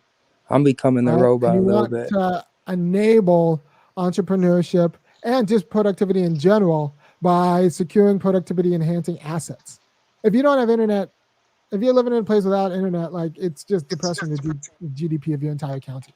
And that's no small counties, no small number of counties in these United States, right? So we have to think in terms of productivity enhancing assets. There's a great, bro, a third of the world don't even know the internet exists. Article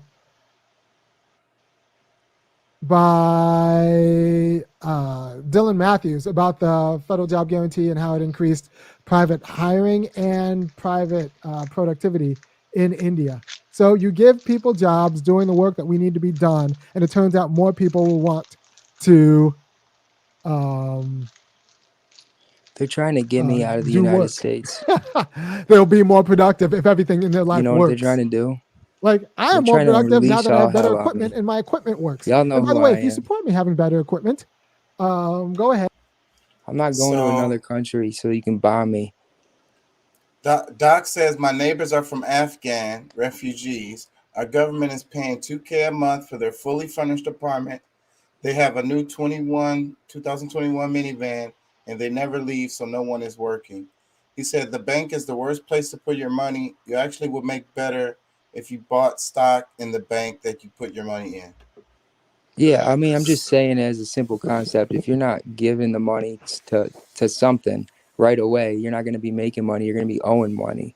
For every dollar you get, you're going to have a tax. You're going to have an increase of inflation or some kind of bullshit. Some kind of fee for even getting the money. What you think about that? Like, did the guy talking about inflation, does it make sense what he's saying about investing in stuff that, you know, you got to get that money, you got to turn around and give it to somebody, or else it's going to fucking depreciate. That's the whole idea. As soon as you're granted money, you got to turn around and give it away, or else the money that you earned wasn't received fully, and then you're still going to be paying taxes and you know what I mean? It's just, there's no way there's just no way. Doc says the Bank of America pays 1%. I know, bro. You can make Litecoins, Ether coins, Bitcoins. You can go into the stock market. Stock pays out 2.65%. There's ways to flip the money depending on the stock. So what do you think about all that, Pat? It was a little confusing. And you know, he always has somewhat of a slow build of his thought. Yeah. And you know, it's kind of hard to say whether I agree with him or not, but you know, Check him out. Check him out when you the- got time. Osei Arami Osei Frimpong. I appreciate you guys dealing with my passion and my like speech impediment where I just talk super fast and over people. I'm sorry. The Funky Academic. He has a new show every Thursday. I think it's every Thursday or every Friday. He does like 1 or 2 shows a week. okay. Yeah, Yeah, check him out. I'm gonna check him out because, like I said, it was kind of hard to really. He's get hard to into everything. follow. He's hard to follow. He's an academic, and he expects you to already know a whole bunch of stuff. So he don't explains a lot of stuff. So yeah, sometimes Well, I I have to guess watch it 2 times. he probably has a crowd of people that already listens that you know They understands know a him. lot of shit. Yeah, Well, yeah. they not just know a lot of shit, but also you know they followed him so they can kind of go along with his long story and you know kind of get understand his points without you know practicing. Because it's like, you know, I'm just trying to follow everything he's saying. And I only played like I played 7-8 minutes of his show, and that's a 26-minute show, and but he always reiterates, like basically at this point of the show, he's already made his point, and he's gonna backtrack the rest of the show, the rest of the clip, like kind of double explaining it. Yeah. And it kind of makes it more clear when you watch the whole video because he always goes back over what he said and kind of tries to clear it up. But he is hard to follow. Yeah. Well, I don't know that. I was wondering if Doc. I don't know. Is Doc with me? Is he just as pissed as I am? Because I mean, you know, like the refugees, I get it. That you know they needed somewhere to go and this, that, and the other. But damn, like they got a $2,000 a month apartment. $2,000 a month apartment. That's fucking more than I was. That's fully. They pay for like a high rise. It's fully furnished. A 2021 minivan. It's probably one of those fancy, cute somethings that I would drive if I, you know what I'm saying, like. But that's it. And nobody ever leaves because there's no one working. Like they live in the high life. And I wonder how long they get this kind of treatment. Guys. No, I mean, I hope we all heal and that we all I'm are okay with them lords getting, of light. They just need to take care. They just, you know, it's the picking and choosing on who gets benefits. But that's the main thing, because I mean, if everybody gets treated that way, okay, well, great, you know, come on in, enjoy you know what I'm saying, nobody gives a shit then. But you know, that's not the case. I mean, some people get picked, you know, actually, like they get chosen from across the world to be brought here. And you know, like I say, I mean, the discussion was like them getting like $500,000 for the year. So I mean, I don't know how real that is, how, you know, like if they realize how unsustainable that would be, you know, because there was quite a few thousand of them that and that's what I argue with all the time about, like a universal health care and other kind of, like, you know, food stamps, these different kind of services, and we tend to not have money for that, but we got money to give. You know how much money to shit these you can buy, dude? The Afghanistan flow of money. refugees. Hey, dude, there's so much shit you can buy now compared to fucking 100 years I know ago. they got the money. They just don't want to. They pick and choose how they want to spend it. It's like, oh, we can't print money. It's gonna collapse the economy. No, it isn't, dude, because there's more shit to buy. But you got to think that those same decisions, I mean, whether you look at it or not, is like, you know what? We're not going to let these people suffer, but these people, okay, that's fine. They can suffer. Yeah, that's bullshit. Right. That's It's to the drive problem. the media narrative to make it look like we're the heroes. It's a And political then the whole scheme. time they're dividing us and having us fighting amongst each other. My buddy Doc has to get up, and him and his wife and his family, like they're busting their ass to do, to build something for themselves. They've been in this country all this time, and he's got to look at his neighbors, just kind of just living, loving life. Yeah, like I mean, it's a whole Bro. nother. He I'm said, Doc sitting here says we almost pay. 30 back at my parents, bro. I'm 30 back at my parents. It's not that I haven't tried. I was out there working, dude. 2 jobs, fucking my whole life, I've been a hard worker. And even my parents are even, I would say, more fortunate than most. They weren't born fortunate, but they worked for it. But they don't bail me out. I'm taught discipline and work ethic, Doc says we pay $1,100 for the same apartment, and ours isn't even furnished. And then he says, it's a great time to not be American in America. You know what I'm saying? Okay, I mean, America's gonna fall, bro, or it's not. What do we want? What do we want to happen? Do we want to go with one world government? Do we want to keep the one world government out of it? What do you think as a people? What do we want? Because I mean, having all these different governments and risk and shit, that does divide us, dude. Do we need to come together and just have like a utopia, or like maybe some kind of way you can gain access to a utopia? Can that be an option? Now that we have technology to it won't be boring because the technology in the utopia would be prime, bro, and it would be advancing. So like you could be playing video games, and creating video games and helping the people of the world, that haven't chosen the utopia or whatever. But like you said, we have the technology to do this, but there's no real political will to do this. And what I was saying in the other video is, I think most people couldn't even imagine a utopia. Like they couldn't even. Like their brain can't compute the possibility of humans actually living in harmony and peace with each other, and like we could be exploring the universe instead of fighting with each other every day. Or even demons and gods coexisting, bro. Like laughing with each other, slapping each other, giving high fives. Oh wait, now we're all gods. We're not even demons. I believe that the whole utopia could exist if they wanted to. Like, I mean, if they, because the news pits us against each other. Because I mean, we went from one level to another of why we can or should hate the people next door to us. Because now you might be sick. You know what I'm saying? Yep. It's a whole nother reason. They keep finding new ways to pin. I mean, and then it's a designer virus. You know what I'm saying? Like it's something that was constructed in a lab and put out on the people now.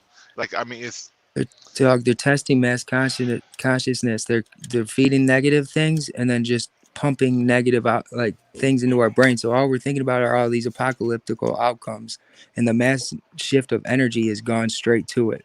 And that's why we all need to just beam light into everything. I agree. I 100% agree with what you just said, Brandon. Doc says one person's utopia will always end up someone else's dystopia. I don't really believe that, Doc. And I would say that's well. Then we'll build you your utopia right next door. With the current, like us continue to uplift the same kind of ideas that our government has put into us. I can see how you might see that's that's exactly what I was about to say. It's that's the reason, just like what I said earlier, is the reason why we can't have a dystopia. I mean a utopia is because we can't even imagine one. And then this is the ideas that you have to keep you from being able to have the idea that it could actually be a real thing. Yeah, I think it really could be a real thing. And like there's so many people that's so focused, right? Because I mean we a lot of us are missing where our future is going. Like a lot of us can't even sit back and truly like hope and wish on our future or plan for our future because of all of the bullshit that our, you know, like we get all the stuff that's getting thrown at us day to day, every, you know, whatever. They're just So, distracted and hurt. Everyone huh? is. Everyone's distracted and hurt, and the people in power, they're worried about their next blowjob, dude. Right. They're just Like like, they oh, that guy completely sounds like he knows detached. what he's doing. We'll hire him in the company. He can contract out this program, you know, about fucking mass weapons instead of sitting down. Okay, this is where we're gonna fucking focus. This is what we're gonna do. This is how we can do it. This is how, you know, the support we're gonna get. No, it's like, you know, I'm getting my dick sucked. Fuck you. I got the money. But just think about this. I mean, because just think of all if we really looked worldwide and every military budget that each country has, It's absurd. and we if we added all of that money up and we kind of just we could take half of it. We could take a fourth of it and split it up amongst the people, and you Everybody know would be good. everybody would be Fucking bro, that's what I'm you saying. know, people will actually like we could really build infrastructure. Like I mean, if you really talking about like building an infrastructure, like getting to a point to where our world is actually like, because I mean, regardless of all of these robots that's supposed to come and take over human jobs. See, that's another thing where it's going. They want to create God AI. That's so stupid. How about you just program the machine to build utopia, please? Well, I mean, that would be great too, but I don't like they're not smart enough. Because when we're freaking miserable, we have to sit around and think about shit. Well, It's like, dude, if we weren't so miserable, we wouldn't have to sit here and wonder about who we are. We would know that we are okay, and that we'll always be okay. well, yeah, but that's one of our big problems is just the fact that, you know, But our there's al- children would need to there's experience always something, bro. there's Some kind of like there's pain, people. because they would rot if they were given utopia at age 1. You know what I mean? That's an Yeah, argument. That's an argument. What? That's an argument. What he's saying is that the utopia will ultimately have a bad impact, because if the child is born in a utopia and they don't have no struggle, you know, then it's gonna rot them. It's gonna make them waste away. Yeah. No. Not all I of don't. them. I don't think When so. when but that is a when fair that argument. becomes, because see, that's the thing. Like the world is supposed to be a utopia. Like that's what it's supposed to be. Like God intended everybody to just Right. enjoy. Like just Or walk or out. maybe just If have you an elder if you're wisdom. hungry, go out to the tree and pull a fruit off of the Exactly. tree. Just, you know what I'm saying? It's not supposed to be like, oh no, you're supposed to fight So for. complicated. Yeah, you got to go work so Yeah. that you can have something that God already put there for us for free. Like it's a mind fuck. Yeah, I Like, completely and agree. so no, it's not supposed to be that.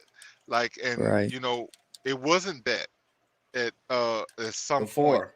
Yeah. And then we could even teach them the history and why, you know, they don't need to go through it. You're right. I agree. And Yeah, then I it's mean, not we can always worth teach them stalling history a so that utopia. they'll be like, oh yeah, nah, I don't want no parts of that. You know what I'm saying? But other than like, cause I mean, we've gone through enough shit for the next 1,000 generations. And I think that, see, there's Yeah. an argument that says that people are like naturally lazy or whatever, but it comes from like when the Native Americans, they was like, they'll never work, they don't work, and they'll never Bro, work. you weren't born lazy. You were born with a shit ton of energy. The world beat you down. And this is my point. My point is that if people were just sitting around without nothing to do, almost all of us is finna find something to do. And that's really good when we're gonna be creative. We're gonna be making shit, because that's our nature. We're creators naturally. Yeah. So if we have the resources that we need and the time that we need, you'd have people. imagine all the inventions and stuff that we're missing out on because the guy who would invent it is sitting there in poverty and can't even fucking, you know what I'm saying, get food. Can't their That's concerns like is me so their concern and that's and that's you. the thing. That's the thing that I think that really that hinders our humanity so much is that like the people who would normally be the creators of something genius are the ones who's got their Homeless, on the corner, in prison. People won't listen to on child support. Yeah. Yeah, like nobody pays any attention to them because they're considered a bump or Because Satan wanted the power and wanted us to suffer because he was suffering. Because he wasn't aware that he was actually good. Well, and that's what I think. I think that with your argument, Brendan, I think it's a whole bunch of Christ. And it's the same thing that we're talking about, the Christ energy. You know, though that guy is he's living under the bridge right now. You know what I mean? Yeah. He could be saving the world, but he's worried about how he's gonna eat tomorrow. Yeah, he ain't got enough energy to. Dude, that's me. To speak. You guys are talking about me right now. I'm not Jesus Christ because I don't want to be blasphemous, but right now I do feel like I would possess a good light. But no, you can. But see, that's the thing. Christ's energy is not just one person. Christ's energy That's what can exactly. be Brendan Christ. Yes, I agree. Chaka Christ. Right. I it's agree. A title. Yeah. Totally.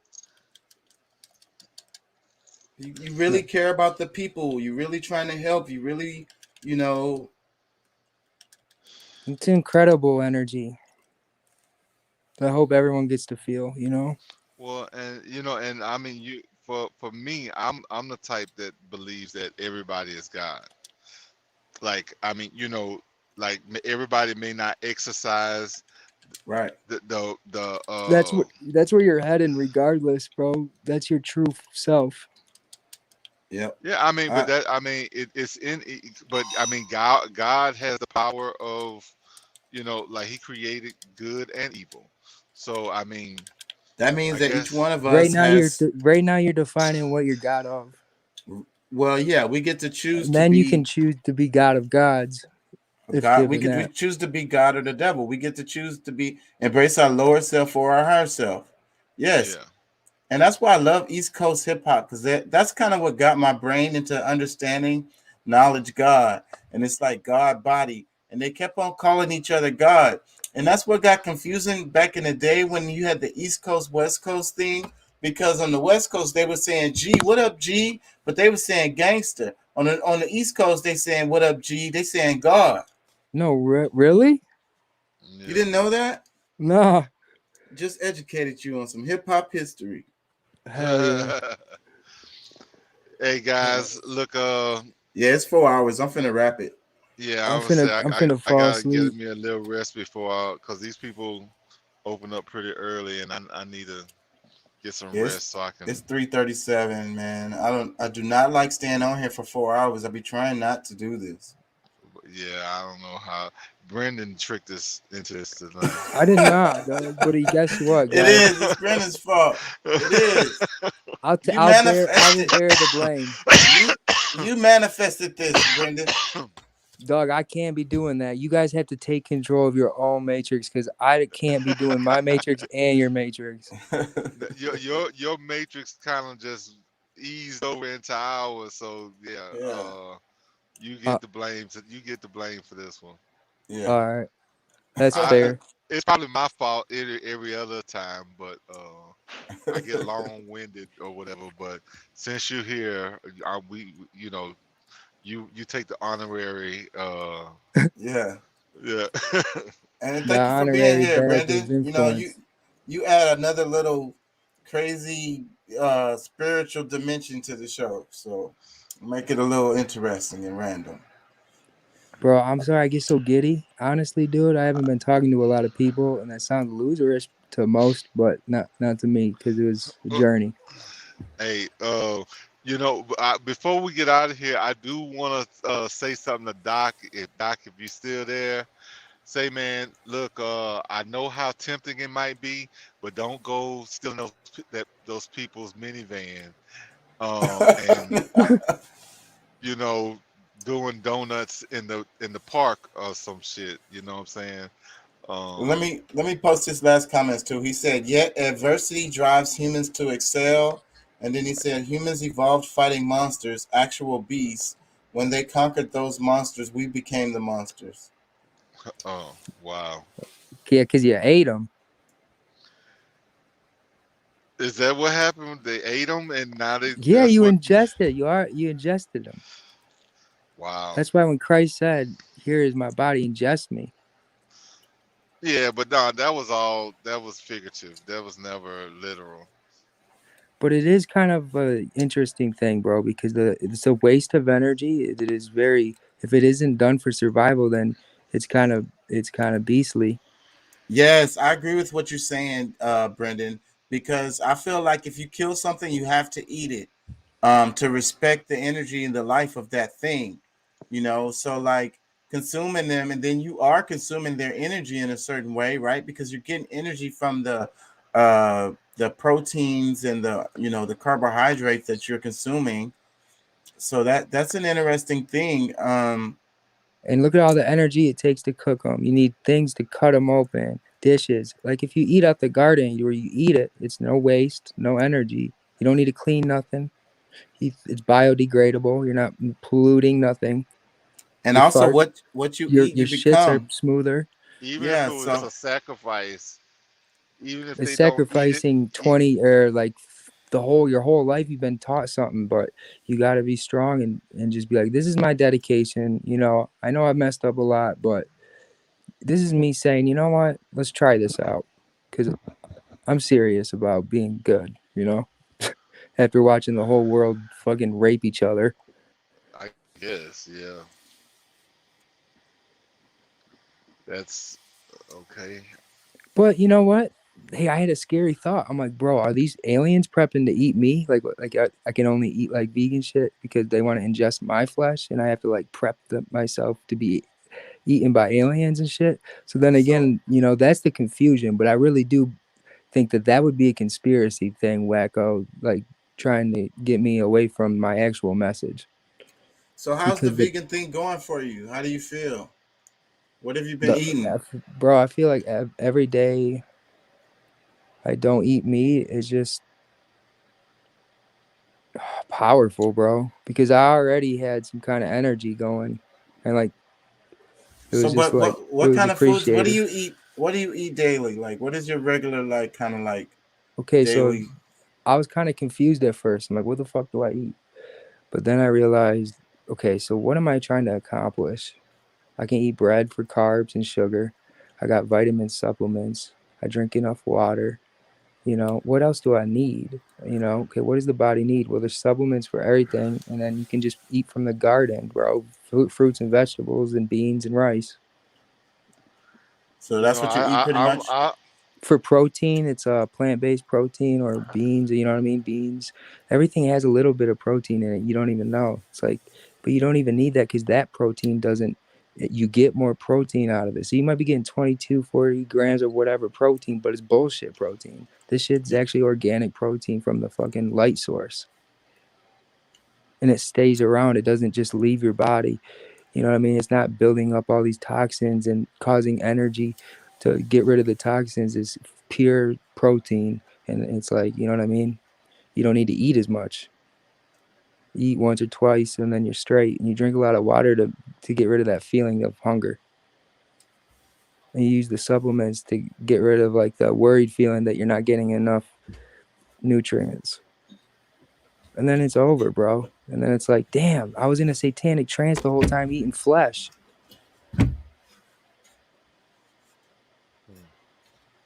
But also, you're going to be extremely hungry and cranky. So I would have just warn everyone around you. It's like, bro. I think I'm sadly thinking that I'm no longer a meat eater after COVID. Hell yeah. like my stomach won't like allow me to, like anything that's got meat in it, my stomach won't keep it, won't hold it. Really? Yeah. That's interesting. That would be cool, dude. If they tried, like the bad guys were like trying to put this COVID virus out, and somehow some miracle happened. It like made everybody, it woke everybody you up know, from because they mind don't know control. what they're doing. They don't know what the repercussions are going to be of what they're doing. And I like what you're saying, Pat. I think that everybody's supposed to listen to their body. Whatever the hell your body is saying, that's what the fuck you need to be going by. Because your body is there to fucking try to tell you what the hell you're doing wrong or right or whatever. Yeah. But hey, I mean, it is kind of what for me, it is what it is. Like I've been saying for a long time, like I could be a like a Well, how I don't about know about this? I don't know about a Balance. vegan. I don't know about a vegan, but like a vegetarian, I could be. I still eat Definitely, dairy. I kind of went after what's it pescatarian. Pescatarian. Yeah, like I I still could eat see fish that too, more. Yeah, I occasionally. could see that. Because they say water's the Holy Spirit or whatever, the water's life source, well, then that's like an animal from the holiness, it's like, I feel like maybe that was God providing us with them. But then again, I don't want to eat the fish too, because they are it's kind of fucked up. Doc says, get your gallbladder checked. Oh, guys, listen though. It's about balance. If you could eat meat 3 days a week, that would be better. You know what I mean? Because think about this: 4 days out of the week, you're committing to the light. 3 days out of the week, you're committing to the darkness. But you still have a balance, and it's just showing that you are leaning towards the light. I like that. I like that, Brandon. That's very nice. I think that if we think about our evolutionary track that humans did, when we was in the bush, we didn't eat that much meat because we didn't have it available. So, we might have ate meat a couple times a month, if that. Yeah. I can see that, but I love fruit. I really love fruit, and at any time I could really eat. I could just eat fruit, and that's something that I think that I've been leaning toward more and more over time, and I think my programming is what has made me feel like I had to have meat. But for whatever reason now, it's just like my stomach is just rejecting certain meat, especially heavy meat, beef and stuff like that.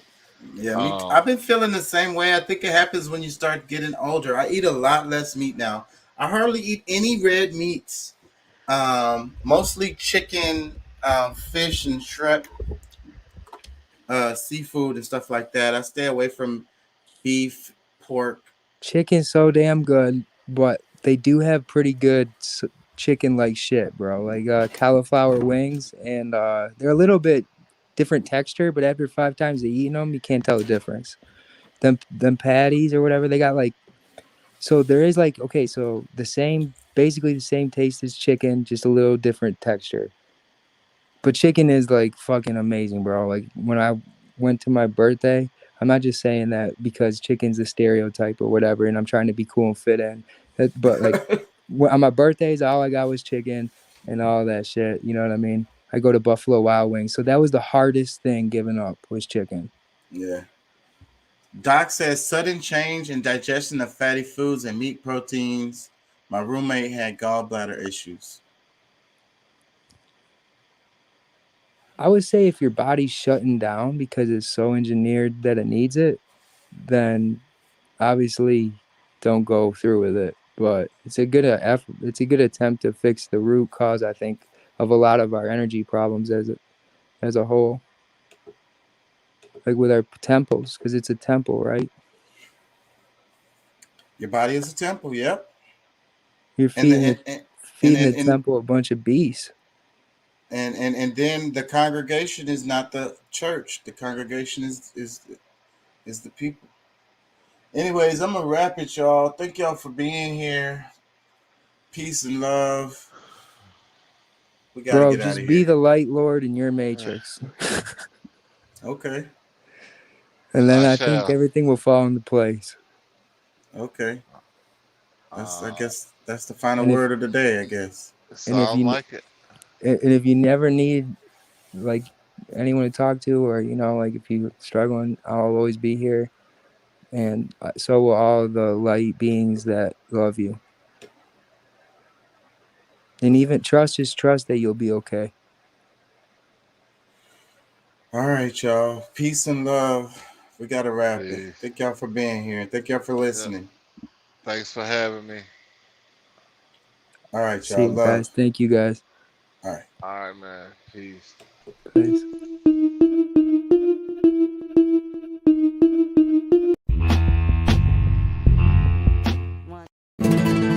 Dime qué tú quieres, papi. I'm going to play this ad before I go on. Done, son.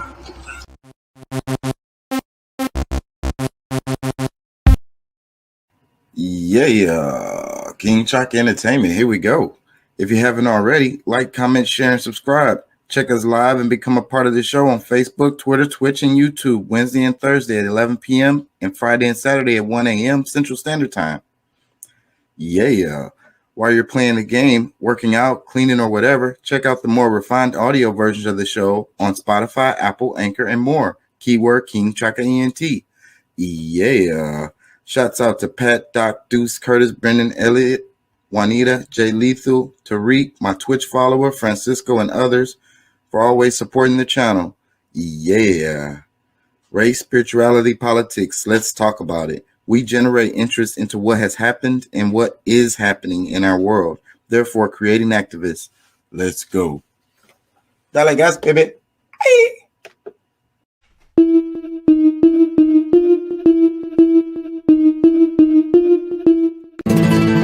Dime qué tú quieres, papi.